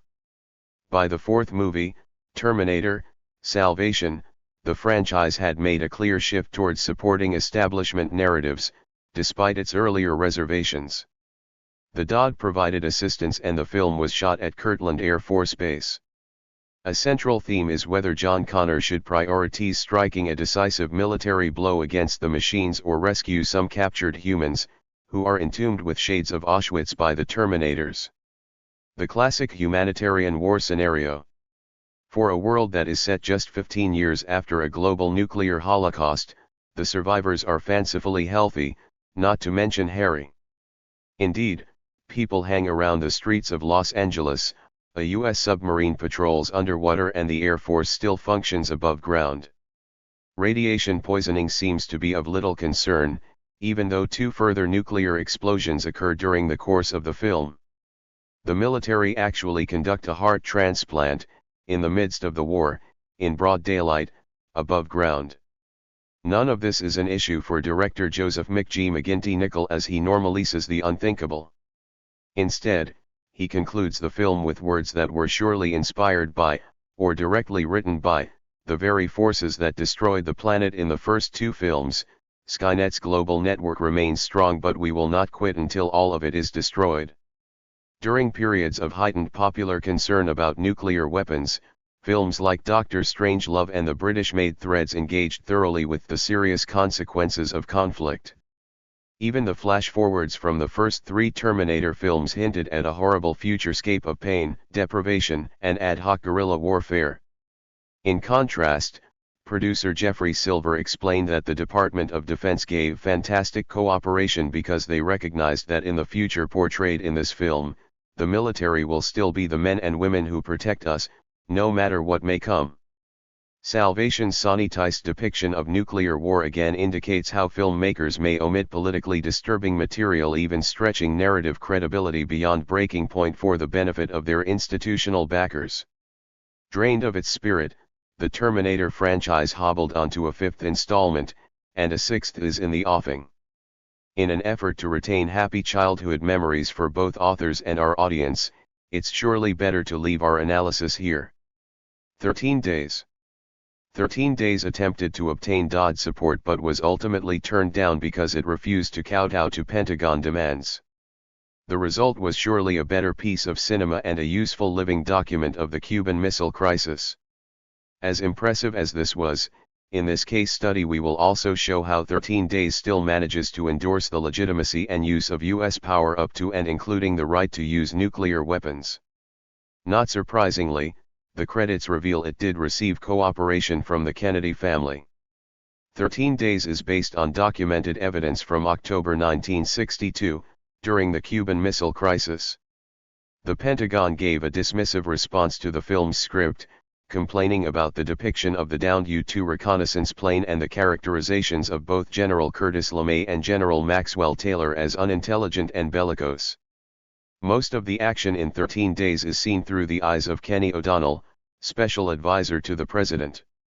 American U-2 surveillance photos reveal that the Soviet Union is in the process of placing nuclear weapons in Cuba. Once operational, these weapons would give the USSR first strike capacity against U.S. territory. The Joint Chiefs of Staff, under General Curtis LeMay, advise military strikes against Cuba, which could lead the way to another invasion of the island, but President John F. Kennedy is reluctant to follow through because of the predictable retaliation from Moscow that could escalate to global nuclear war.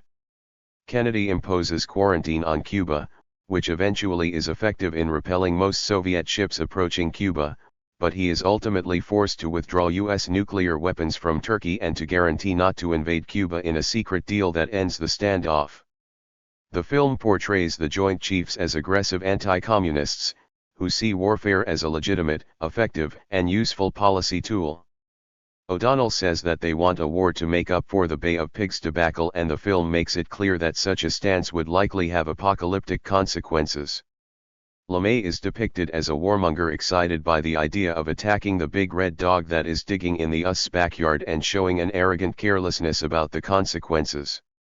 At the same time though, we are invited to accept the theory, propagated by both military and civilian authorities, that appeasement only makes the aggressor more aggressive and that, one way or another, the missiles must be removed from Cuba or else the world will be forced into war. Even Costner's character says the decision to apply immediate force could well be right. The American civilian authorities in the film are portrayed in glowing terms.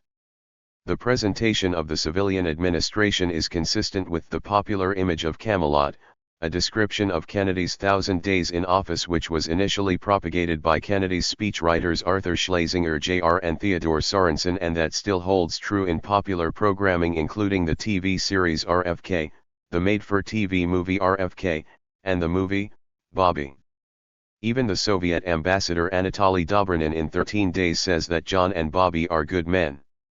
O'Donnell functions as the everyman character, who allows us, the audience, to get an insider's view of the Kennedy brothers' partnership. Rather than being a secretive association, then, the Kennedys are shown bringing us/O'Donnell into their lives and therefore enhancing the myth of open government in this period. They are prepared to put the world and their nation above narrower interests, Bobby exclaiming, "I don't care if this administration ends up in the freaking toilet." When O'Donnell's wife tells him that he is smart, he responds wistfully, almost romantically, "Not like them," as though there is something intangibly wonderful about the leadership of these two brothers. More broadly, the Kennedys represent something about America as a nation. The free world that repeatedly emphasizes a sneak attack is counter to U.S. values. As we shall see, this is in stark contrast to the historical record. Americans, specifically the U.S. authorities themselves, are the principal victims in the film. The rest of the American population is largely ignored, not to mention the Russians, the Cubans, and the rest of the world. Every member of the executive is shown to be under tremendous strain. The president is taking painkillers, is unable to sleep, and repeatedly expresses a lack of enjoyment in holding presidential office at this time. Bobby feels Press to be brilliant and ruthless, which he claims almost tearfully does not come naturally to him. The film closes with a respectful president paying tribute to the fallen airman overladen with respectful images of his coffin draped in the stars and stripes. Meanwhile, the Soviets are duplicitous and conniving. O'Donnell equates the missiles with the ship that bombed Pearl Harbor, thereby associating the Soviet Union with Imperial Japan and acting as though an attack was already underway. The Russian spy who makes an overture to the US turns out to have been a decoy. The Soviet embassy is framed in ominous terms shrouded in darkness, the iconic hammer and sickle fluttering in the breeze, smoke billowing from its chimney as it burns documents in preparation for war. Some historical perspective from leading historians on the 13 days in question reveals just how deferential the film's narrative is to the Kennedy administration. The film misleadingly presents the Cuban Missile Crisis as being unprovoked by the US and solved exclusively by the Kennedys. In truth, following Fidel Castro's overthrow of the Cuban dictator General Fulgencio Batista in January 1959, in the winter of 1959-60, Morris Morley says there was a significant increase in CIA-supervised bombing and incendiary raids piloted by exiled Cubans based in the U.S. Robert Kennedy led the top-level interagency group that oversaw Operation Mongoose, a program of paramilitary operations, economic warfare, and sabotage launched in late 1961 to topple Castro, a program which was the centerpiece of American policy toward Cuba from late 1961 until the onset of the 1962 missile crisis, reports Mark White. Robert Kennedy informed the CIA that the Cuban problem carries the top priority in the United States government. All else is secondary. No time, no effort, or manpower is to be spared in the effort to overthrow the Castro regime. The chief of Operation Mongoose, Edward Lansdale, provided a timetable leading to open revolt and overthrow of the communist regime in October 1962. The final definition of the program recognized that success will require decisive U.S. military intervention, after terrorism and subversion had laid the basis. The implication is that U.S. military intervention would take place in October 1962 when the missile crisis erupted. Raymond Garthoff is slightly more circumspect, arguing that there was no political decision or intention to invade Cuba again before October 1962, but agrees that the Kennedy administration directed Mongoose and that it was not unreasonable for Castro and the Soviet government to be concerned over the possibility of intensified U.S. hostile action against Cuba in 1962. Famously, Kennedy had aborted at the last minute an earlier CIA-sponsored invasion, leaving thousands of exiled Cubans to be killed by Castro's forces at the Bay of Pigs in April 1961. If the military had to make up for the Bay of Pigs, as O'Donnell says, the civilian authorities were surely in the same boat. U.S. operations continued in Cuba during the tensest moments of the missile crisis. They were formally cancelled on October 30, several days after the agreement between Kennedy and the Russian Premier Khrushchev, but went on nonetheless. Garthoff writes that on November 8, a Cuban covert action sabotage team dispatched from the United States successfully blew up a Cuban industrial facility, and that the Soviets could only see U.S. actions as efforts to backpedal on what was, for them, the key question remaining: American assurances not to attack Cuba. Even after the crisis ended, Kennedy renewed the terrorist campaign, and, 10 days before his assassination, he approved a CIA plan for destruction operations by U.S. proxy forces against a large oil refinery and storage facilities, a large electric plant, sugar refineries, railroad bridges, harbor facilities, and underwater demolition of docks and ships. The film ignores and denies overwhelming evidence for repeated U.S. and US-sponsored sneak attacks on Cuba, known about by Kennedy, and thereby provoking the 13 days of crisis. The film legitimizes U.S. civilian power in the Kennedy era and only criticizes those military leaders still mired in the Second World War paradigm. No wonder the Bush administration saw fit to screen 13 days at the White House, even while the Air Force refused to show it. It is true that Kennedy handled the immediate 13 days of crisis with a cool head, in the sense that he did not follow the lunatic counsel of his Joint Chiefs. Still, who would ever know from Hollywood the part played by Vasily Arkhipov, the Russian submarine commander who prevailed on his fellow officers not to fire a nuclear torpedo, even though the first Soviet captain had given the order on October 27.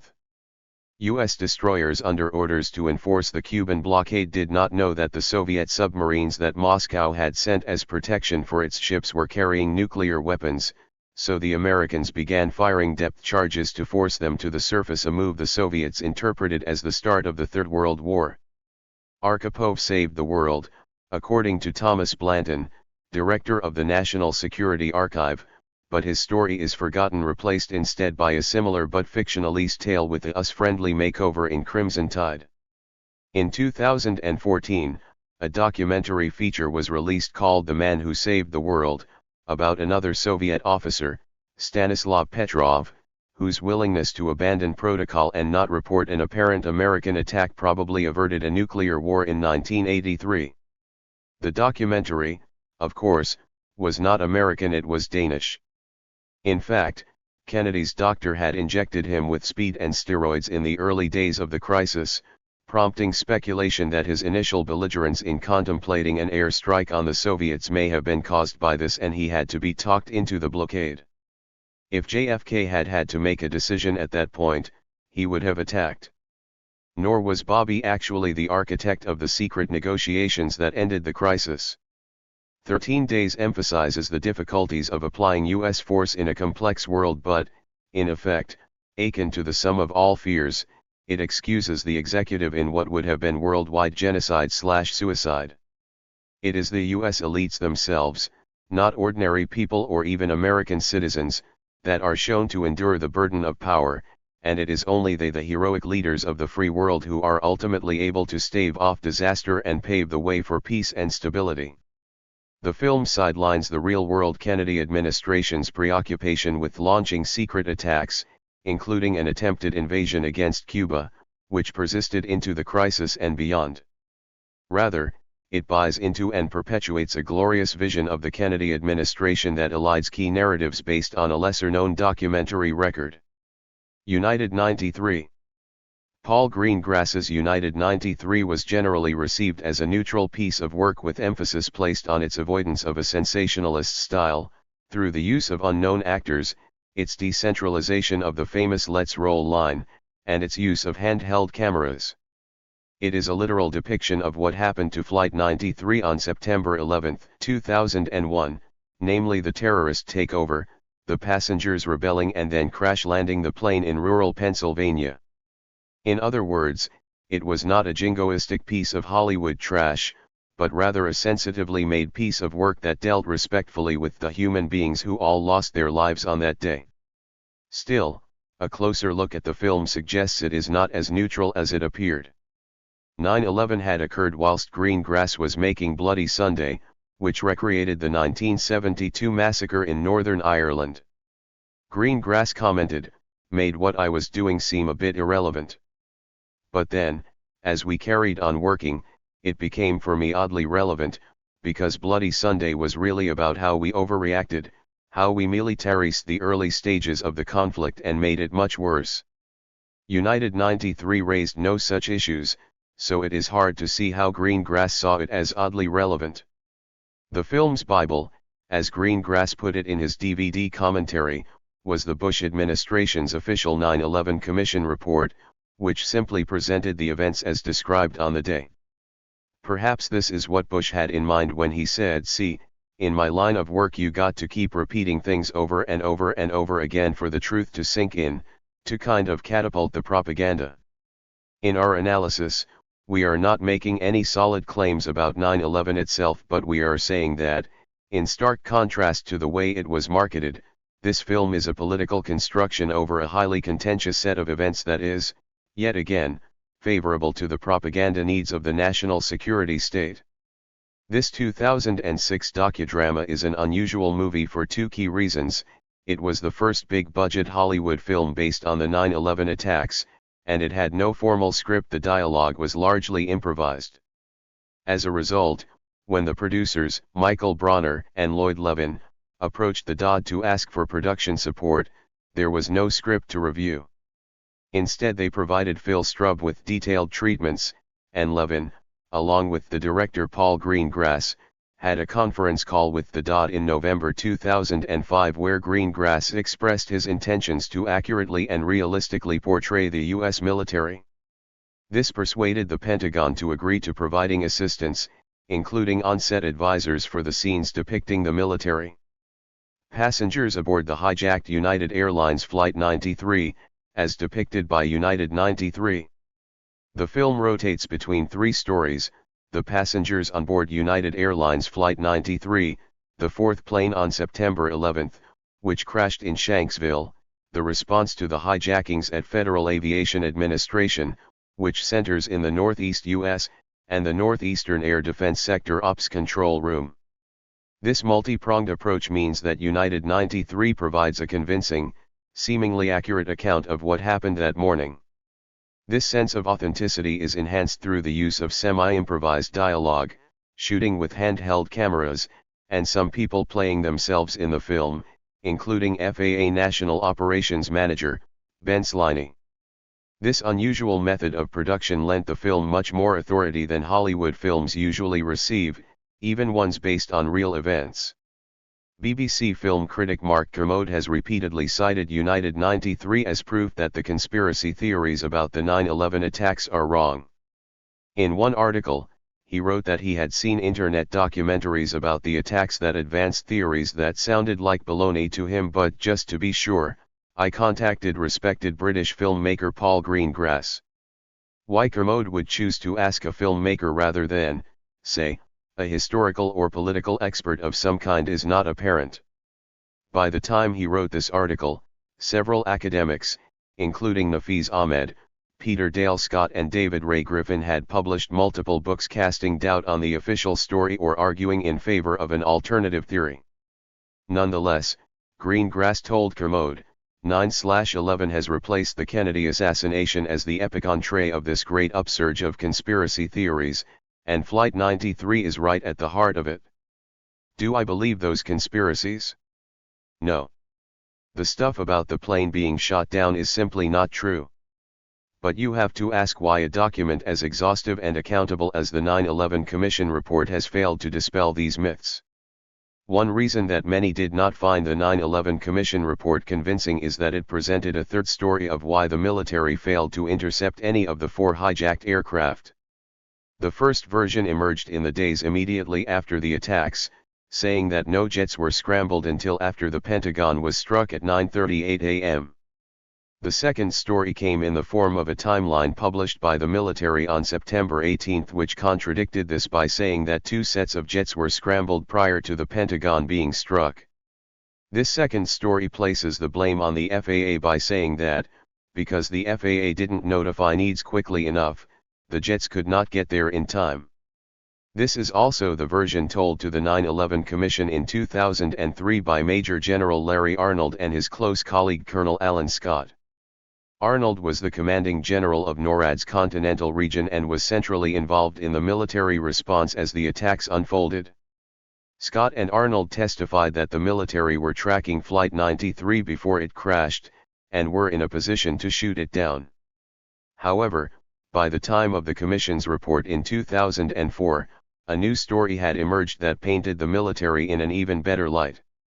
According to tapes of communications at Needs, the FAA did not notify the military about the last 3 planes until after they had crashed, and so Needs were completely off the hook for failing to intercept them. Given the skepticism and criticism, along with testimony from FAA and NORAD officials that contradicted these mutually contradictory stories from the Pentagon, United 93 played an important role in codifying the official account that the military have nothing to hide and nothing to answer for. A report from the Air Force ELO details how this was discussed in a teleconference between Phil Strub and the DOD, Needs, Otis Air National Guard Base and other components involved. The report notes that no organization had any showstoppers to potential support. Discuss support wish list from producer Lloyd Levin. All organizations appear to agree on importance of accuracy of military depiction and ensuring the director shows military within some context. Concern that viewers might misinterpret actions by controllers as mistakes when training, normal procedures, and fog of war might explain their actions. Fortunately for the military, there were 2 technical advisors from Needs on set throughout the filming of these scenes.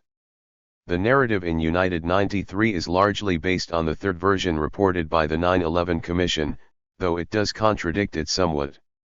While the Commission's report says that the FAA did not inform Needs about Flight 77 which hit the Pentagon until it crashed, in the film we see the officials at Needs learn about the plane nearly 15 minutes before the Pentagon is struck. However, United 93 does repeat the Commission's story that the FAA did not tell the military about Flight 175 which hit the Second World Trade Center Tower or Flight 93 until after they crashed. The film adeptly avoids this controversy. The audience spends large portions of the screen time with the passengers on Flight 93, watching them eating breakfast and chatting with each other. Even after the hijacking we are provided with numerous shots from on board the plane that add nothing to the story except to establish, repeatedly, that the passengers are scared. This has the effect of padding out the screen time without making it clear that for approximately 90 minutes the military are doing virtually nothing. Each time we cut back from the plane or the FAA offices to the Needs Center, nothing has progressed, they are still having the same conversations as when we left them. This jumping between narratives helps create a sense of chaos and confusion but without explicitly portraying the military as incompetent or negligent in allowing the attacks to continue. Had the film focused not on the passengers on the plane but on the military going around in the same circles for over an hour while thousands of people were being murdered, then it would have been an equally realistic, but far more critical, movie. Equally, if the film only told the story of the passengers, then it would have done nothing to help the military avoid skepticism and criticism about their role in the 9/11 attacks. The effect of this creative decision to focus on the passengers is particularly apparent in the final half hour of United 93. After the Pentagon is hit at 9:38 a.m., we see the NEADS boss Kevin Nacey-Payne urging his staff to keep working, and see FAA boss Ben Sliney issue a national ground stop, ordering every plane in the country to land. After that we do not see the FAA or NEADS again, and the final 25 minutes of the film are devoted entirely to events on the plane. Even according to the film's narrative, by this time, the FAA had known about Flight 93 for 20 minutes and had informed the military liaison at their headquarters, so what were the military doing while this last half hour of action was taking place? According to Scott and Arnold, they were tracking Flight 93 and were prepared to shoot it down if it turned towards Washington, D.C. According to United 93, they weren't really doing anything because the FAA still hadn't told them about Flight 93 being hijacked, even after 3 major buildings had been struck by planes. However, this version of events is even contradicted by reports from the Air Force ELO, which mentioned that Bronner is scheduled to interview Maj Daniel Nasty Nash and that conducted conference call between scriptwriter and LTCOL Steve O'Brien, pilot in command of Minnesota ANG C-130 involved in searching for 2 of the hijacked aircraft, including FLT-93. If the military were never told about Flight 93 until after it crashed, then why were they looking for it? Similarly, why was there nothing in the film about these pilots looking for Flight 93? Other reports from the ELO make it clear that they were very happy with the movie, even providing access to NEADS officers for interviews for DVD bonus features. They viewed a rough cut of the film at Universal Studios concluding, overall positive AF depiction, primarily of Northeast Air Defense Sector Ops floor and combat air patrol over Capitol building in moving closing of the movie. This final shot of jets flying over the Capitol, along with the caption "America's War on Terror had begun," were removed from the final version of the movie. Instead, a somber series of captions explains how military commanders were not even notified that Flight 93 had been hijacked until minutes after it had crashed, and that the nearest jet was still 100 miles away. These captions come before the dedication to the victims of the September 11th attacks, showing that impressing the official account of events was foremost in the producers' minds. The ELO reports note how, when trailers for the film first started to appear, some people objected that it was too soon after the real events. When United 93 was released, the Air Force breathed a sigh of relief, writing, "The first major film on September 11th had a good opening week, drawing $11.5 million over the weekend and is the #2 movie in the nation. More importantly, it is getting good critical reviews." The Bush administration welcomed the release of United 93 with open arms. Soon after the film's nationwide release date, tears flowed at a very emotional night when the president invited relatives of some of the 40 passengers and crew members for a private screening at the White House. Attendance figures were not offered, the families had already had a private screening, and the White House cinema only has 44 seats anyway, so we might surmise that providing a cathartic experience for some of those affected was rather less important to the incumbents than continuing to associate themselves with what they called the heroes of Flight 93, who had struck what Bush called the first counterattack to World War III. Reflecting on the Bourne films, Greengrass says, "We have to search for our own answers, rather than rely on untrustworthy power systems." This is not an approach he applies to United 93. Greengrass didn't seem to care about the calls for a fresh inquiry into 9/11, or the concerns raised by serious commentators that Flight 93 might have been shot down by the military. He says more than once that this thing was literally unimagined and unimaginable, despite the widely known warnings of just such an event. Rather, Greengrass felt that it was important for him to create a believable truth as a good place to start a discussion. He commented, "A lot of people believe that Flight 93 was shot down by the military. I'm not knocking people who believe in conspiracy theories. What I'm pointing out is that conspiracy theories are comforting. The truth is much more disturbing if you look at it for real and say, on that morning a small group of people hijacked a religion, hijacked 4 airplanes and had an entire civilian and military system break down inside an hour, and if those passengers had not got up out of their seats, the plane without a doubt would have hit the Capitol and flattened it. It's hard to see what could be more comforting in the dire circumstances of 9/11 than focusing on the day's one small victory, based on a government-approved history in which Al-Qaeda terrorists are clubbed to death by Americans." Discussing the decision to shut down U.S. borders in the immediate aftermath of the Twin Towers attacks, Greengrass points out that in the aftermath of a terrorist attack, civilian life begins to close down, military response becomes predominant, the delicate systems of a democracy become compromised. Greengrass evidently recognizes the dangerous trends within the U.S. system. He just doesn't seem to appreciate that here he supported them. Wag the Dog. Wag the Dog was lauded as a clever, liberal, independent film satirizing President Clinton's policy and domestic problems. While we agree that it's a terrific movie, we also show inconclusive evidence that it had CIA influence. As such, it is worth considering this film, in part at least, as a CIA propaganda product making light of assassination, rationalizing the military-industrial complex, and removing the most subversive aspects of the book and other source material. Wag the Dog tells the story of a president embroiled in a sex scandal who calls in the spin doctor Conrad Brayan to find a way to control the media. Brayan then recruits Hollywood producer Stanley Mose, and the two of them fake a small U.S. war in Albania to distract the news media for a few days until the election. Despite the unabashed corruption portrayed at the heart of the American state, Wag the Dog did not have any trouble being released. It was produced during an unplanned break in the making of Sphere, a big-budget sci-fi adventure also directed by Barry Levinson and starring Dustin Hoffman.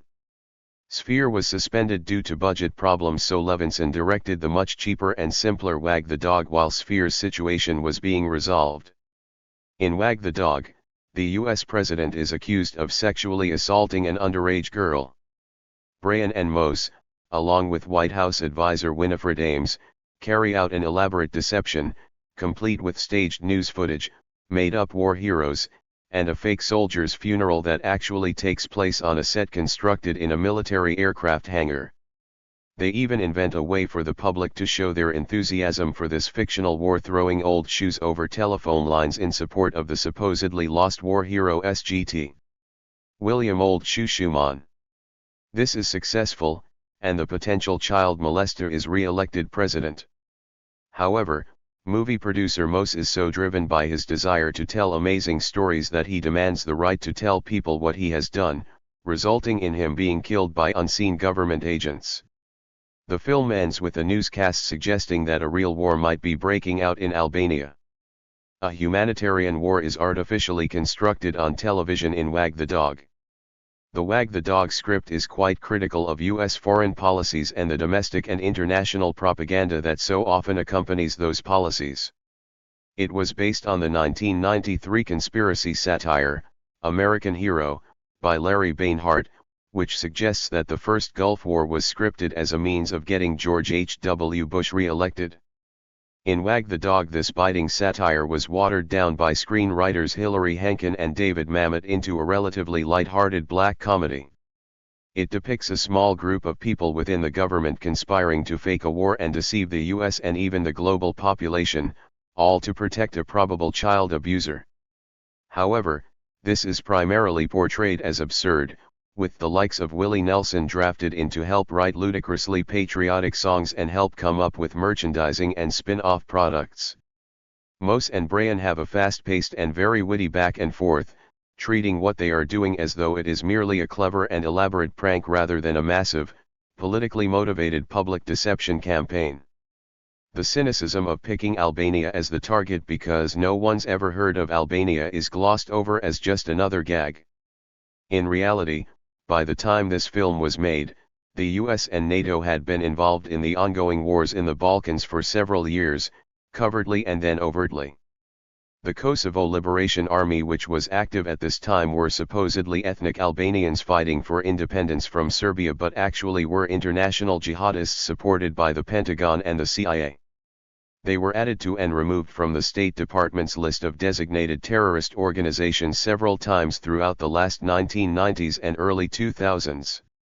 This violence spilled over into Albania and Macedonia in the years after Wag the Dog's release, making the film prescient not in terms of sexual improprieties in the White House but also in terms of the geopolitics of the Balkans. The film also plays on the popular conspiracy theory about the government and Hollywood that surrounds Stanley Kubrick. As the story goes, Kubrick helped fake the footage of the 1969 moon landing while he was producing 2001, A Space Odyssey, in exchange for highly developed camera equipment. Some theories say that The Shining contains various clues to this that constitute a confession by Kubrick. This supposedly led to Kubrick's early death shortly after finishing Eyes Wide Shut, which tells a story about ritual sex magic among the American ruling class. In Wag the Dog, Stanley Kubrick is reborn as Stanley Mose, a film producer who helps the government deceive the public but is murdered to keep him quiet about what he has done. However, it is Mose's partner in crime, Conrad Brayan, who is the most important character. Though he is repeatedly asked what his job is and for whom he works, Brayan always avoids answering. As director Barry Levinson notes, Brayan is more than a mere spin doctor, he works on a much more convoluted, far more thoughtful and sinister level, than the concept of the spinmeister. It is heavily implied that he works for the CIA. When the agency catches up with Brayan and Ames, it is Brayan who instantly recognizes them, and expertly deals with them. Likewise, when the CIA cut a deal with the other candidate in the election and publicly announces the end of the war, it is again Brayan who immediately sees what has happened. In one sequence, Mose and Brayan fake news footage of an attractive young Albanian woman fleeing from her home having been raped by terrorists. The actress pretending to be the Albanian woman, Tracy Lime, asks Brayan whether she can put this on her resume. He responds by telling her that she cannot ever tell anyone that she did this. Tracy asks what they could do to her if she did say anything, to which Brayan confidently replies, "Take you home to your house and kill you."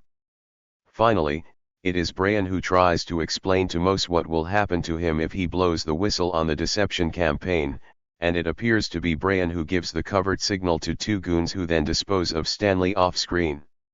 While he is not credited in any way on Wag the Dog, there are strong reasons to suspect that the CIA's Hollywood liaison, Chase Brandon, was involved in the production, and was the inspiration for the Brayan character. Chase Brandon and Conrad Brayan are similar names, and this was changed during the scripting phase. In the film, De Niro looks and talks like Brandon. This is the first movie since The Deer Hunter where De Niro has a full beard, for example.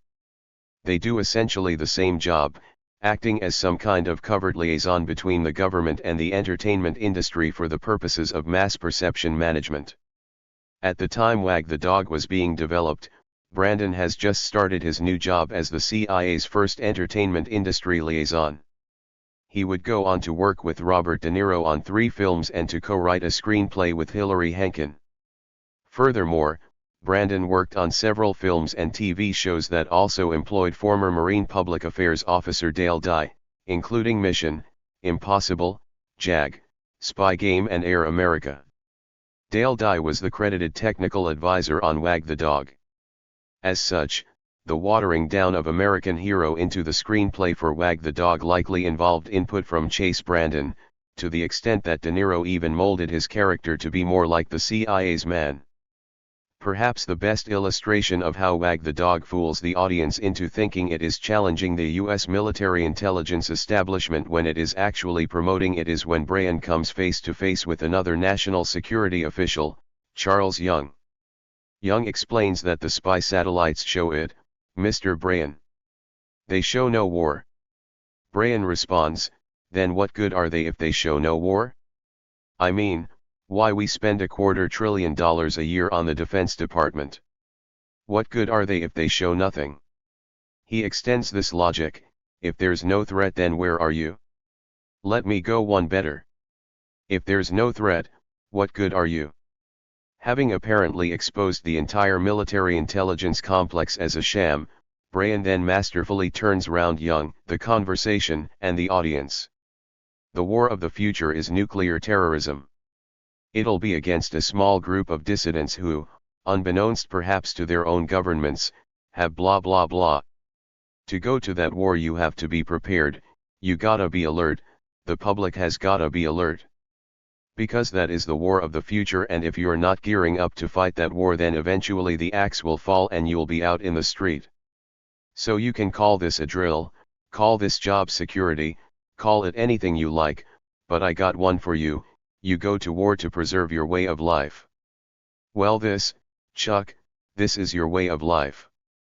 And if your spy satellites don't see nothing, if there ain't no war, then you can go home and prematurely take up golf, my friend, because there ain't no war but ours. This cornerstone piece of dialogue is the movie in a nutshell.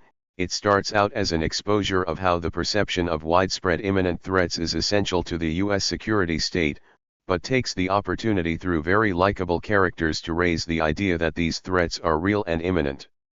When the curtain is pulled back in the Emerald City, the Wizard of Oz abandons all pretense of virtue or strength. Not so, the wizards in Wag the Dog. Tom Clancy movies. Tom Clancy is the artist most closely associated with the U.S. national security state, especially the CIA and Pentagon. We include here a series of his films as case studies because they each adapt his books, but, in doing so, all lose their subversive elements. In the case of Clear and Present Danger and The Sum of All Fears, the changes were demonstrably the result, at least in part, of government changes. While we are not holding up Clancy as a particularly laudable figure politically, the treatment of his films is illustrative of the declining power of the Hollywood government nexus, which misleads people about real events and political dynamics while portraying the security state as the only answer to a dangerous and hostile world. The Hunt for Red October. The Hunt for Red October was several years in the making and was based on the novel by Tom Clancy published in 1984 by the U.S. Naval Institute. It tells a tale of a prototype near-silent Soviet submarine, the Red October, which is taken out for a test run and a training exercise by Captain Marco Ramius. Ramius plans to defect and uses the exercise as a cover, sparking off an underwater race to see if he can get the submarine and its crew into U.S. waters before the Soviet Navy catches up with and destroys them. The Pentagon tracks these movements and suspects that Ramius is a rogue officer planning a nuclear strike against the U.S., but CIA analyst Jack Ryan realizes the truth and manages to avert a catastrophe. By the end of the film, both Ramius and the prototype sub are safely in U.S. hands. The Hunt for Red October is one of the definitive pieces of Cold War fiction, but it languished in development hell because no one was persuaded that an epic novel set primarily underwater could be cinematically exciting enough to compete with Rambo and James Bond. However, the CIA loved the book, so much so that they invited Clancy to their headquarters on multiple occasions in the years following its publication. Clancy became good friends with CIA Directors of Public Affairs William Baker and James Greenleaf, and got to know several real-life Soviet defectors, presumably with the assistance of the government. There is even a popular in-house parody of Red October written by an unknown CIA officer, satirizing the CIA leadership through their version of how they would react to the circumstances portrayed in the book. One former CIA analyst described it as so commonly referenced among agency employees that it is a shared cultural and institutional memory among the initiated. Producer Mace Neufeld, who went on to produce the entire Jack Ryan series, bought the rights to the novel and, over several years, found ways to convince financiers and studios that it could be a successful film. In time, he would be proven right. The movie took over $200 million worldwide on a $30 million budget. Part of the reason for the success of both the book and the film was the devotion to realism and technical details, in many cases provided by the U.S. military. It probably helped that three of the principal actors, Sean Connery, Scott Glenn, and James Earl Jones, had military experience. During pre-production, Neufeld approached the U.S. Navy for help, which, in exchange for some changes to the script, loaned the crew several submarines to stand in for both the Red October and the USS Dallas. The Houston made over 40 emergency surface blows to create the dramatic ending to the film where the submarines have to dodge their own torpedoes. The Navy also allowed the filming of flight deck scenes on the USS Reuben James. Captain Michael Sherman, then head of the Navy's ELO, said, "The problem with submarines is that when the public sees them, they are tied to a pier. We do a good job at sea, but we can't take the public out there." The Hunt for Red October helped solve this problem. Patriot Games. Patriot Games was the first major movie since Scorpio to be granted access to film at the CIA's headquarters. The producers and other major creative staff visited Langley in July 1991 and then again in October, including being invited to see the agency's counterterrorism center. Producer Mace Neufeld described how, when they entered the center, rotating flashing lights came on to alert the officers there that they had visitors, saying, "They all turned their backs on us so we couldn't see their faces." One CIA memo sent to Director Robert Gates from Public Affairs Officer Joe Detrani outlined the filming request and noted that, Clancy's novels have cast the agency in a positive light, as did the movie Hunt for Red October, based on his first and best-known novel. "We have discussed the film with the Paramount Pictures production team including the chief producer, the director, and Ford. The team seems set on following the novel closely and retaining Clancy's view of the agency." In the event, the script for Patriot Games, while loosely telling the same story as the novel, contained numerous details that were changed from the original book. Clancy was publicly irate, saying that of the 200 scenes in the movie only one corresponds with my book. The CIA is not credited at the end of the film, though thanks are given to the DoD, the U.S. Navy and the U.S. Naval Academy, which was also used as a filming location. Nonetheless, Patriot Games definitely retains Clancy's political approach. Tom didn't want us to do a left-wing movie. He didn't want us to portray the CIA as evil. We all tend to have our own opinions. We have a more left-wing attitude than Tom does, but we agreed we didn't want to make a movie insulting to the CIA. We all believe the CIA is necessary. This is thrust in our faces in the opening sequence of the movie when Jack Ryan and his family are in London so he can give a presentation at the Old Royal Naval College in Greenwich. As they walk through London doing some sightseeing, they witness a gang of terrorists attempt an assassination on Lord Holmes, the Minister for Northern Ireland. While the British authorities are absent or hopelessly outgunned, former CIA agent Jack Ryan manages to take down 3 armed terrorists single-handed. The rest of the story revolves around an ultra-violent splinter group of the IRA led by Sean Miller who try to take revenge on Ryan and attempt various plots against him and his family. This leads Ryan to rejoin the CIA so his family can be given the full high-tech protection of the agency. Both British and American security agencies feature prominently in the film, including SO-13, the SAS, the Diplomatic Security Service, Maryland State Police and the FBI's hostage rescue team. All of these agencies are either portrayed as brave protectors of our society who are brutally murdered by IRA terrorists, or highly competent counter-terrorism agents who take down the bad guys without mercy. In the original book, the IRA splinter gang are Maoists being sponsored by the Libyan government. In the film, the communist element was removed completely and the question of Libyan sponsorship is reduced to hints and implications. Still, the idea of Irish Republican terrorism being a product of state sponsorship remains in the movie, echoing the popular news coverage that often made this claim. While it is true that Gaddafi's government did provide assistance to the IRA, what this narrative overlooks is the overt and covert sponsorship of terrorism in Ireland by Western societies and governments. NORAID, or the Irish Northern Aid Committee, is a US-based organization that raised millions of pounds in support of the IRA from the late 1960s onwards. In Boston, perhaps the most important city for NORAID with its large Irish-American population, this fundraising for terrorists was smiled on by many local politicians, and overlooked for a time even by the FBI. Likewise, the British security services infiltrated the IRA and co-opted their opponents, the Loyalist UDA. Much of the violence in Ireland was the direct or indirect result of the involvement of British military and intelligence agencies on both sides of the conflict through secret agents including Freddie Scapadici, Brian Nelson, and John Black. Even the IRA's own mole catcher, the Angel of Death, John Joe McGee, worked for security services on both sides of the border. The man whose role it was to root out the British spies within the IRA was himself a British spy. According to a dossier produced by British intelligence whistleblower Ian Hurst, as many as half of all senior IRA men were secret agents. In Patriot games this dynamic is reversed and it is the terrorists who have a mole deep within the government. Watkins is an assistant to Lord Holmes but is secretly working for Sean Miller's gang.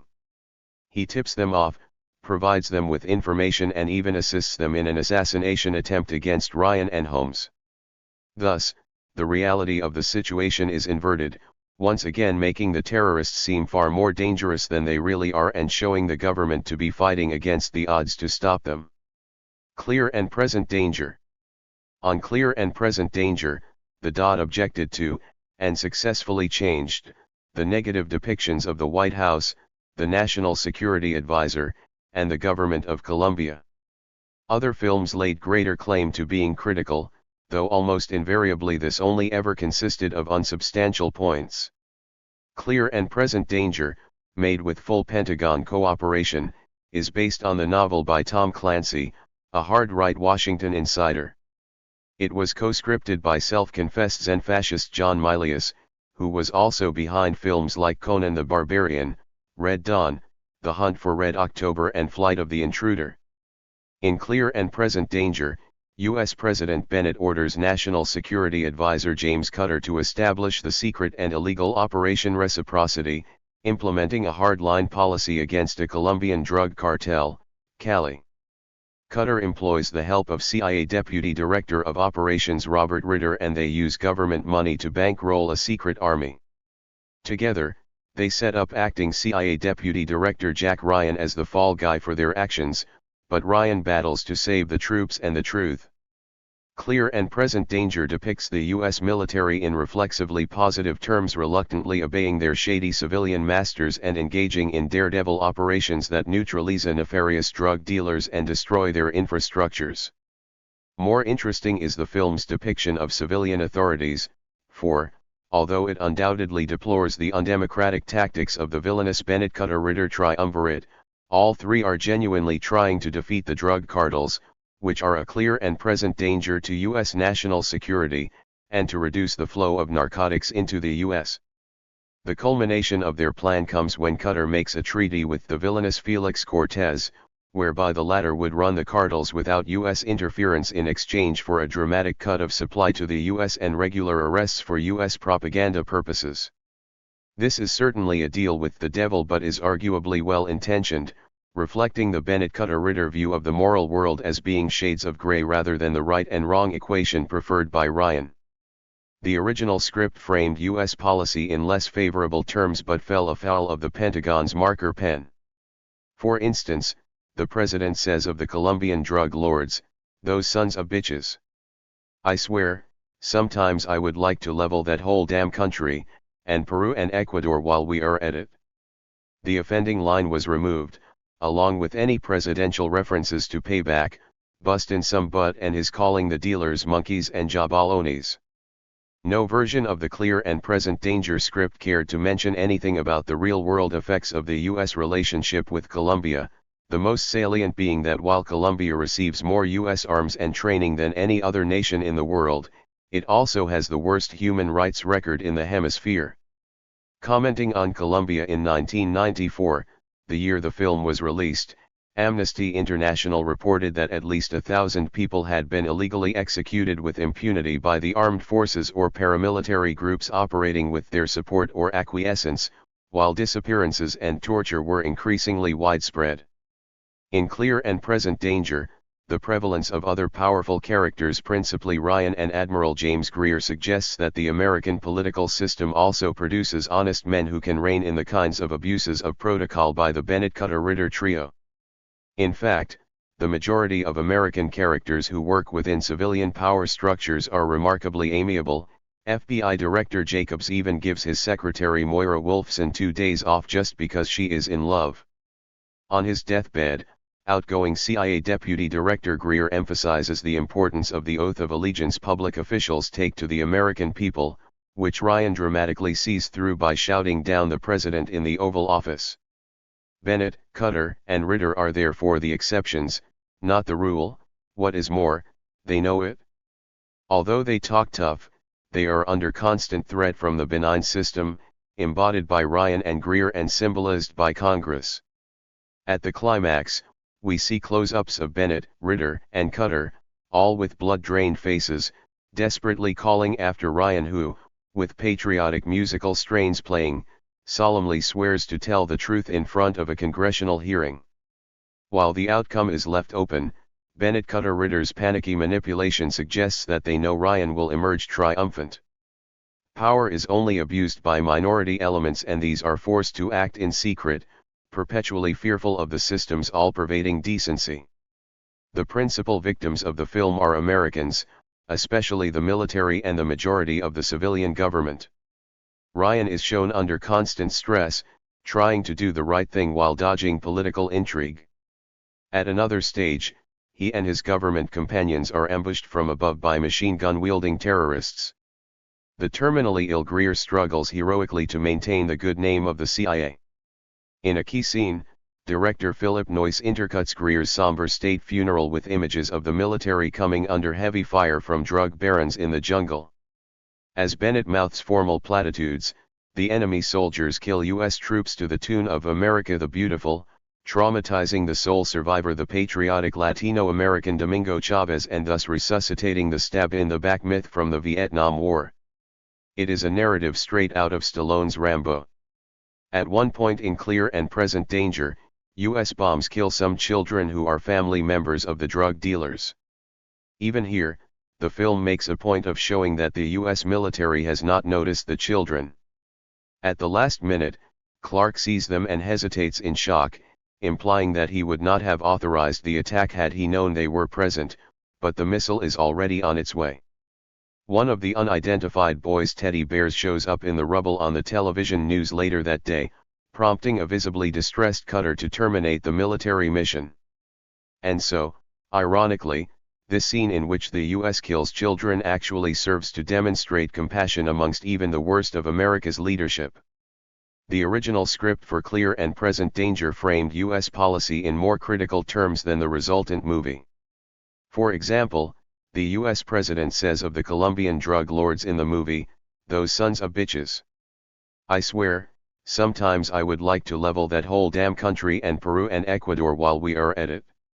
The offending line was removed, along with any presidential references to payback, bustin' some butt, and his calling the dealers monkeys and jabalones, all at the insistence of the DOD. The DOD also made clear its obvious objections to portraying the highest level of U.S. government engaging in illegal, covert activities. Two notable ideas suggested by the DOD were for the on-screen president to establish to the Joint Chiefs of Staff that young Americans are dying in the streets because of this illicit drug activity in South America. The audience will clearly understand, the drug runners will not be seen as innocent or unarmed. Similarly, it wanted the on-screen F-15s to be shown to be under direct threat from the drug barons. Both ideas were implemented. Following this, we might ask some reasonable questions. Where is this abundance of sensitivity from the U.S. national security apparatus towards the people of Latin America in the real world? Did an operative's tears smudge the ink of the Pentagon's Special Forces Counterinsurgency Manual, which states that establishing death squads in places like El Salvador and Nicaragua is particularly effective because it forces the insurgents to cross a critical threshold, that of attacking and killing the very class of people they are supposed to be liberating? Did U.S. leaders visibly crumple with the shame of sponsoring these death squads? As a priest in El Salvador described, people are not just killed, they are decapitated and then their heads are placed on pikes and used to dot the landscape. Men are not just disemboweled, their severed genitalia are stuffed into their mouths. Women are not just raped, their wombs are cut from their bodies and used to cover their faces. It is not enough to kill children, they are dragged over barbed wire until the flesh falls from their bones, while parents are forced to watch. The answers are all too obvious, except to a Hollywood hooked on schmaltz, willfully ignorant of reality and enthralled to power. The sum of all fears. The first attempt at rebooting the Tom Clancy cinematic universe saw rising star Ben Affleck take over from Harrison Ford as the protagonist, Jack Ryan. Like Ford, Affleck was invited to CIA headquarters and spoke with real analysts while preparing for the role, and George Tenet gave the filmmakers a personal tour. Years later, Affleck visited Langley again on multiple occasions and was even granted permission to film there for Argo, leading to him cracking jokes in an interview about guys with M16s bursting out of the woods when they drove through the gates a bit too quickly. For the sum of all fears, the CIA's movie liaison, Chase Brandon, also provided on-set technical advice and appeared in a DVD special feature. In the original book, Jack Ryan proposes that Jerusalem be converted into an independent entity like the Vatican, run by a council of Jewish, Christian and Muslim leaders. This is hugely successful at accelerating the Middle East peace process, leading a small group of PFLP terrorists to seek a radical solution.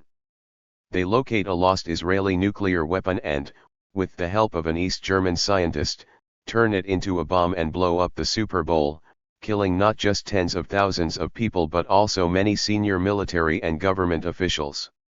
This causes the desired reaction of provoking extreme hostility between the US and the Soviet Union, taking them to the brink of nuclear war. Jack Ryan intervenes and convinces the Soviet premier to back down, averting the disaster. The terrorists then try to blame Iran for their actions to see if they can reignite the conflict that way, but this too is thwarted by Ryan. The president, who tried to nuke Iran before Ryan stopped him, is removed from power and the Palestinian terrorists are beheaded in a ceremony in Riyadh. The sword used to execute them is given to Ryan as a gift. The only elements of this narrative that made it into the film version are the lost Israeli nuclear device being used to blow up a football game, and Jack Ryan talking down the Russians and saving the day. The script was rewritten numerous times, with original Jack Ryan director Philip Noyce and Harrison Ford dropping out due to the problems they were having adapting the book. Clancy himself even joked on the DVD commentary that he was the author of the book that the director ignored. Nonetheless, the book was referenced in a U.S. congressional hearing by Assistant Secretary for Homeland Defense, Paul F. McHale, Jr. He was asked about the remote sensing technology for detecting explosives and WMD and, while replying, he said, "With regard to explosives, the challenge is significant. With regard to weapons of mass destruction, it's even greater." A few years ago, Tom Clancy wrote a novel that focused on the transport of an improvised nuclear device across the Atlantic Ocean into one of our unprotected ports. And that novel's plot went on to describe the consequences following the detonation of that improvised nuclear device. For the film, the Middle Eastern element was removed from the story completely, with the terrorists changed to neo-Nazis trying to spark off a nuclear war between the US and Russia so they can exploit this to set up a fascist European superstate. This change may have been made in response to a 2-year campaign by the Council on American-Islamic Relations against using Muslim villains. Interestingly, though, director Phil Alden Robinson said in a DVD extra that this change was made for purely creative reasons, because they felt it wasn't plausible that Arab terrorists could do all of the things they needed to do for the sake of the plot. Whatever the reason for this change of focus, the removal of the Middle Eastern context and the Arab villains could qualify The Sum of All Fears to be considered a much more liberal film than any of its 3 Clancy adaptation predecessors. However, by removing this element from the story entirely, the filmmakers also left out the idea that the many conflicts in the Middle East can be peacefully resolved. As a result, they did nothing to challenge the Hollywood consensus that the Middle East is simply a massive quagmire of religious, ethnic, racial, economic, and political problems to which there are no solutions. The CIA was not the only government agency to support The Sum of All Fears. It was the first Hollywood film to be allowed inside the Kremlin. More importantly, the Pentagon also provided extensive production assistance. When Fowler is rescued from his overturned motorcade, it is real Marines in real Marine Corps helicopters who we see coming to his aid. B-2 bombers, F-16s, and an aircraft carrier were all made available to the producers for filming, in exchange for further changes to the script. In one sequence where the aircraft carrier is attacked and destroyed by the terrorists, Pentagon officials said that was unrealistic, and they did not like the impression that a carrier was so vulnerable. In the end, the filmmakers accepted the Pentagon's assertion that the carrier would not be blown up and showed only its flight operations being destroyed. However, the notions of nuclear terrorism being a credible threat and of the CIA being a diplomatic anti-war intelligence agency capable of saving the world remain front and center in the script. While almost everything else about the book was changed or dropped, these two key ideas were retained, presumably with the CIA's encouragement and enthusiasm.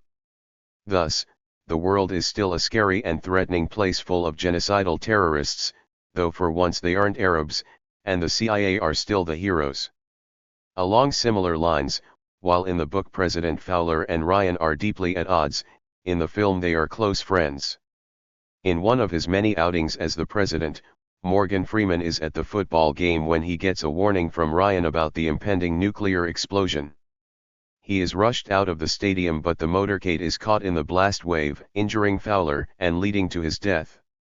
Ryan arrives just in time for a tear-jerking final conversation with his long-term ally, completely contradicting what happens in the book. Thus, the American state is shown to be unified and working together instead of beset by internal conflict, again removing a potentially subversive element from the story. Oliver Stone, 30 years on the front line.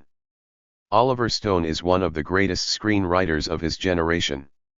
As a subversive political figure in Hollywood, he has few, if any, rivals. In Stone's JFK, based on real historical events, U.S. authorities are shown operating in service of the military-industrial complex.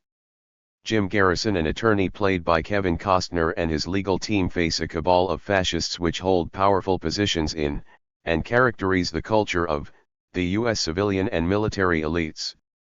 Mr. X, an anonymous government insider played by Donald Sutherland, outlines in detail how these forces hated the Kennedys for their progressive politics and arranged for JFK's murder, cynically using Lee Harvey Oswald as a patsy. The conspiracy included President Lyndon Johnson himself and utilized the mafia and anti-Castro Cubans. These power systems are portrayed in frightening terms: faces concealed, operating in the dark, and associated with weird sexual rituals. Stone's loose sequel, Nixon, actually characterizes the political system as the beast, incarnated as Larry Hagman's oil tycoon and Bob Hoskins' predatory J. Edgar Hoover. In a pivotal scene set at the Lincoln Memorial, a young peace protester tells the president he is unable to stop the war even if wanted to because he is not truly in control, which a stunned Nixon recognizes as a fundamental truth that had previously eluded him. In some senses, it is important to note that Stone built his JFK and Nixon narratives on an already powerful constituency, the Democrat Party. The principal victims of U.S. power depicted in his films are supporters of the Kennedy dynasty. There is little discussion of the consequences of the war economy to people outside the United States under President Kennedy and other administrations who were killed, injured, and displaced in their millions. Nixon perpetuates the idea that Kennedy was innocent and unaware of CIA efforts to assassinate Castro, when even Stone's own script footnotes admit that this was not the case. Such an approach to history suggests all will be like the old days when the good guys were in office, if only we can root out the villains.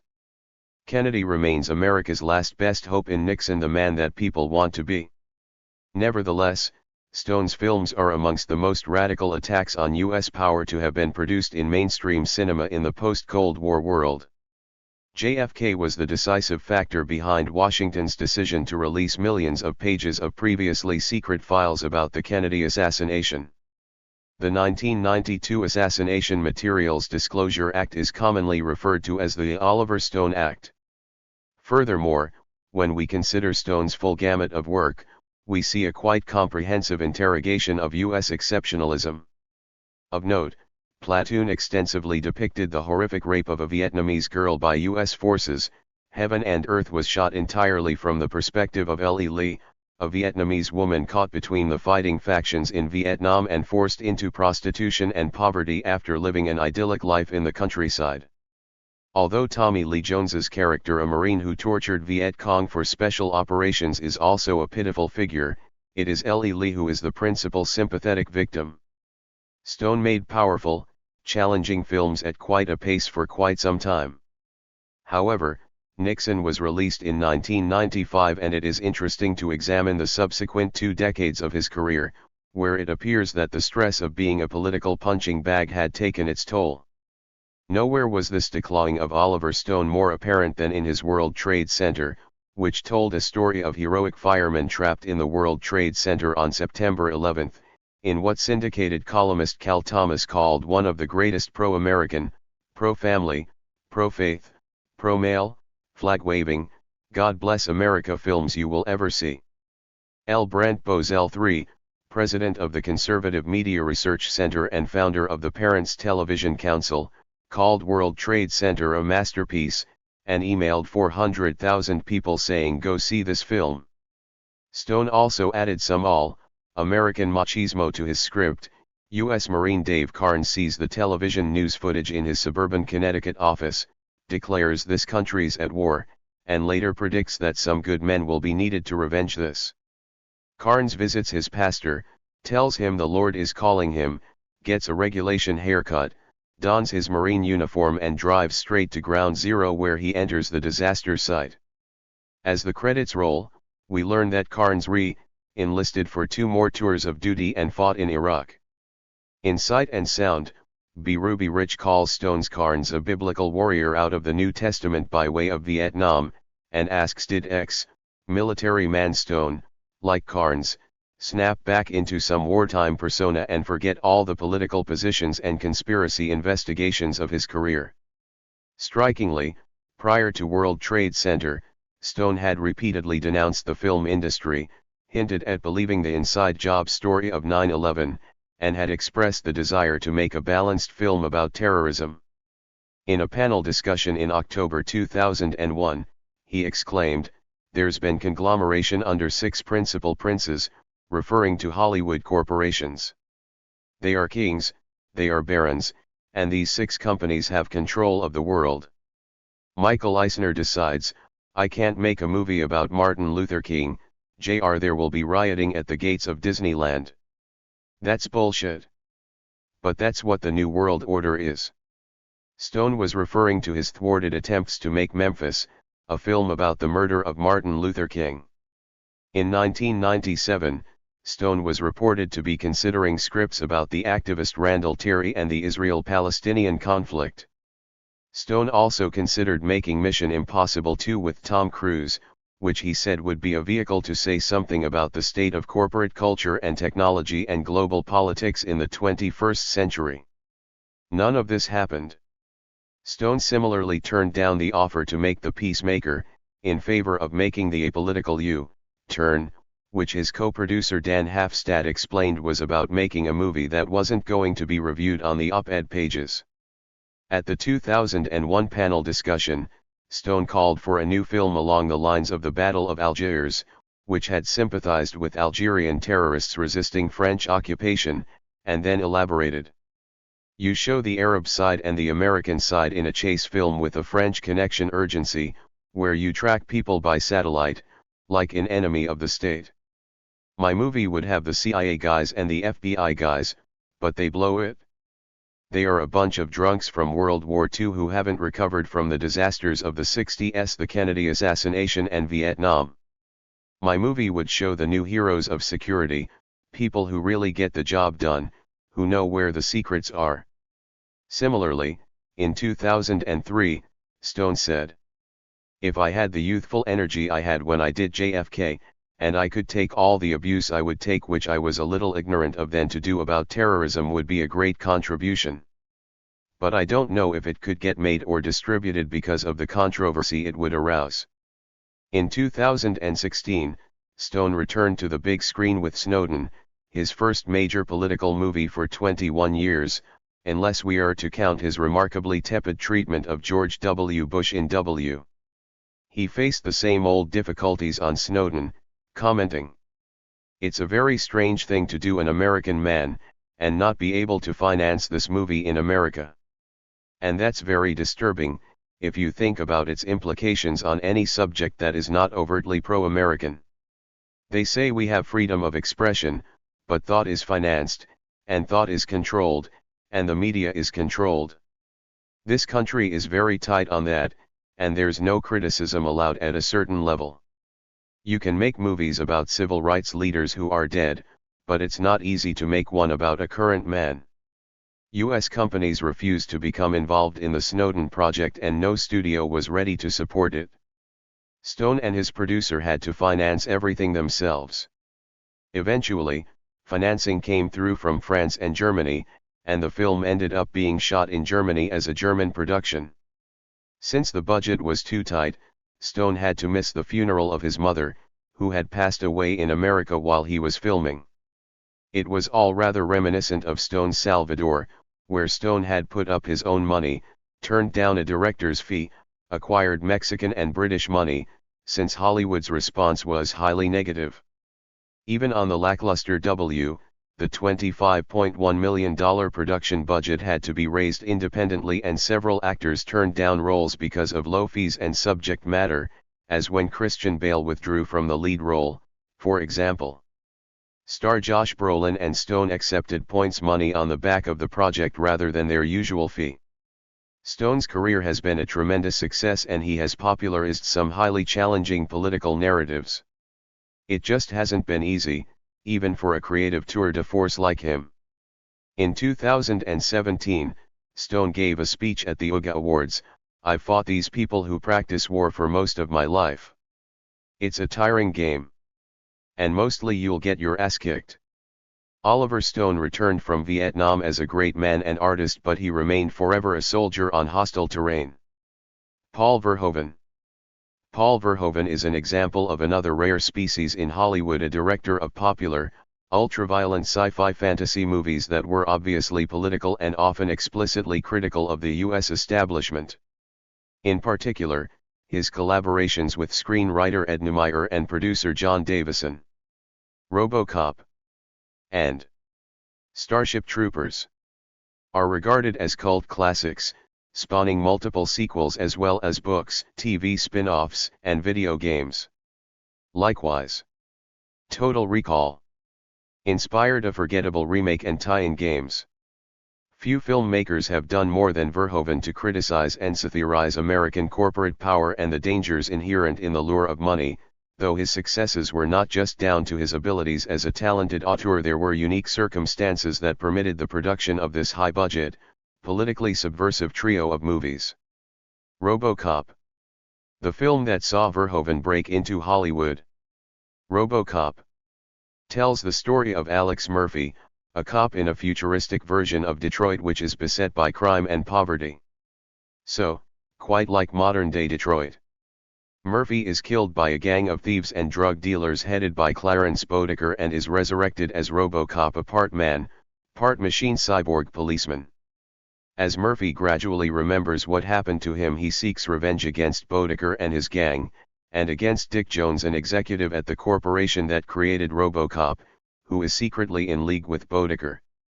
In order to survive and ultimately win out over these forces, Murphy has to rediscover his lost humanity, and then violently lays waste to his enemies. Verhoeven, Neumeier, and Davison used RoboCop to criticize several major economic and political trends of 1980s America, which have only become more prominent in the 30 years since. The most apparent is privatization of public services, as in RoboCop. The police, along with much of the rest of the city of Detroit, are run by Omni Consumer Products, or OCP, a huge corporate conglomerate. OCP's executives are trying to build Delta City, a new Detroit full of gleaming skyscrapers, and, in the process, are destroying old Detroit by running the police service into the ground so they can replace the human officers with heavily armed robots. When Dick Jones' plan for a fully artificial robot Ed 209 results in the savage killing of a junior board member, the rival RoboCop project headed by Bob Morton is given the green light. This leads to an internal corporate struggle between Jones and Morton, culminating in Jones contracting Bodecker to murder Morton and to try to destroy RoboCop. As such, RoboCop is more than a sci-fi fantasy. It also has prominent elements of a corporate conspiracy thriller and aspects ripped from exploitation cinema. Rather than gleaming futurism, the film adopts a decayed, post-industrial aesthetic with much of the action, including Murphy's death and the final showdown with Bodecker and his gang, taking place in a rusty, disused steel factory. This highlights how post-industrial economies no longer allow for corporations to grow by simply making more products for consumers, and therefore big business has to seek out new territory to conquer in pursuit of growth and profits. Public services provided by local or national governments are the primary targets of this process, turning the people within them from public servants into mechanisms for profit. RoboCop confronts a pair of would-be rapists. OCP are depicted as a truly enormous company involved in all aspects of American life. Jones' eventual plan for the Ed 209 robot is that after a successful tour of duty in Old Detroit, we can expect 209 to become the hot military product for the next decade. When Jones and Morton have a confrontation, Jones declares, "I had a guaranteed military sale with Ed 209. Renovation program. Spare parts for 25 years. Who cares if it worked or not?" Indeed, the design for the Ed 209 was based on a Bell Huey gunship, and the scientist who developed it in the film is named McNamara, both evoking the Vietnam War. Emphasizing how in this world there is very little that isn't supplied by private businesses, when Jones instructs Bodecker to destroy RoboCop, Bodecker asks, "We're gonna need some major firepower. You got access to military weaponry?" Jones responds, "We practically are the military." Verhoeven commented that this situation is very close to fascism. Another aspect of RoboCop's subversive satire of the future of the American economy is the dehumanizing of the people involved. As Murphy is converted into a transhuman entity, OCP see him not as a person inside a machine, but as their own property. This is most obvious when Morton and his assistant, Johnson, are deciding which parts of Murphy's corpse they want to retain for the cyborg they are constructing. Morton: "We should lose the arm. What do you think?" Johnson: "He signed release forms when he joined the force. He's legally dead. We can do pretty much what we want to." Morton: "Lose the arm." Similarly, when Murphy's former partner Ann Lewis first tries to remind RoboCop of who he really is, she is confronted by Morton, who tells her he doesn't have a name. He's got a program. He's product. It is not just Murphy who is dehumanist. The rest of the police force are treated poorly by OCP, to the extent that they eventually strike, leading to chaos for the entire city's population. These two themes of recessive, post-industrial capitalism and the dehumanizing of both workers and the public come together when Jones outlines his vision for Delta City to Bodecker, saying, "Delta City begins construction in 2 months. That's 2 million workers living in trailers. That means drugs, gambling, prostitution. Virgin territory for the man who knows how to open up new markets. One man could control it all, Clarence." It is clear that Jones sees the people building the new Delta City just like the police as mere labor to be exploited, while they actually turn the dreams of the OCP executives into a reality. On top of this, the film is viscerally violent as robots and futuristic weapons rip through the flimsy humans made of flesh and blood. However, the notion that superior technology is a means of providing a recovery from the post-industrial economy is repeatedly shown in ludicrous terms. The satirical media break newscasts that proclaim, "Give us 3 minutes and we'll give you the world," feature numerous stories of technology failing in dramatic and often lethal fashion. The first media break tells us the president's first press conference from the Star Wars peace platform got off to a shaky start when power failed, causing a brief period of weightlessness. Later in the film, another media break announces that the satellite-mounted laser defense had misfired and killed over 100 people, including 2 former presidents. This depiction is absurd at times, but by emphasizing the violent consequences of this military economic technological society, RoboCop keeps these satirical exaggerations grounded in reality. Though they are sometimes ridiculous extrapolations of real trends, they are still relatable to the world the audience actually inhabits. RoboCop met with some resistance from the Hollywood machine. The producers approached the Pentagon for very limited support in the form of stock footage, but the assessment was that Dodd found nothing in the film beneficial to the department, and so the request for stock footage was denied. Likewise, the MPAA took objection to the finished film, initially giving it an X rating and insisting on numerous cuts to bring it down to the studio's desired R rating. Almost all the cuts toned down the violence and gore, the aspect of the film that helps ground it in reality. The scene where Ed 209 murders the young executive was shortened, and the shot where RoboCop stabs Bodeker in the neck was removed. However, when it came to the melting man scene where one of Bodeker's gang is soaked in a chemical poison and his skin begins to dissolve, the filmmakers and the studio held out. The MPAA wanted to remove the shot where Bodeker runs over the melting man in his car, splattering the corpse all over the windscreen. However, in test screenings this proved to be the most popular moment of the entire film, so Orion Pictures stood their ground and eventually the MPAA backed down. Despite these restrictions, the released version of RoboCop is, in Davison's words, fascism for liberals. It tells a fascistic story from a strongly left-wing perspective. Total Recall. Verhoeven's big commercial breakthrough came with another film that defies casual genre definitions. A thinking man's action movie. Total Recall combines action and sci-fi elements with a twisty political spy thriller and a subtext about the uncertain distinction between memories, dreams, and reality.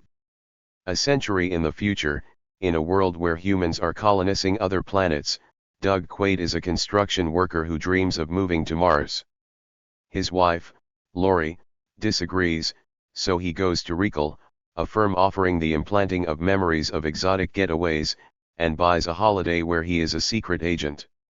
Something goes wrong, and this starts off an action-packed adventure taking Quaid to Mars, where he joins up with the local resistance movement against the oppressive government. It is revealed that Quaid used to be Hauser, an agent for the Mars colonial government, and he is being used by the dictator Cahagan to infiltrate the rebellion. Quaid rebels and kills Cahagan and his henchmen before activating an underground machine built by ancient aliens that creates a breathable atmosphere on Mars, freeing the oppressed people. However, throughout Quaid's journey it is ambiguous whether the events are real or an elaborate dream or fake memory planted by Recall. Arnold Schwarzenegger removes a homing device from his nose. Total Recall. It was after seeing RoboCop that Arnold Schwarzenegger suggested to the producers of Total Recall that they hire Paul Verhoeven to direct. Though neither Neumeyer nor Davison worked on Total Recall, Verhoeven brought in several of the crew from RoboCop, including cinematographer Jost Vacano, production designer William Sandel, editor Frank J. Uriast, and special effects designer Rob Bottin. As a result, Total Recall incorporates several major thematic, tonal, and stylistic elements from RoboCop. The retro-futuristic aesthetic replete with high technology alongside cheap, neon-lit nightlife disguises a subversive story of brutal government oppression mixed with highbrow science fiction. While RoboCop focused on the machinations of corporate power, Total Recall targeted the violence and dehumanization perpetrated by governments. The elaborate colony on Mars is largely run by a single dictator, and is partly populated by mutant humans, the victims of poor quality domes in the early days of the colony. At one stage, when Cahagan is trying to capture Quaid, he shuts off the air supply to a section of the colony where most of the mutants live. The brutality of using access to air as a means to control people is emphasized at the climax of the film when Cohagen is blasted outside onto the surface of Mars and suffocates in visceral, eye-popping fashion. As in RoboCop, Verhoeven used ultraviolence to leave no doubt about the consequences of oppressive systems, and his opposition to them. As Verhoeven put it, the colonial system is a metaphor for the real actions of the European colonial powers, or indeed for any kind of imperialism. However, the ambition remains the same as in RoboCop. Verhoeven described Cohagen's abuse of the citizens of Mars as being the acts of a dictator who wants to get as much money out of it as possible. Expanding this, while Quaid's moral status is as ambiguous as his mental state, the guerrilla rebellion on Mars are portrayed very sympathetically. Both the mutant and regular human rebels are viciously repressed by Cohagen's forces, but they remain loyal to the cause. While the cab driver Benny is dismissive, saying they just want more money, more freedom, more air, he comes across as callous, and later betrays Quaid and murders the leader of the rebellion. Likewise, the hangout for the rebels is a brothel populated by a variety of amusing and original background characters, including a prostitute with 3 breasts and an infectious laugh. While the prominent female rebel Melina develops into Quaid's love interest, she is a powerful and empathetic character in her own right, especially set against the traitorous Lori.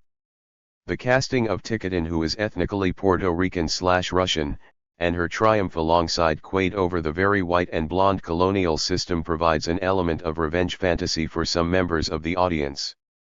This likely contributed to the enormous commercial success that Total Recall enjoyed, while also advancing a radical anti-colonialist worldview. The original edit of the film did run into some trouble with the MPAA, and, just as with RoboCop, they initially rated it X. Changes were made to ensure an R rating, with Schwarzenegger commenting that he thought Verhoeven gave them that cut so they would have something to complain about, and then he would cut it down. Perhaps Verhoeven had learned from his experience with the MPAA over RoboCop, and approached the violence in Total Recall more strategically. At a budget of around $60 million, Total Recall was one of the most expensive films ever made at the time of its production. While it is unusual that a studio would take a large financial risk on such a bizarre and politically controversial story, there were special circumstances that allowed Verhoeven greater than usual creative freedom. Adapted from a short story by Philip K. Dick, the script underwent nearly a decade of rewrites comprising over 40 versions, with several stars and directors slated at different times. In 1987, producer Dino De Laurentiis, whose company had started pre-production on the film, ran into financial difficulties. Schwarzenegger was enthusiastic about the script, so when he learned De Laurentiis was having to sell the project, he called up Mario Kassar of Carolco Pictures and told him, "That is the script you have to buy for me." Schwarzenegger, on whom Carolco depended to help bring in audiences, negotiated a deal where he not only got $10 million and 15% of the profits but also got to choose the screenwriter and director for the film. He even intervened to keep certain expensive visual effects in the film despite objections from the studio, ensuring maximum creative freedom for the crew, a rare instance of star power being used to help make a more imaginative and politically subversive film. Starship Troopers. One of the few subsequent sci-fi films to have achieved this is Starship Troopers, the only film Verhoeven has made with one of the Big Six studios. Set in a utopian future society, Earth is under attack by giant insects from the other side of the galaxy. A group of young friends sign up to the space-based military and fight back with technologically advanced weapons. Starship Troopers reunited Verhoeven with the visual and special effects team from Total Recall, and with Neumeyer and Davison from RoboCop. The consistencies in subject and style are such that viewers can imagine the world of Starship Troopers growing out of the world of RoboCop, as giant corporations gave way to a totalitarian fascist state. Indeed, while the characters in Starship Troopers are deliberately superficial and stereotyped. The world they inhabit is subtly constructed. In an early scene in a classroom, the war veteran Gene Raszak indoctrinates his students, telling them that violence is the supreme authority from which all other authority is derived. We subsequently learn that in order to vote, or go into politics, or even have children, the civilians of this world have to serve in the military and fight the giant bugs. Regular news updates show how the justice system is swift and brutal, executing people for minor crimes, and that most people are brainwashed with war hysteria and believe in the vital importance of fighting the insect threat. As with most of Verhoeven's output, we immediately see the consequences of this violent, demonizing society. The older people to whom we are introduced in the first act are military veterans who have suffered terrible injuries. Raszak is missing a lower arm, a science teacher has been blinded by having acid splashed in her face, and the man on the desk at the local recruitment center has lost both legs and an arm.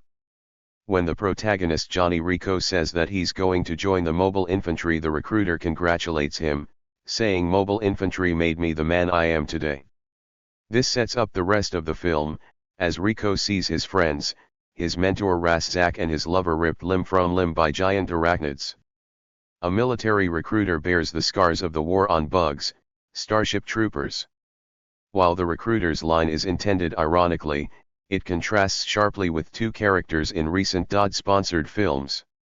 In the Navy-supported Battleship, the wounded warrior character, played by a real-life Army colonel, was expanded significantly from the original cameo appearance to a major character instrumental to defeating the invading aliens and saving the planet, all while wearing an Army t-shirt. Meanwhile, in Whiskey Tango Foxtrot, the DoD were persuaded to support the film, in part, because near the end Tina Fey's character visits the home of a young Marine who had suffered the loss of both legs in combat. His character is the complete opposite of the stereotypical wounded warrior, as he and young family are doing quite well, and sets the reporter in pursuit of a new, positive lifestyle.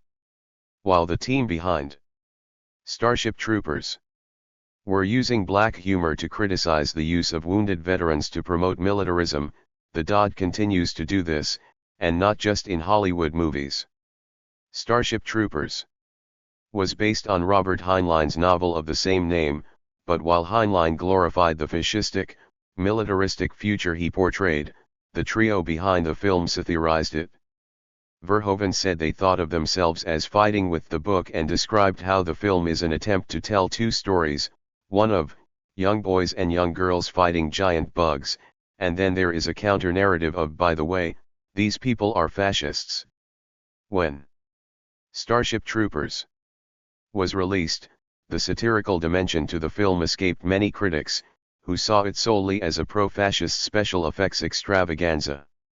Roger Ebert criticized the movie but credited Verhoeven with faithfully represent Heinlein's militarism, his Big Brother state, and a value system in which the highest good is to kill a friend before the bugs can eat him.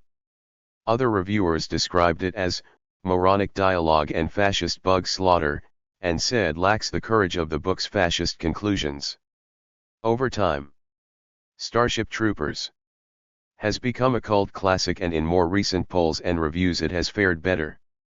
Former editor of AV Club Scott Tobias was especially positive, calling it the most subversive major studio film in recent memory. But how did a film that was, in its director's words, politically incorrect receive a $100 million budget from a studio like Sony?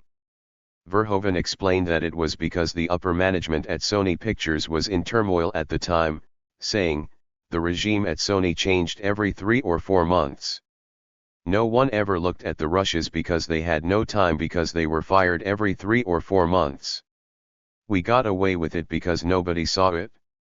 However, when they turned in the finished film, they were stunned, flabbergasted that this movie was made. They didn't know how to handle it. As a result, Starship Troopers was pushed back from a summer release to early November, and, unlike RoboCop and Total Recall, did little more than break even at the box office. while Verhoeven did go on to make one more major Hollywood production, the Invisible Man remake, Hollow Man. He described it as having no signature at all anymore, causing him to return to making lower-budget features in Europe. Though he only produced 6 films during his time in Hollywood, Verhoeven is best remembered for the dark subversive humor, deep politics, and ultraviolence that characterize RoboCop, Total Recall, and Starship Troopers. No director has made clearer the brutal consequences of both corporate and government oppression in such vivid and gory style. However, he was the beneficiary of unusual situations at Carolco and Sony that allowed him to combine big stars, costly and innovative visual effects with radical narratives that challenge the status quo. Break this matrix. Despite the underestimated influence of the national security state, we are not claiming that it is the most important factor in shaping the politics of Hollywood. Corporate owners, producers, and directors still typically have considerable leeway to operate outside ideological state controls. They just rarely choose to do so. In First Blood, Part 2, Sylvester Stallone's Rambo fights his way through Vietnam 10 years into peacetime to rescue American prisoners of war which, the film falsely implies, actually existed in the real world. 2 years later, Rambo 3 had Stallone fighting the Soviet Union in Afghanistan, ironically in support of the forerunners to Al-Qaeda official U.S. government policy at the time. In Rocky IV, Stallone's other iconic eponymous character gloriously humiliates the duplicitous communists when he fights a Russian boxer closely associated with the Nazi-era ideal. None of the Rambo or Rocky films received so much as government advice. In 2013, American sniper heroist U.S. Navy SEAL veteran Chris Kyle who, in the real world, boasted of killing 200 Iraqis, including women and children. The film had no government support but still became one of the most virulently reactionary war films ever made. Warner Brothers had simply bought the rights to Kyle's autobiography and then the project passed through several hands before ending up with Clint Eastwood as director. No deliberate propaganda. Director Steven Spielberg accepting an award from Defense Secretary William Cohen. Munich dramatized Israel's response to the Palestinian terror attacks at the 1972 Olympics. Although the media emphasized the film's even-handedness, the filmmaker Steven Spielberg said explicitly that he agreed with Israel's lethal retaliation. Spielberg's sympathies do indeed come across in the film. The most celebrated anti-war scene is actually a 2.5-minute exchange between an Arab and an Israeli which, close textual analysis reveals, merely points out that the whole Palestinian struggle is both futile and immoral. The film had no government support and, ironically, it was the filmmaker, Spielberg who although unreported in the usual Western news outlets provided $1 million worth of aid to Israel during its 2006 invasion of Lebanon. There are comedies, too. Adam Sandler's You Don't Mess with the Zohan was made without government interference but nonetheless trivialized the Palestinian struggle in line with the U.S. government's professed desire for peace in the Middle East whilst still siding emphatically with Tel Aviv. A frame from the slapstick comedy, You Don't Mess with the Zohan. The goofball face of Adam Sandler's Israeli Special Forces hero briefly drops and he expresses hostility in an intriguing frame as he pushes a Palestinian off a roof to his death. The Peacemaker was not the recipient of any government script changes, either. Indeed, it starred a notable anti-war activist, was the first film by liberal studio DreamWorks SKG, and was based on the book 1 Point Safe, by journalists Andrew and Leslie Coburn. Between them, the Coburns had authored books that were critical of the US-Israeli relationship, the U.S. secret war in Nicaragua, and Bush-era Secretary of Defense Donald Rumsfeld. Nevertheless, The Peacemaker went out of its way to emphasize how the U.S. values the sanctity of civilian life even when George Clooney's character insists that a marksman shoot a terrorist to prevent a nuclear explosion in New York, he still does not do so because a child is nearby.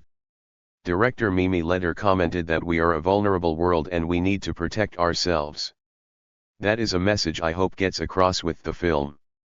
On such terms, the peacemaker succeeds. It does indeed indicate that we need to protect ourselves from the entire Middle East, particularly Iraq and Iran. The solution implicitly advocated is targeted state-sanctioned violence, including the violation of Russian airspace. It becomes clear that letter really means that the US is the peacemaker in her title, and there is precious little indication that she is being ironic. How can we explain the prevalence of such national security narratives, beyond the role of direct government interference? The most obvious reason, and one we won't explore in any detail here, is that entertainment products rip their stories from news headlines, which, in turn, broadly reflect the views of political power systems. However, there are also two other more interesting facets of the system that help shape the establishment-friendly politics of screen entertainment, ownership and advertising. The big six studios that own and distribute the vast majority of film and television content are Universal, Warner Brothers, Disney, 20th Century Fox, Paramount, and Sony Pictures. This concentration of ownership has obvious effects in terms of pushing shows towards safe narratives that don't offend the powerful. This much is obvious, but let's look at two specific cases where this power was clearly exercised: News Corp's reaction to a short spate of unconventional films made by its subsidiary, and CBC's reaction to a documentary it had been obliged to screen. In 1999, Fight Club reached number 1 at the box office. The film raised the issues of consumerism, credit culture, and the dangers of fascism. Rupert Murdoch, ultimate head of Fox, declared to his aides, "You have to be sick to make a movie like that." In a brief, uncited article, the New York Times reported that Murdoch's personal dislike of the dark tone of films like Fight Club and the Leonardo DiCaprio movie The Beach had led to the unexpected resignation of studio head, Bill Mechanic. Around the same time, Warren Beatty had made Bulworth in complete stealth, without revealing any political content to the studio, and skillfully negotiated complete creative control owing to Fox having backed out of making Dick Tracy. In the critically well-received film, Beatty's down on his luck senator utters the great taboo word, socialism. In response, Fox released Bulworth to compete with the blockbusting Godzilla, and it vanished into obscurity. In 1997, Elaine Breer's Bitter Paradise, The Sellout of East Timor, won the Hot Docs Award for Best Political Documentary, which usually results in screenings on CBC. However, Breer commented to us, "I offered first window to CBC, but it was tossed around like a hot potato between 3 of their current documentary programs. It was lawyered, something that rarely happens with the CBC. They wanted several important changes, including deleting the part about Pierre Trudeau, our then Prime Minister, meeting with Suharto several months before the Indonesian invasion of East Timor, taking out the part about Canadian oil and mining companies investing in Indonesia, and at one point even replacing me as a narrator, saying I was too subjective and not journalistic enough."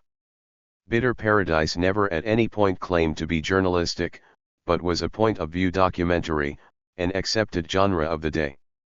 Eventually, Breer saw no alternative but to work with a different distributor, TV Ontario, but she told us about the film's ongoing problems.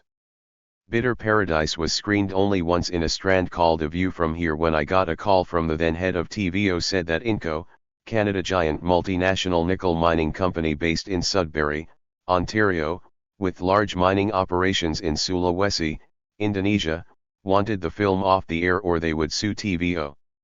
Inco, at the time, was TVO's second largest corporate donor. They told me not to go to the media and that they would handle it. I heard nothing back from TVO and the film never aired again. Normally it would have had 4 screenings on A View From Here. We are not disputing the right of business owners to control their own products, but if this control is exercised in order to further political, self-interested, and controversial ideological ends, then we have every right to call them out. Studios present themselves as being responsive to their audiences and, typically, their parent companies like to give the impression that they operate a hands-off approach to their subsidiaries. In fact, we know this is simply not the case when there are important political narratives at stake. Let's take a closer look at these advertisers. Product placement and merchandising deals for toys, clothing, novelizations, and soundtracks are attractive to movie makers because, even if the movie fails, the manufacturer incurs the loss. Product placement in motion pictures is a billion-dollar industry, involving the vast majority of the Fortune 500 companies and, since the average movie costs $30 million just to market, such deals can be vital. Die Another Day made $70 million from associated brands from 20 placements, and the Superman reboot, Man of Steel, made $170 million from over 100 placements. The Bond films, The World Is Not Enough and Quantum of Solace, each earned over $100 million for similar in-film promotions, with beer manufacturer Heineken reportedly paying $45 million for a scene in Skyfall where Bond turns down his signature martini and instead takes a swig of the Dutch lager. Smurfs 2 managed to cover more than its entire $105 million production budget with $150 million in placements. Sometimes the product placements themselves raise further ethical and security issues. For example, guns are prevalent and often presented in unervingly positive ways. In From Paris with Love, James Reese is a low-level CIA operative, who has never killed anyone before. He is assigned to a grizzled special agent, Charlie Wax, played by John Travolta. Reese's first task is to help Wax smuggle a gun through French customs. Wax shoots several terrorists who work at a seemingly innocent Madras restaurant, and then blasts holes in the ceiling to reveal a load of drugs. Reese learns that his fiancée is a sleeper agent assigned to live with him and, although he does everything he possibly can to talk her down, she can ultimately only be stopped by Reese blowing a hole in her head.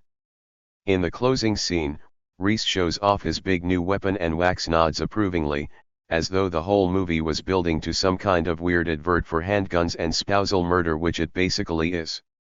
John Travolta, head shaved, with a large product-placed gun in From Paris with Love. Other times, the investors in movies are not large corporations but other large governments. Beijing has become a force to be reckoned with, as it has hundreds of millions of dollars invested in the main Hollywood companies, meaning that challenging films like 7 Years in Tibet and Kundan are no longer possible. While writing and casting Doctor Strange, Marvel changed the character of the Ancient One from a Tibetan man to a Celtic woman, and cast British actress Tilda Swinton in the part, in an effort to avoid politicizing the Tibetan issue. During the remake of Red Dawn, Beijing received a leaked script and complained. The script had China as the principal villain, invading the United States just as the Soviet Union had in the original 1984 film. The producers consequently spent $1 million re-editing the movie to make the invaders North Korea. The effect? An already reactionary premise became ever more hysterical. The most obvious and broader impact of product placement on Hollywood is that the value placed on artistic quality is further diminished. Peter Bart, editor-in-chief of industry magazine Variety, recalls his experiences of making the decision to move a film project to the pre-production phase. The greenlight meeting, when I first started at Paramount, would consist of maybe 3 or 4 of us in a room. Perhaps 2 or 3 of us would have read the script under discussion. And people said stupid things like, "I kind of like this movie." Or, "I look forward to seeing this movie." Inane things like that. The greenlight decision process today consists of maybe 30 or 40 people. There's one group there to discuss the marketing tie-ins. How much will McDonald's or Burger King put up? There's somebody else there to discuss merchandising, toy companies and so forth. Someone else is there to discuss what the foreign co-financiers might be willing to put up. So, everyone is discussing the business aspects of this film. And it's sometimes unusual for someone actually to circle back and talk about the script, the cast, the package, whether the whole damn thing makes any sense to begin with. Bart goes on to explain that the movies now being made are those which appeal to the marketing and distribution team most of all, have the heavy votes. In some cases, large chunks of script are generated with the primary aim of selling products. Just as Insidious, though, explains David Lancaster, a fog of fudge and compromise hangs over almost everything, and the order of the day is happy endings, light entertainment, and an absence of disturbing political narratives. A relatively new type of product placement has arrived in Hollywood in the form of foreign governments subsidizing production costs in exchange for large-scale promotions of their countries. The Abu Dhabi Film Commission offers a 30% rebate on all costs incurred by productions seeking to film in the Emirate, a deal that some of the biggest movies including Fast and Furious 7 and Star Wars, The Force Awakens have benefited from. The neighboring Emirate of Dubai tailors its rebates and incentives to each production, which drew the producers of Star Trek Beyond to spend a reported $32 million filming there. They benefited not only from a rebate but also what Jamal Al-Sharif of the Dubai Film Commission called soft incentives, including hotels, equipment, studios, location fees, police, civil defense, ambulance. As well as priority customs waivers. Dubai Customs had to search 11 tons of goods in 24 hours, scan them. You can't find this in any other country. 10,000 square feet of warehouses were filled up with boxes of props. The most striking example of this sort of national product placement came in Spectre, when the government of Mexico struck a special $20 million deal with the producers outside of the usual rebates and recompense schemes. According to documents hacked from Sony Pictures, in return for their investment, the Mexican government requested several major changes to the opening sequence of the movie. These included that the first Bond girl in the movie be a known Mexican actress, the initial villain cannot be Mexican, the local governor be changed to an international figure, that the sequence last at least 4 minutes and showcase both modern Mexico City buildings and the Mexican Special Police Force. While both the government and the studio denied that this was part of the deal, the resulting film incorporated all of these elements. The economic penalties for not buying into the system can be serious. In 1997, Reebok sued TriStar Pictures, claiming it had reneged on its promise to feature its placement prominently in the happy ending scene of Jerry Maguire. The parties settled out of court, purportedly for millions, and the Reebok advert was reinstated for the DVD. In a similar case in 1990, Black & Decker settled a $150,000 lawsuit out of court over a promotion it had developed for a drill that Bruce Willis ended up not using in Die Hard 2. There was also the case of the cartoon movie, Iron Giant, an unusually sensitive Cold War allegory, which was a box office flop despite receiving a spectacular 97% rating on RottenTomatoes.com. The main reason was that the film had been poorly marketed by Warner Brothers. Writer Tim McKenlies explained. We had toy people and all of that kind of material ready to go, but all of that takes a year. Burger King and the like wanted to be involved. In April we showed them the movie, and we were on time. They said, "You'll never be ready on time." No, we were ready on time. We showed it to them in April and they said, "We'll put it out in a couple of months." That's a major studio, they have 30 movies a year, and they just throw them off the dock and see if they either sink or swim, because they've got the next one in right behind it. After they saw the reviews they were a little shamefaced. Others took away a more reductive lesson from Iron Giant. People always say to me, "Why don't you make smarter movies?" said Lorenzo de Bonaventura, Warner Bros. President of production at the time. The lesson is, every time you do, you get slaughtered. It appears that the film industry has not learned the mistakes of the recent past. Transformers: Age of Extinction was the fourth in a franchise that has broken records for the amount of product placement it includes in its movies. However, it ended up being sued for $27.7 million by the state-backed Chinese tourism company Hualong Karst Tourism. The film was co-produced with the China Movie Channel and the second half was almost entirely filmed in China. Hualong's logo was supposed to be digitally inserted into the section of the movie, but this never happened.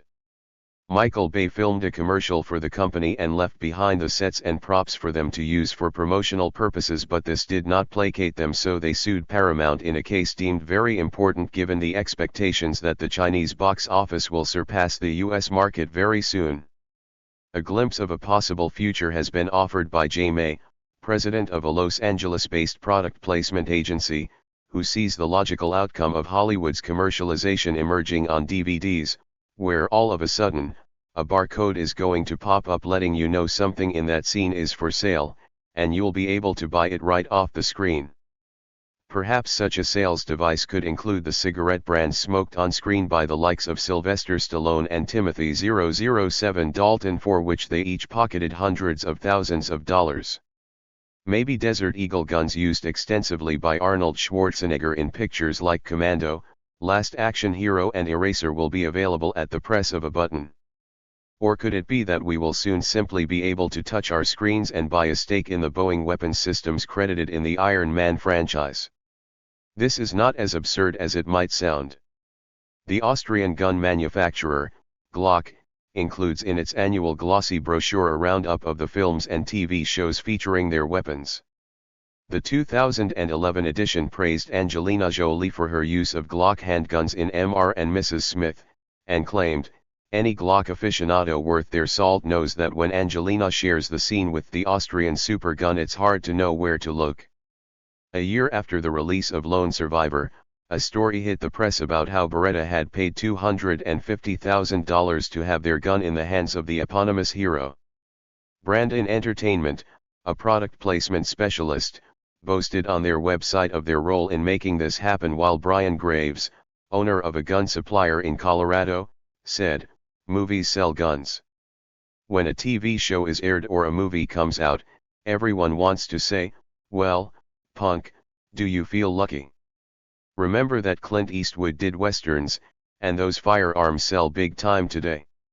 Each and every time a new movie comes out and the hero uses his trusty firearm, it gets looked at and talked about." How powerful are advertisers in determining output? In 1994, Michael Moore pitched TV Nation to NBC as a cross between 60 Minutes and Fidel Castro on Laughing Gas. Moore's show plan satirized hot topics like gun ownership, war, and trade agreements. How would the mainstream media handle a show that was opposed to the national security state and broader establishment whilst simultaneously appealing to a wide audience? Remarkably, NBC provided Moore with $1 million to make a pilot show for TVN. On seeing the pilot, one executive asked another, "Can we sell any advertising on this thing?" They decided to test the show with a focus group and then with an entire town, which was an unusually thorough move but successful. TVN was commissioned. However, in December 1995, after 17 episodes, the Fox network decided not to pick up its option for more episodes of the show. According to Moore, this was despite receiving more supportive letters from the public than they ever had for any show and protests outside several Fox affiliates. By January 1997, the BBC had raised all of the necessary money for an 8-episode-long third season of TVN, receiving funds from TV networks in 5 different countries, but it never came to fruition. TVN has never been released on DVD or online, and it has not been rerun since the mid-1990s, though a short-lived sequel series, The Awful Truth, was picked up and funded by Channel 4 in the UK for a 1999 to 2000 run and shown on Bravo. Moore's experience in the film world is comparable to that of Oliver Stone and Paul Verhoeven. Disney made the release of his Fahrenheit 9/11 difficult by telling its subsidiary, Miramax, not to distribute the film because it feared the political fallout. Disney denied claims that it ditched the film because Moore was challenging the interests of its parent company, which had links with the Bush and Saudi royal families. Subsequently, CBS, NBC and ABC all refused to advertise the DVD in between their news programming, which stunned the distributor Sony, according to an investigation by the LA Weekly. Moore was booed off stage and called an asshole after winning an Oscar, followed by a series of telephone death threats and a massive dump of manure on his home, escalating to gun and knife attacks on him and his family prevented by his personal security. Occasionally, subversive films secure a presence on the American market but cannot rightly be characterized as Hollywood productions because much or all of the money comes from overseas, as with V for Vendetta, The Ghost Rider, and The Constant Gardener. In the case of the latter two, they were given grants by the German government which did not need to be paid back. Steven Soderbergh's sympathetic biography of Cuban communist Che Guevara, Che, was a successful two-feature production but which was substantially funded and produced by French and Spanish companies, and then foreign pre-sales covered $54 million of the $58 million budget. As we have seen, some inescapably challenging narratives retain a subversive veneer but are watered down so they don't have enough potency to contribute to a more substantive media debate. Sometimes these products are compromised by the national security state itself and other times they are compromised by the producers. Some films are ideologically subversive but hide it behind generic conventions, particularly science fiction, even to the point where it has no political capital at all. Some dissenting films really have some studio backing, including the work of Oliver Stone, Michael Moore, and modest successes like 13 Days. Still, we've seen the backlash to these initiatives and the additional challenges they've faced. A handful of American films have arguably made it through the system, attracting mainstream investors and box office returns, without suffering significant flack or amendments. These include The East, The Insider, and Lord of War. Following the Iraq War, there was also space for a short spate of films Fair Game, Green Zone, Syriana made in the context of the invasion, which had split real-world elite opinion. Overall, then, Hollywood is a broad church when it comes to politics. But it is still a church. Its architecture is long-standing and has deep foundations. Dissent exists but typically it is tepid, almost invariably ignored, and may be punished. The bishops are the heads of the media monopolies flanked by their national security clergymen. It is fitting that the word propaganda stems from 18th century Catholicism, where the cardinals propagated the faith. Modern audiences are the new congregation, supplied with a constant diet of miracles and moonshine. But our recommendation is not that Hollywood should be making more critical films. Some of our own favorite films are as far removed from politics as anyone can imagine. No, our concern is simply that there should be much less national security cinema. How can this be best achieved? We don't believe in censorship, nor do we believe in bans. In a free but more accountable society, there are two reasonable reforms that should suit anyone who has nothing to hide. The government should be required by law to make their files on Hollywood cooperation open to the public, and studios should explicitly declare any cooperation in the opening credits of their films, television shows, and video games. We suspect that this would spell the end for national security entertainment, as viewers turn off material that they will recognize as propaganda much more readily. Until that day, with Hollywood as America's dream factory, we will continue to live and die in a military-industrial nightmare. Appendix A. Dodd supported films 1911 to 2017, 814 items. We compiled the following list using Lawrence Seward's books, documents obtained through FOIA requests, and searches on IMDb for movies filmed at military locations or that credited the Dodd. A small number that do not appear in these sources are also included based on media reporting. 2 Guns #, 20,000 Leagues Under the Sea. 36 Hours. 55 Men at Peking. A Bell for Ottano. A Bridge Too Far. A Few Good Men. A Gathering of Eagles. A Girl in Every Port. A Girl in Every Port. A Girl, a Guy. And a Gob. A Guy Named Joe. A Private's Affair. A Sailor-Made Man. A Soldier's Gift #. A Soldier's Story. 1,000 Acres. A Ticklish Affair. A Time to Kill. A Yank in Korea. A.W.O.L #. Above and Beyond. Above the Clouds. Ace of Aces. Act of Valor #. Action in the North, Adventures in Iraq. Aerial Gunner. Afghan Nights #. Air Cadet. Air Devils. Air Force. Air Force One. Air Strike. Airport 75. Airport 77. All Hands on Deck. All the Young Men. Aloha hashtag. Ambush Bay. America. American guerrilla in the Philippines. An American consul. An American girl hashtag. An Annapolis story. An officer and a gentleman. Anchors away. Angel's flight. Annapolis. Annapolis hashtag. Annapolis farewell. Annapolis salute. Antoine Fisher. Anzio. Apollo 13. Armageddon. Armored Command. Army Surgeon. At war with the Army. Atlantic. Atlantic Convoy. Attack of the Jungle Women. Avatar hashtag. Away all boats. Baby Blue Marine. Back to Bataan. Bailout at 43,000 feet. Bamboo Blonde. Bamboo Prison. Bamboo Saucer. Basic. Bat hashtag 21. Bataan. Batman and Robin. Batman vs Superman, Dawn of Justice hashtag. Battle at Bloody Beach. Battle beneath the earth. Battle Circus. Battle Cry. Battle Cry of Peace. Battle Frame. Battleground. Battle Hymn. Battle Los Angeles hashtag.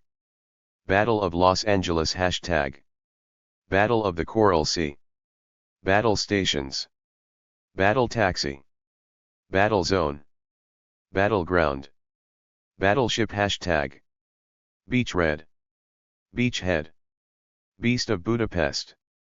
Beginning of the end. Beginning or the end. Behind enemy lines. Behind the front. Beneath the flesh hashtag.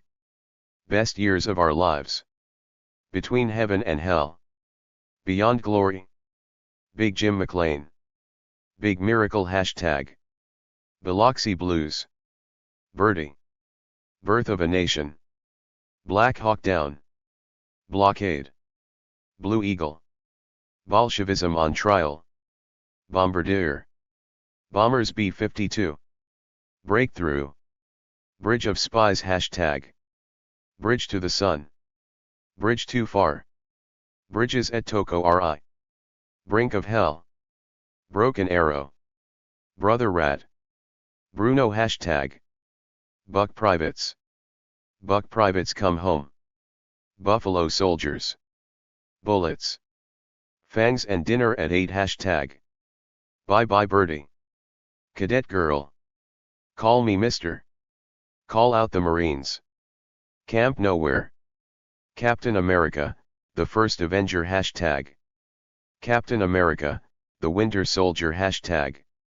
Captain Eddie. Captain Newman, MD. Captain Phillips hashtag. Captured. Cat Run 2 hashtag.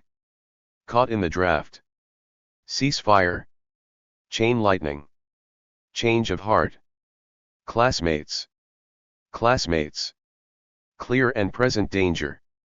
Clipped wings. Clipped wings. Closing the ring hashtag. Cockeyed world. Combat squad. Come on Marines. Command decision. Contact. Contagion hashtag. Convoy. Corregidor. Countermeasures aka Crash Dive 2. Courage of Lassie. Courage under fire. Court Martial of Billy Mitchell. Crash Dive. Cry for Happy. Cry Havoc. Cutaway. D-Day the 6th of June. Darby's Rangers. Dave. Day after tomorrow hashtag. Day of the Dead. Dear John hashtag. Decision before dawn. Deep Impact. Deep 6. Deja vu hashtag. Destination GOVT. Destination Tokyo. Destiny. Destroyer. Devil Dogs of the Air. Devil's Brigade. Devil's Playground hashtag. Die Another Day. Dinosaur. Dirigible. Dirty Bomb hashtag. Dive Bomber. Don't cry. It's only thunder. Don't give up the ship. Don't go near the water. Dondi. Down Periscope. Draft 258. Dragonfly Squadron. Dress Parade. Eagle Eye Hashtag. Easy Come, Easy Go. Electric Dreams. Elizabethtown Hashtag. Empire of the Sun. End of Watch Hashtag. Enemy Below. Ernest Saves Christmas. Escape from New York. Eternal Sea. Everybody Loves Wales Hashtag. Executive Decision. Expendable Assets Hashtag. Extraordinary Seaman. Face of War. Fantastic Four 2 Hashtag. Father Goose. Ferris Bueller. Fighter Attack. Fighter Pilot. Op Red Flag Hashtag. Fighter Squadron. Fighting Coast Guard. Fighting Devil Dogs. Fighting Seabees. Final Analysis. Firebirds. Firefox. First to Fight. First Yank into Tokyo. Fixed Bayonets. Flag of My Father Hashtag. Flags of Our Fathers Hashtag. Flat Top. Flight Hashtag. Flight Command. Flight Deck. Flight for Freedom. Flight from Ashia. Flight Lieutenant. Flight Nurse. Flight of the Intruder. Flight to Nowhere. Flirtation Walk. Fly Away Home. Flying Fleet. Flying Leathernecks. Flying Missile. Flying Tigers. Follow the Fleet. Force of Arms. Forever Young. Fort Bliss Hashtag. Fort McCoy Hashtag. Four in a Jeep. Francis. Francis goes to West Point. Francis in the Navy. Francis joins the WACS. Fraulein. Freddy. Freezer Burn Hashtag. Frogman. From Here to Eternity. Frost/Nixon Hashtag. Fury Hashtag. G.I. Joe, Rise of Cobra Hashtag. Gallant Bess. Gallant Hours. Gardens of Stone. Gathering of Eagles. Geronimo. G.I. Blues. Giant. Girls of Pleasure Island. Go for Broke. God is my co-pilot. Godzilla. Godzilla Hashtag. GoldenEye. Goldfinger. Good Guys Wear Black. Good Kill Hashtag. Grey Lady Down. Guadalcanal Diary. Guarding Tess. Gung Ho. Hair. Halls of Montezuma. Hamburger Hill. Hanoi Hilton. Heartbreak Ridge. Hearts and Minds. Hearts in Atlantis. Heaven Knows Mr. Allison. Hell Below. Hell Divers. Hell is for Heroes. Hell to Eternity. Hellcats of the Navy. Hello Dolly. Hello Mr. Annapolis.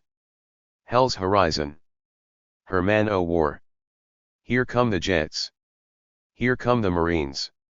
Here come the waves. Here comes the Navy. Here comes the Navy. Hero of Submarine D2. Heroes. Heroes Hashtag. Hidden Figures Hashtag. High Barbary. Hit the Deck. Hold M Navy. Hold Back the Night. Hollywood Canteen. Home Alone 3. Homecoming. Homer and Eddie. Honor Bound. House of Bamboo. How I Saved the President. I Aim at the Stars. I Am Legend Hashtag. I Wanted Wings. I Was a Male War Bride. I Was in an American Spy. I Station Zebra. In Country. In Enemy Country. In Harm's Way. In Love and War. In the Army Now. In the Line of Fire. In the Meantime, Darling. In the Navy. In the Pursuit of Happiness Hashtag. Inchon. Independence Day, Resurgence Hashtag. Indiana Jones and the Last Crusade. Invaders from Mars. Invaders from Mars. Invasion USA. Iron Man Hashtag. Iron Man 2 Hashtag. Iron Triangle. Is Paris burning? Island in the sky. It came from beneath the sea. It started with a kiss. Jackknife. Jet attack. Jet pilot. Joe Butterfly. Johanna enlists. John Paul Jones. Johnny Handsome. Join the Marines. Judgment at Nuremberg. Judgment in Berlin. Jumping Jacks. Jungle Patrol. Jurassic Park 3. Karate Kid 2. Keep 'em flying. Keep your powder dry. Keep 'em rolling. Killing Fields. King Kong.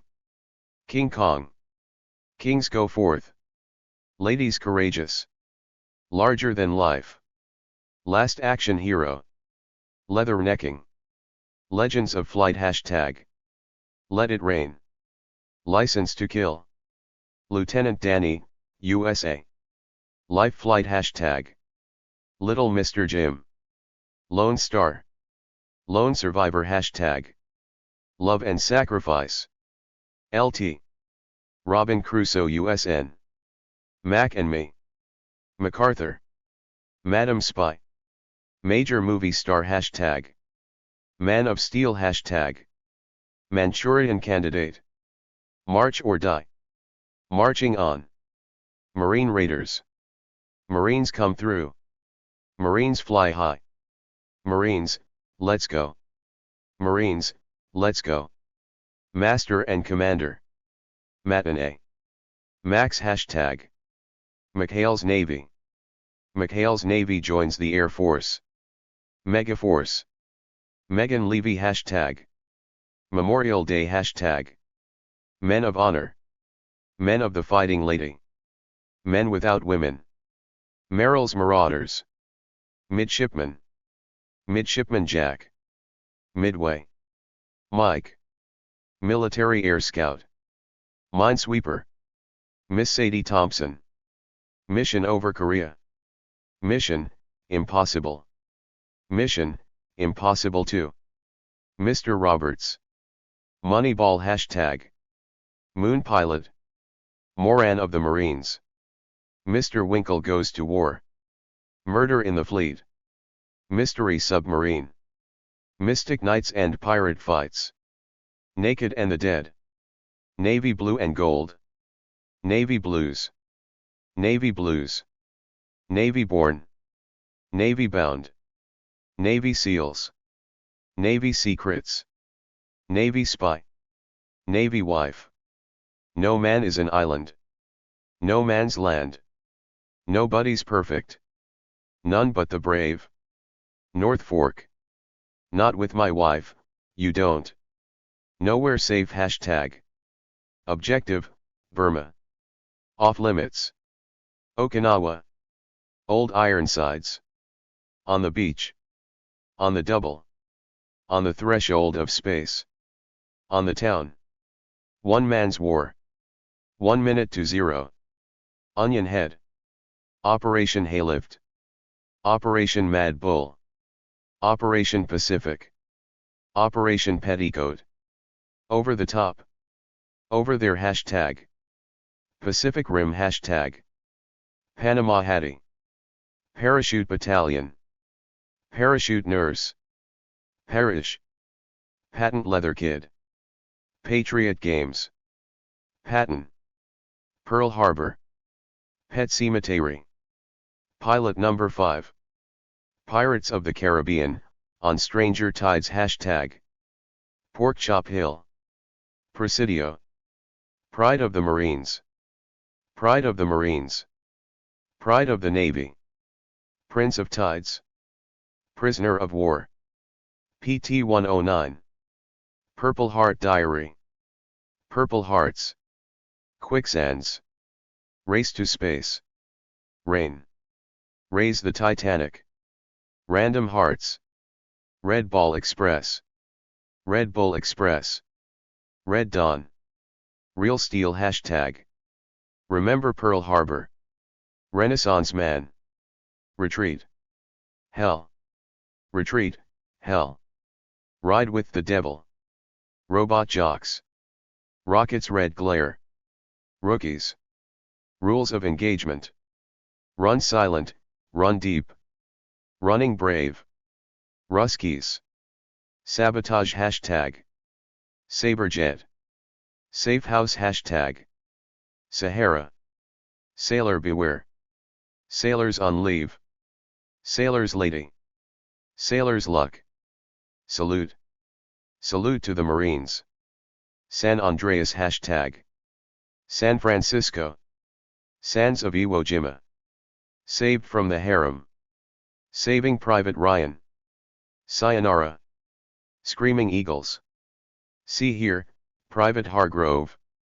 Serbian Scars hashtag. Sergeant Mike. Sergeant Murphy. Sergeant York. 7 Days in May. 7 Sinners. Shark Fighters. Shining Through. Shipmates. Shipmates Forever. Show of Force. Skirts Ahoy. Sky Commando. Sky Devils. Slattery's Hurricane. Sleepless in Seattle. So proudly we hail. Soldiers in the rain. Somebody up there likes me. Son of a sailor. Sound off. South Pacific. Southern Comfort. Space Command hashtag. Spare Parts hashtag. Sphere. Stage Door Canteen. Stalag 17. Stand by for action. Star Spangled Banner. Star Spangled Banner hashtag. Star Trek 4. Star Trek, First Contact. Star Trek, Insurrection. Starlift. Stars and Stripes Forever. Stealth hashtag. Steel Helmet. Story of G.I. Joe. Strategic Air Command. Stripes. Subconscious hashtag. Submarine. Submarine Command. Submarine DI. Submarine Patrol. Submarine Pirate. Submarine Raider. Suicide Fleet. Suicide Squad hashtag. Sully hashtag. Sum of all fears. Sunday dinner for a soldier. Surrender, hell. Swing shift. Take the high ground. Taken by force hashtag. Tank. Tank Commandos. Tanks a million. Taps. Tarawa Beachhead. Target Earth. Target unknown. Target Zero. Task Force. Tears of the Sun. Tell it to the Marines. Telling the world. Teresa. Terminator 3, Rise of the Machines. Terminator, Genesis hashtag. Terminator, Salvation hashtag. Test Pilot. Thank you for your service hashtag. The A-Team hashtag. The American President. The Andromeda Strain. The Angry Red Planet. The Avengers hashtag. The Battle of the River Plate. The Bear hashtag. The Big Lift. The Big Parade. The Bob Mathias Story. The Bridges at Toko Ri. The Bugle Sounds. The Kane Mutiny. The Canterbury Tale. The Client. The Core.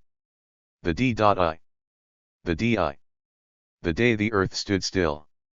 The Day the Earth Stood Still hashtag. The Deadly Mantis. The Dry Land hashtag. The Fighting Roosevelts. The Fighting CBs. The Fighting Sullivans. The Final Countdown. The Finest Hour. The Finest Hours hashtag. The 5-year engagement hashtag. The Fleet's in. The Fleet's in. The Flight. The Flying Fleet. The Flying Marine. The Flying Missile. The Force Beyond. The Gentleman from West Point. The Girl He Left Behind. The Glenn Miller Story. The Glory Brigade. The Great Escape. The Great Imposter. The Great Mail Robbery. The Great Raid hashtag. The Great Santini. The Green Berets. The Green Dragon. The Guardian hashtag. The Happiest Millionaire. The Haunting of Sarah Hardy. The Hindenburg. The Hulk. The Hunt for Red October. The Hunters. The incredible Mr. Limpet. The innocent. The invisible war hashtag. The jackal. The last full measure hashtag. The last plane out. The last time I saw Archie. The leathernecks have landed. The lieutenant wore skirts. The long gray line. The longest day. The lost battalion. The lost missile. The Lucifer complex. The lucky one hashtag. The lucky ones hashtag. The Marines are here. The McConnell story. The men. The messenger hashtag. The mountain road. The mummy hashtag. The Navy comes through. The Navy way. The net. The next Karate Kid. The November men. The outsider. The package. The Perez family. The perfect furlough. The perfect storm. The pigeon that took Rome. The private navy of SGT. O'Farrell. The private war of Major Benson. The proud and the profane. The rack. The right stuff. The rocketeer. The Russians are coming, the Russians are coming. The sad sack.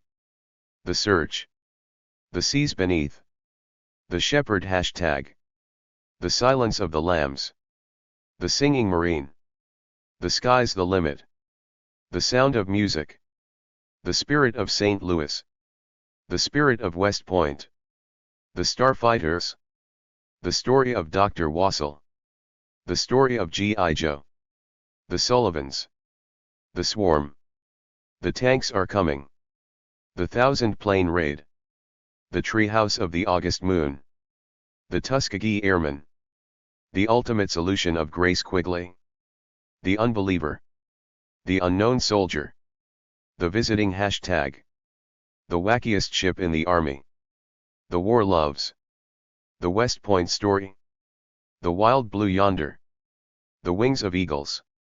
The young lions. Them. They went that a way and that a way. They were expendable. 13 days. 30 days over Tokyo.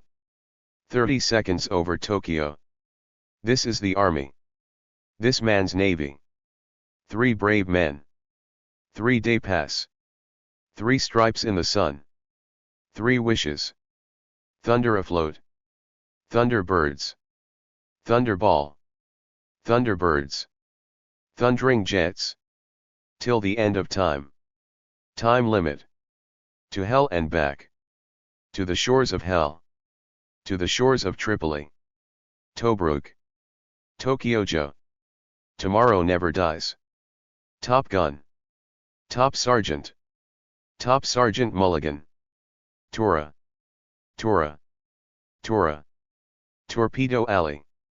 Torpedo Run. Touchdown Army. Toward the unknown. Towering Inferno. Toy Soldiers. Transformers hashtag. Transformers Dark of the Moon hashtag. Transformers, Revenge of the Fallen hashtag. Transformers, The Last Night hashtag. Tropic Thunder hashtag. True Lies. Tugger hashtag. Turkey Shoot hashtag. 12 o'clock high. Twister. Twister's Revenge. U-boat prisoner. Unaccompanied minors hashtag. Unbroken hashtag. Under siege. Underwater warrior. United 93 hashtag. Unsung heroes. Up front. Up periscope. USS Indianapolis, Men of Courage hashtag. Verboten. Via wireless. Waiting for the light. Wake Island. Walk in the sun. War Dogs. War for the Planet of the Apes hashtag. War of the Worlds. War of the Worlds hashtag. Warrior hashtag. We were soldiers. West Point. West Point of the air. West Point widow. We're in the Navy now. We've never been licked. What am I bid? What price glory? What price glory? When Willie comes marching home. Whiskey Tango Foxtrot hashtag. Who'll stop the rain? Why America will win. Why sailors go wrong. Wild America. Windjammer. Wind talkers. Wing and a prayer. Winged victory. Wings. Wings for the eagle. Wings of eagles. Wings of the Navy. Wings over Honolulu. Wings over the Pacific. Winslow of the Navy. Womanhood, the glory of the nation. Women of all nations. WWZ hashtag. X15. You came along. You're in the Army now. You're in the Navy now. Appendix B. Dodd sponsored TV, all time. 1 versus 100. 1,000 men and a baby asterisk. 10 things you didn't know. 10 years of terror. 10.5 The apocalypse. 100 women, 100 years. 101 foods that changed history. 101 foods that changed the world. 101 gadgets that changed the world. 101 weapons that changed the world. 10th Mountain Division. 12 o'clock high asterisk. 2056. 21st Century Warrior. 24. 30 for 30. Third degree asterisk. 442. Fourth and long. 65th anniversary of the atomic age. 700 Club. 7th Heaven asterisk. 82nd Airborne in Afghanistan. A beautiful resistance. A bright shining lie asterisk. A call to arms. A company of soldiers. A conception story. A fight for the troops. A football life, the forward pass. A grateful nation. A hero's welcome. A Rockport Christmas asterisk. A soldier's gift. A soldier's long journey home. A time to triumph asterisk. A tour of the inferno, revisiting platoon asterisk. A war that never ends, day of discovery. Above and beyond. Acceptable levels. Adapting to extreme weather. Aerial America. Afghan dreams. Afghanistan, 10 years on. Afghanistan. The surge. Aftermath asterisk. Air crash investigation. Air warriors. Air power Vietnam, the real Top Gun asterisk. Air show. Al-Qaeda. Alaska Mega Machine. Alcoa Premier asterisk. Alex Reed, the fight for his life. Alien sharks, close encounters. All the unsung heroes asterisk. All-star salute to our troops asterisk. Almost sunrise. Alpha dogs. Altered course. Alternative history. Amazing race. America. America post 9/11. America revealed. America united, in support of our troops. America, you're too young to die asterisk. America, the price of peace. America. The story of us. American axe. American birthright. American chopper. American couples. American experience. American feed raw. American giving awards. American gladiators. American heroes. American Idol. American lives. American Ninja Challenge. American Ninja Warrior. American Ride. American Rifleman. American Soldier. American Truckers. American Valor asterisk. American Warriors. America's Got Talent. America's Most Secret. America's Most Wanted. America's Next Top Model. An Officer and a Movie. Anatomy of a Striker. Ancient Aliens. Ancient Superweapons. Animal Planet. Apache War Machine. Aquaman. Arlington. Arlington National Cemetery. Army Elite. Army Wives. Army Wives of Alaska. Army/Navy Game. Army/Navy Pre-Game Show. Army's Drill SGT. Of the Year Competition. Around the World. Around the world in 60 minutes. Artificial reefs. Asteroid. Attack of the show. Auction hunters. Auto motivation garage. Avalon asterisk. Aviators. AWOL. Babies, special delivery. Back from Iraq. Baggage battles. Baghdad ER. Baker boys, inside the surge. Ball up. Bama bells. Band of brides. Band of brothers, 1 year in Iraq with the 101st Airborne. Bang for the buck. Barrett firearms. Barrett, .50 caliber family. Batan. Bathroom crashers. Battle for Marja. Battle gear. Battle lab. Battle of Verdun and General Philip Pétain. Battle across. Battlefield detectives big hole. Battlefield diaries. Battlefield OR. Battlefield priests. Battleground. Baywatch asterisk. Bear in the house. Behind the scenes. Believe. Best of the best. Best Ranger 2006. Best Ranger competition. Best Ranger, the world's toughest competition. Best Warrior competition. Bet Awards. Beverly Hills, 90210 asterisk. Beyond Scared Straight. Beyond the Border.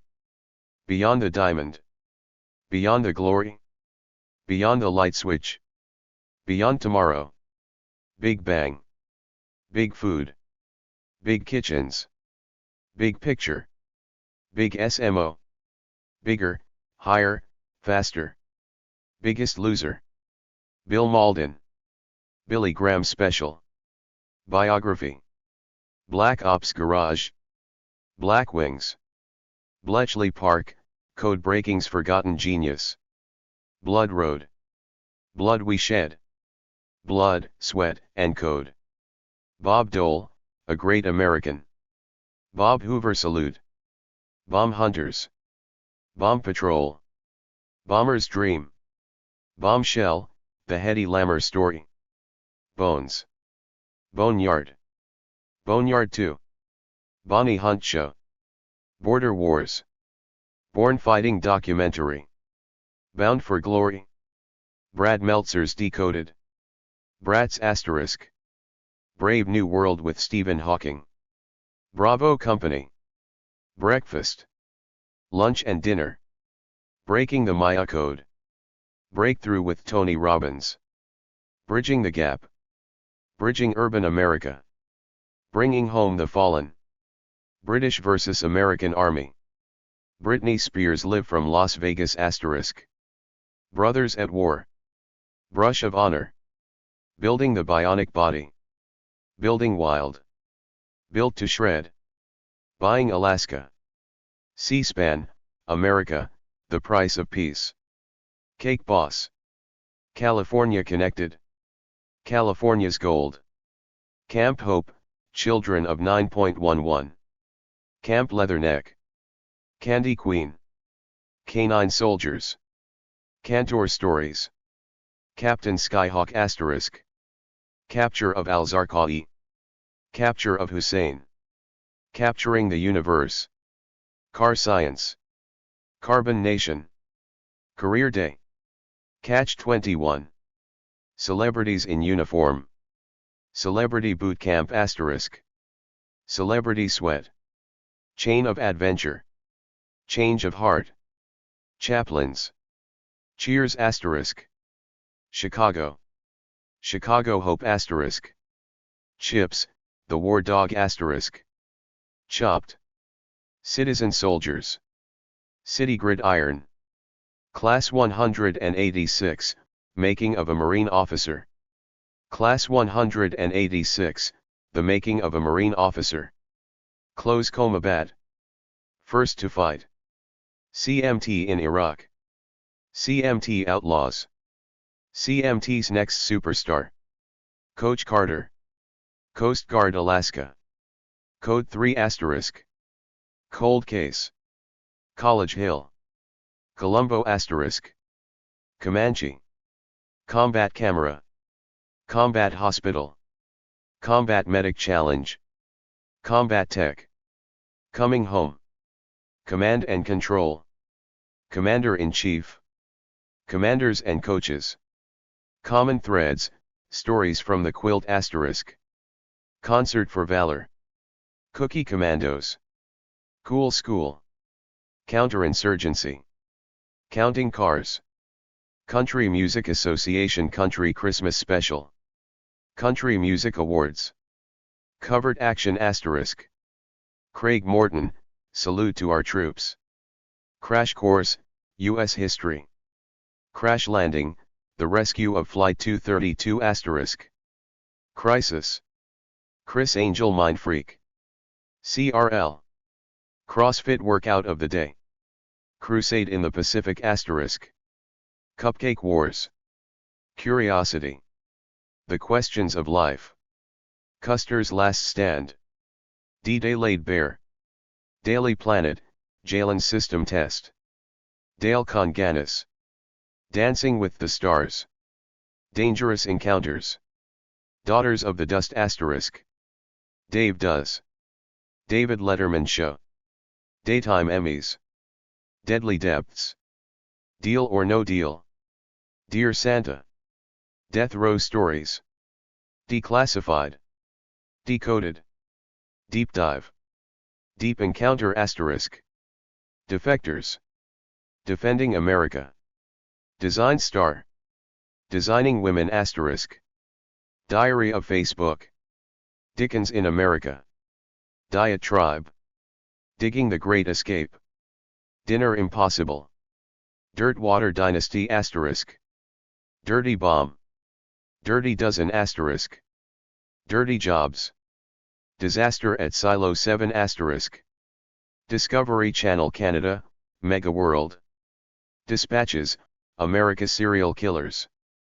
Dixie Divas. Do We Really Need the Moon? Desira Palace. Dog First Aid. Dog X. Dog Fights. Don't Forget the Lyrics. Down the Aisle in Style. Drill Sergeant in the House. Drill Sergeant School. Drug Wars Columbia **. Ducks Unlimited. Dust Off. Ears, Open. Eyeballs, Click. Earth, The Operator's Manual. Earth, The Climate Wars. Earth, The Power of the Planet. Eisenhower, A Place in History **. Ellen. Embrace Your Design. Emerald Live. Emerald's Green Planet. Engaged and Enlisted. Engaged and Underage. Engineering Alaska. Enlisted. Enola Gay **. Enough Already? With Peter Walsh. ER. Escape from Alcatraz. Espionage.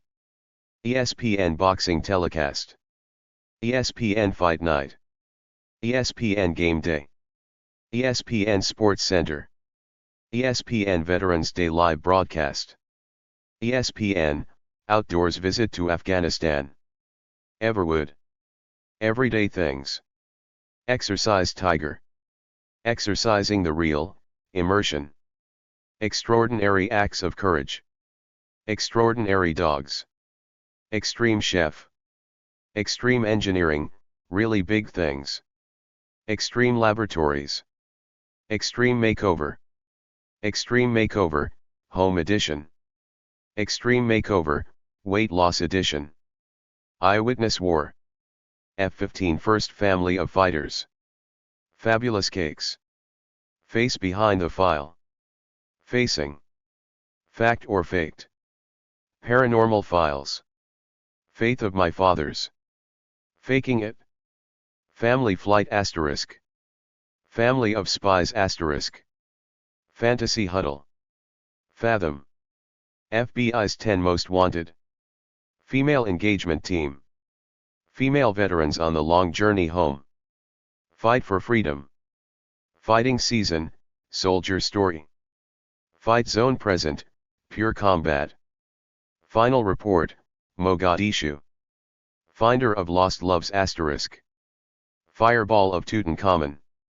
Fireball run. First command. First in battle, the Black Panthers of World War II. First take. First take salutes America's heroes. Fishing behind the lines. Fix it, finish it. Flight 93. Flip my food with Chef Jeff. Fly away home asterisk. Fly fishing top to bottom. Flying misfits asterisk. Follow the honey. Food court war. Forensic files. Forgotten flag raisers. Forgotten planet. Fort Knox. Fort Lee culinary competition. Fort Monmouth, unexpected history. Freedom. More than just a word. From combat to the classroom. From Earth to the moon asterisk. Frontline. Frontline battle machines. Frontline medicine. Fuerzas Commando 2011. Fuerzas Commando 2012. Fully charged. Future fight. Future tech. Future weapons. Galileo magazine. Gene Simmons family jewels. Generals of the North and South. Generation Next. George to the rescue. George Washington asterisk. German engineering in World War II. Gettysburg. Ghost Hunters. Ghost Lab. GI Factory. GI Hollywood. Glory Hounds. Go back where you came from. Going home. Golden Gate asterisk. Good morning America. Grateful Nation. Great American Railroad Journeys. Great Plains. Greatest Ever. Grey Berets. Grey's Anatomy. Gun Gurus. Gunny Time with R. Lee Ermey. Guy's Choice Awards. Haiti 1. Halfway Home. Hardcore Heroes, John Stapp. Harry Hopkins, a biography asterisk. Heart to Heart asterisk. Have Cake. Will Travel. Haven.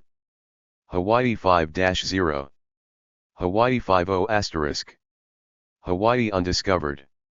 Hawthorne. Heaven and Hell asterisk. Heavy Metal Task Force. Hell Below. Hellfire Missile. Hell's Kitchen. Heroes of Desert Storm asterisk. High Ground. Highway to Heaven asterisk. Hire Heroes. Hiring America. Hiroshima asterisk. History and Future of Nuclear Power. History Center. History Detectives. History of Alaska.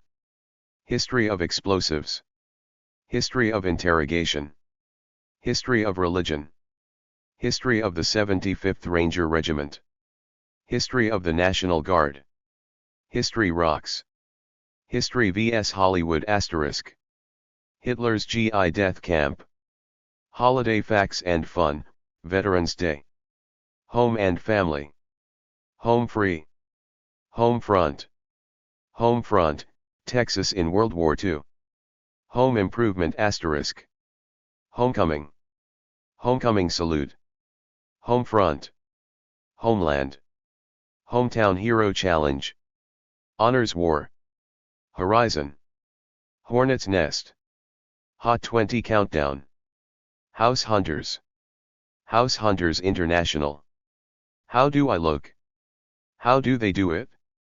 How the states got their shapes. How things work. How to look good naked. How to stay young. How we invented the world. Hungry men at work. Hunt for Osama bin Laden. Hunt in Corsicana. Hunt Masters. Hurricane Hunters. Hurricanes asterisk. I forgive you. I fought for you. I spy. Icebound. Ice road truckers. Illegal immigration. Impossible routes. In dogs we trust. In love and war asterisk. In the line of duty asterisk. Indiana Reserve soldiers in Iraq. Ink Masters. Inside Afghanistan. Inside Combat Rescue. Inside Marine Special Operations. Inside Operations. Inside the Afghanistan War. Inside the White House asterisk. Inside West Coast Customs. Inspector Mom. Insurgency. International Sniper Competition. Intersection. Intersections. Invasion. Iraq battles. Iron Chef. Iron Chef America. Ironclads. Island soldiers. Iwo Jima, from combat to comrades. I'm alive. I'm alive, ambushed. James May at the edge of space. James May on the moon. Jay Leno's garage. Jay Leno's Tonight Show. Jeopardy. Jeremy Nelson watershed. Jeremy's egg asterisk. Jesse James in Iraq. Jesse James is a dead man. JFK Plaza.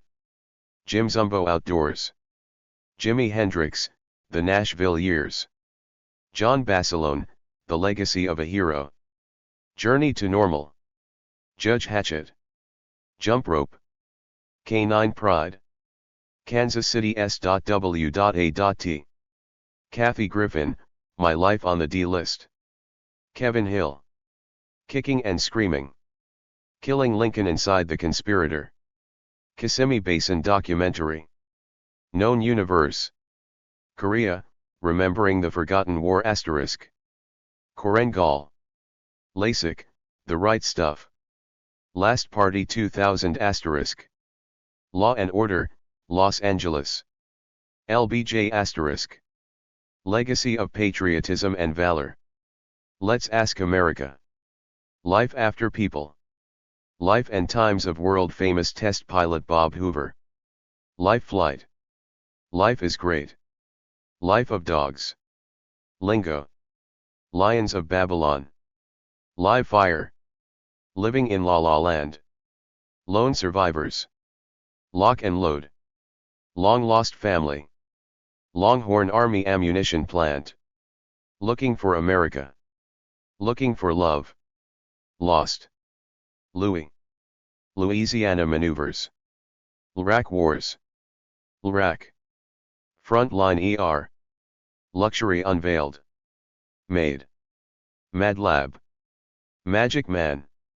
Magnum Pi asterisk. Mail Call. Major Dad asterisk. Major League Soccer. Make Peace or Die. Makers, Women in War. Making of the Band. Making Stuff. Making Things Smarter. Man vs. Food. Man vs. Wild. Man, Moment, Machine. Manhunt. Margaret Bourke-White asterisk. Marine Battle Hercs. Marine K9. Marines in the South Pacific. Marines, First to Fight. Married to the Army, Alaska. Martha Stewart Show. Mary Surratt. Massive Nature. Master Chef. Medal of Honor. Medical Investigation. Medium. Memorial Day Show. Memories of 1970-1991 asterisk. Men of Honor.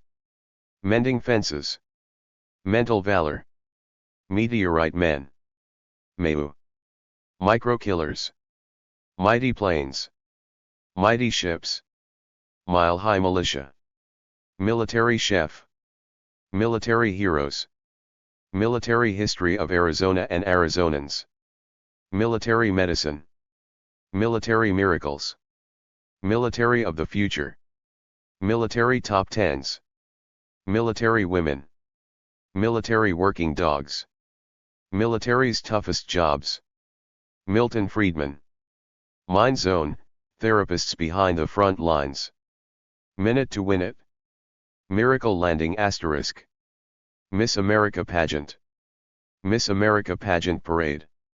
Mission Impossible asterisk. Modern Marvels. Modern Sniper. Mojave Viper. Monk. Monster Garage. Montel Williams Show. Montgomery Gentry Concert. Monument Guys. Monumental Mysteries. Most Shocking Love Stories. Motor Trend. Moving the Heaviest Metal. MTV News. MTV True Life. MTV's Coming Home. My Country, My Country. My Life. My Live on the D-List. My Mother, Ethel Kennedy. Mysteries at the Museum. Mythbusters. NAS. Emerald Point *. Naked Science. Nashville. Nashville Cupcakes. Natural Disasters. Navy Log *. Nazi Collaborators. NCIS. NCIS, Investigation. NCIS, LA. Need to know. New Family Feud *. New Year's Eve. Newark Riots. Newlyweds, Nick and Jessica. Nick Mom. Night Fire. No Greater Love. None More American. North America. North Shore. North to the Future. Nova. Now. Nowhere Safe. Nuclear Race. Numbers. NYPD Blues. Obese. Occupation Dreamland. Off Limits. On Target. On the Road with Austin and Santino. One Day, Three Ways. One Man Army. One Nation Underground. One Night on Earth. One Step Beyond. One Tree Hill. Only in America. Only in America with Larry the Cable Guy. Op Center *. Operation El Dorado Canyon *. Operation Flintlock. Operation Hardwood. Operation Homecoming. Operation Hope. Operation Infrastructure. Operation Viking Hammer. Oprah Winfrey Show. Oprah. Where are they now? Oprah's Favorite Things. Orange County Choppers. Osborne Family Variety Show. Our House *. Our Vietnam Generation. Outfitter. Outrageous Foods. Outside the Wire, Through the Eyes of a Soldier. Over There. Overcoming Obstacles Treating Your Diabetes. Overkill. Owner's Manual. P.O.W-Americans in Enemy Hands, World War II, Korea and Vietnam *. Pain Management. Poncho Barnes *. Paris Island, We Make Marines. Party Planner with David Tudera. Patrol Base Jaker. Penn and Teller's Secrets of the Universe. Pennsylvania National Guard PSA. Pensacola Wings of Gold *. Perfect Crime. PGA Reach. Photography During Wartime. Picatinny Arsenal. Pioneers in Skirts. Pioneers of Television. Pitbulls and Parolees. Pinyon Canyon Maneuver Site. Plane Spotting. Planes of War. Polka Kings. Power Block. Praise. Preserve, Protect, and Defend. Presidential Leadership. Price for Peace. Prison Break. Private Chefs. Private Contentment *. Profiles in Caring. Project Blue Coral. Pros vs. Joes. PTSD Documentary. Puller. Adventures of the Last American Hero *. Pulp Fiction, The Golden Age of Storytelling. Punch List Olympics.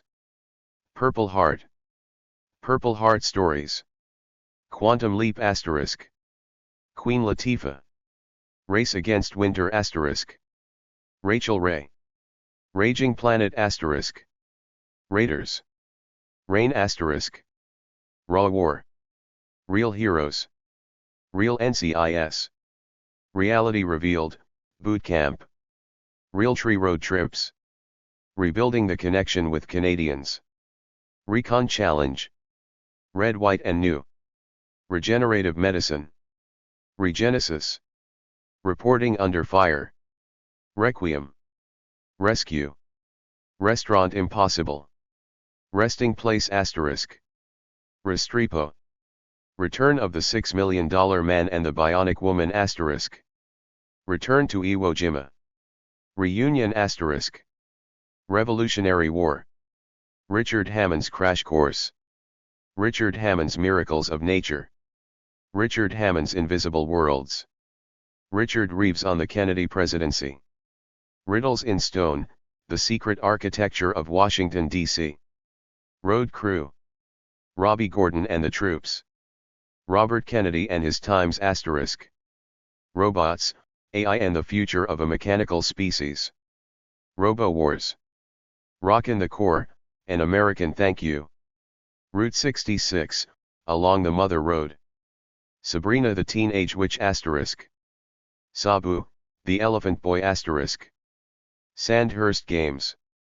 Save Our History. Saving Heroes. Saving Jessica Lynch **. Saving Private K9. Say Yes to the Dress. Sayonara, Daddy-san. Sci-Fi Science, Physics of the Impossible, Holodeck. Science of Star Wars. Seal Dog. Search and Restore. Seconds to Disaster. Secret Access. Secret History, The Roswell Incident **. Secret Iraq. Secret Pakistan. Secrets of the Arsenal. See Jane Win. Separate but Equal **. Set for Life. Shock Valley. Shootout. Shoot the Hero. Shooting USA. Shooting War **. Shoulder to Shoulder. Showdown. Simon and Simon **. Sleeper Cell. Small Town Boy. Sniper School, Only in America. Sniper, Bulletproof. Sniper, Deadliest Mission. Sniper, Inside the Crosshairs. Sniper. The Unseen Warrior. Snoop Dogg's Fatherhood. So You Think You Can Dance. Soldier Girl **. Somebody's Gotta Do It. Sons of Guns. Souvenirs. Space Command. Space Flight. Space Junk. Space **. Spotlight on Women in Helicopter Aviation. Spring Training with the Troops. Star Wars Technology. Star-Spangled Children. Stargate SG-1 **. Stargate Universe. Stargate, Atlantis. Stargate, Continuum. Stargazing Live. Stars Earn Stripes. State of Affairs.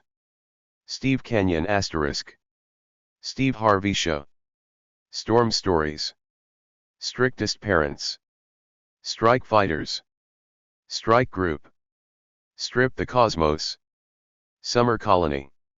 Superplanes. Super Bowl Fox Sports. Super Carrier **. Super Nanny. Super Volcano. Surprise Homecoming.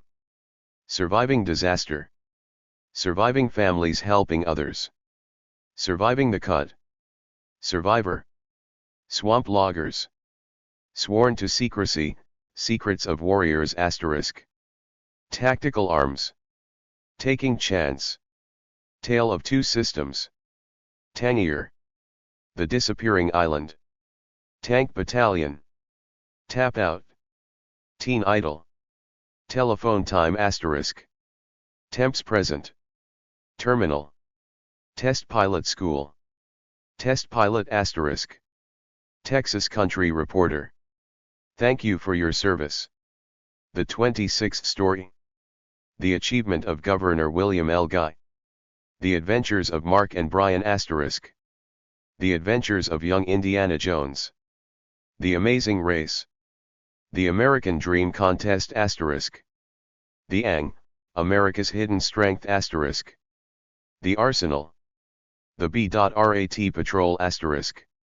The Bachelor. The Big Break. The Biggest Loser. The Birth of Modern Football. The Brady Bunch **. The Butch Factor. The Call to Serve. The Caregivers. The Chew. The Choir. The Colbert Report. The Complete History of U.S. Wars. The Court-Martial of Jackie Robinson **. The Daily Planet, Army Green Round. The Day After Disaster. The Deadliest Weapon. The War Against IEDs. The Devil's Brigade. The Doctors. The Dog Whisperer. The Draft. The Drew Carey Show *. The Ed Sullivan Show *. The Eddie Keating Story *. The Ellen DeGeneres Show. The Entertainer. The Eve of War. The Fighting Season. The Final Report. The Fitzgeralds and the Kennedys *. The Ford Story *. The Generals. The Great Air Race of 1924 *. The Great Christmas Light Fight. The Great Escape *. The Great Food Truck Race. The Hijacking of the Achille Lauro *. The Home Front. The Hornet's Nest. The Hunt for Eagle One. The Jackie Bushman Show. The Jeff Dunham Show. The Jimmy Dooley Idol Saga *. The Cayman Code. The Last Days of Patton *. The Last Days of World War II. The Last Official Act *. The Last Ship. The Late Night Show with Jay Leno. The Lieutenant *. The List. The Longoria Affair. The Lost Valentine. The Magic of Flight *. The Martha Stewart Show. The Material World. The Mighty Mississippi. The Mississippi *. The New Hollywood Squares *. The Night Shift. The OC. The Pacific War. The Pentagon. The Planets *. The Practice *. The Price is Right. The Raid. The Raising of America. The Reagan Years *. The Restorers. The River. The Road Home. The Rule of Law, West Virginia's military police in Iraq. The Sandbox. The Science of Decomposition. The Secret Government *. The Secret History of 9/11. The Secret Life of Machines. The Singing Bee. The Surge. The Susie Orman Show. The Talk. The Tennesseans. The True Story of Black Hawk Down. The Tuskegee Airmen *. The Twilight Zone *. The Universe. The Unknown Soldier *. The View. The Voice. The Volcano That Stopped Britain. The Wackiest Ship in the Army *. The War After. The West Wing. The Western Front. The Wonder Years *. The World of Jenks. The X Factor. The Years. The Young and the Restless. The Young Marines. Things That Move. Things to Do Before You Die. This One's For You. Threads. 3 Secrets *. 3 Wishes. Through the Wormhole, Are There More Than 2 Sexes? Tiger Cruise. To Heal a Nation *. To Save a Life. To Those Behind the Wall *. Today Show. Togetherness. Top 10. Top Chef. Top Chef, Masters. Top Engineer. Top Gear. Top Gear USA. Top Secret Science. Top 10. Top Trumps. Total Divas. Touched by an Angel *. Toughest Jobs. Tour of Duty. Tournament of Roses Parade. Trading Spaces. Transformation. Transistorized, *. Treasure Hunters. Treem. Tribeca Stories *. Triggers. Troop Star. Truck U. True Life Textaholic. Truth Actually. Tunnel. 20th Century Battlefields. Two Guys Garage. Tyra Banks Show. UFC Fight for the Troops. UFC Iraq Tour. UFO Files, Deep Sea UFOs. UFO, Enigma of the Skies *. UFO, Exclusive *. UFOs Past, Present and Future *. Ultimate Dogfighting *. Ultimate Factories. Ultimate Factory. Ultimate Fishing Experience. Ultimate Warfare. Ultimate Weapon. Ultimate Weapons. Una Vida Via. Under the Skin. Stories Behind the Ink. Undercover Boss. University. Unlikely animal friends. Unnatural selection. Unsung heroes. Untold stories of the ER. Vampire Diaries. Veep. Vegas Stripped. Vestige of Honor **. Veteran of the Game. VH1 Concert for the Troops. VH1 Diva Salute the Troops. Vice Guide to Everything. Vice on HBO. Victory at Sea **. Vietnam in HD. Virus **. Voice Awards. Voyages of Discovery, Hanging by a Thread. Wake Up Call. Walking with the Wounded. Walt Disney's Wonderful World of Color **. War and Remembrance **. War Factory. War Heroes. War Stories with Oliver North. War Wounds. Warbits. Warrior POV. Warriors to Lords. Wardern, 1861 to 2010. Washington the Warrior. Way of the Warriors. Weather Geeks. Weird Warfare. Weird, True, and Freaky. West Point. What Happened on the Moon, **. What History Forgot. What Not to Wear. What's in Your Pocket. Wheel of Fortune. When Hell Was in Session **. When the Levees Broke. While You Were Out. Who Do You Think You Are? Who Let the Dogs Out? Whose Wedding Is It Anyway? Why Me **. Wild Blue **. Wild Planet, North America. Wild West Alaska. Wild, Wild, West, Deserts. Win the War, Alpha to Zulu. Woman Abroad. Women at War. Women of Honor. Women of Valor **. Women, War, and Peace. World Without America. Worlds Apart. World's Strangest. World's Top 5. World's Toughest Driving Test. WWE Tribute to the Troops. World War II, The War Chronicles **. X Machines. Stractor. Years of Living Dangerously. You Deserve It. Your Mama Wears Combat Boots **. Appendix C. CIA, OSS, and FBI supported products 1939 to 2016. OSS supported films. OSS. Cloak and Dagger. 13 Rue Madeline. CIA supported / influenced films. The Caddy. Sangaree. Flight to Tangier. Houdini. Money from Home. Arrowhead. Elephant Walk. Secret of the Incas. The Naked Jungle. Animal Farm. Men of the Fighting Lady. Strategic Air Command. 1984. The Quiet American. Thunderball. Scorpio. Telephone. Patriot Games. Mission, Impossible. Enemy of the State. Spy Game. The Bourne Identity. The Sum of All Fears. Bad Company. The Recruit. Meet the Fockers. The Interpreter. Mission, Impossible 3. The Good Shepherd. Charlie Wilson's War. Race to Witch Mountain. Salt. Argo. Zero Dark 30. Dying of the Light. Mission, Impossible, Rogue Nation. 13 Hours. CIA supported TV.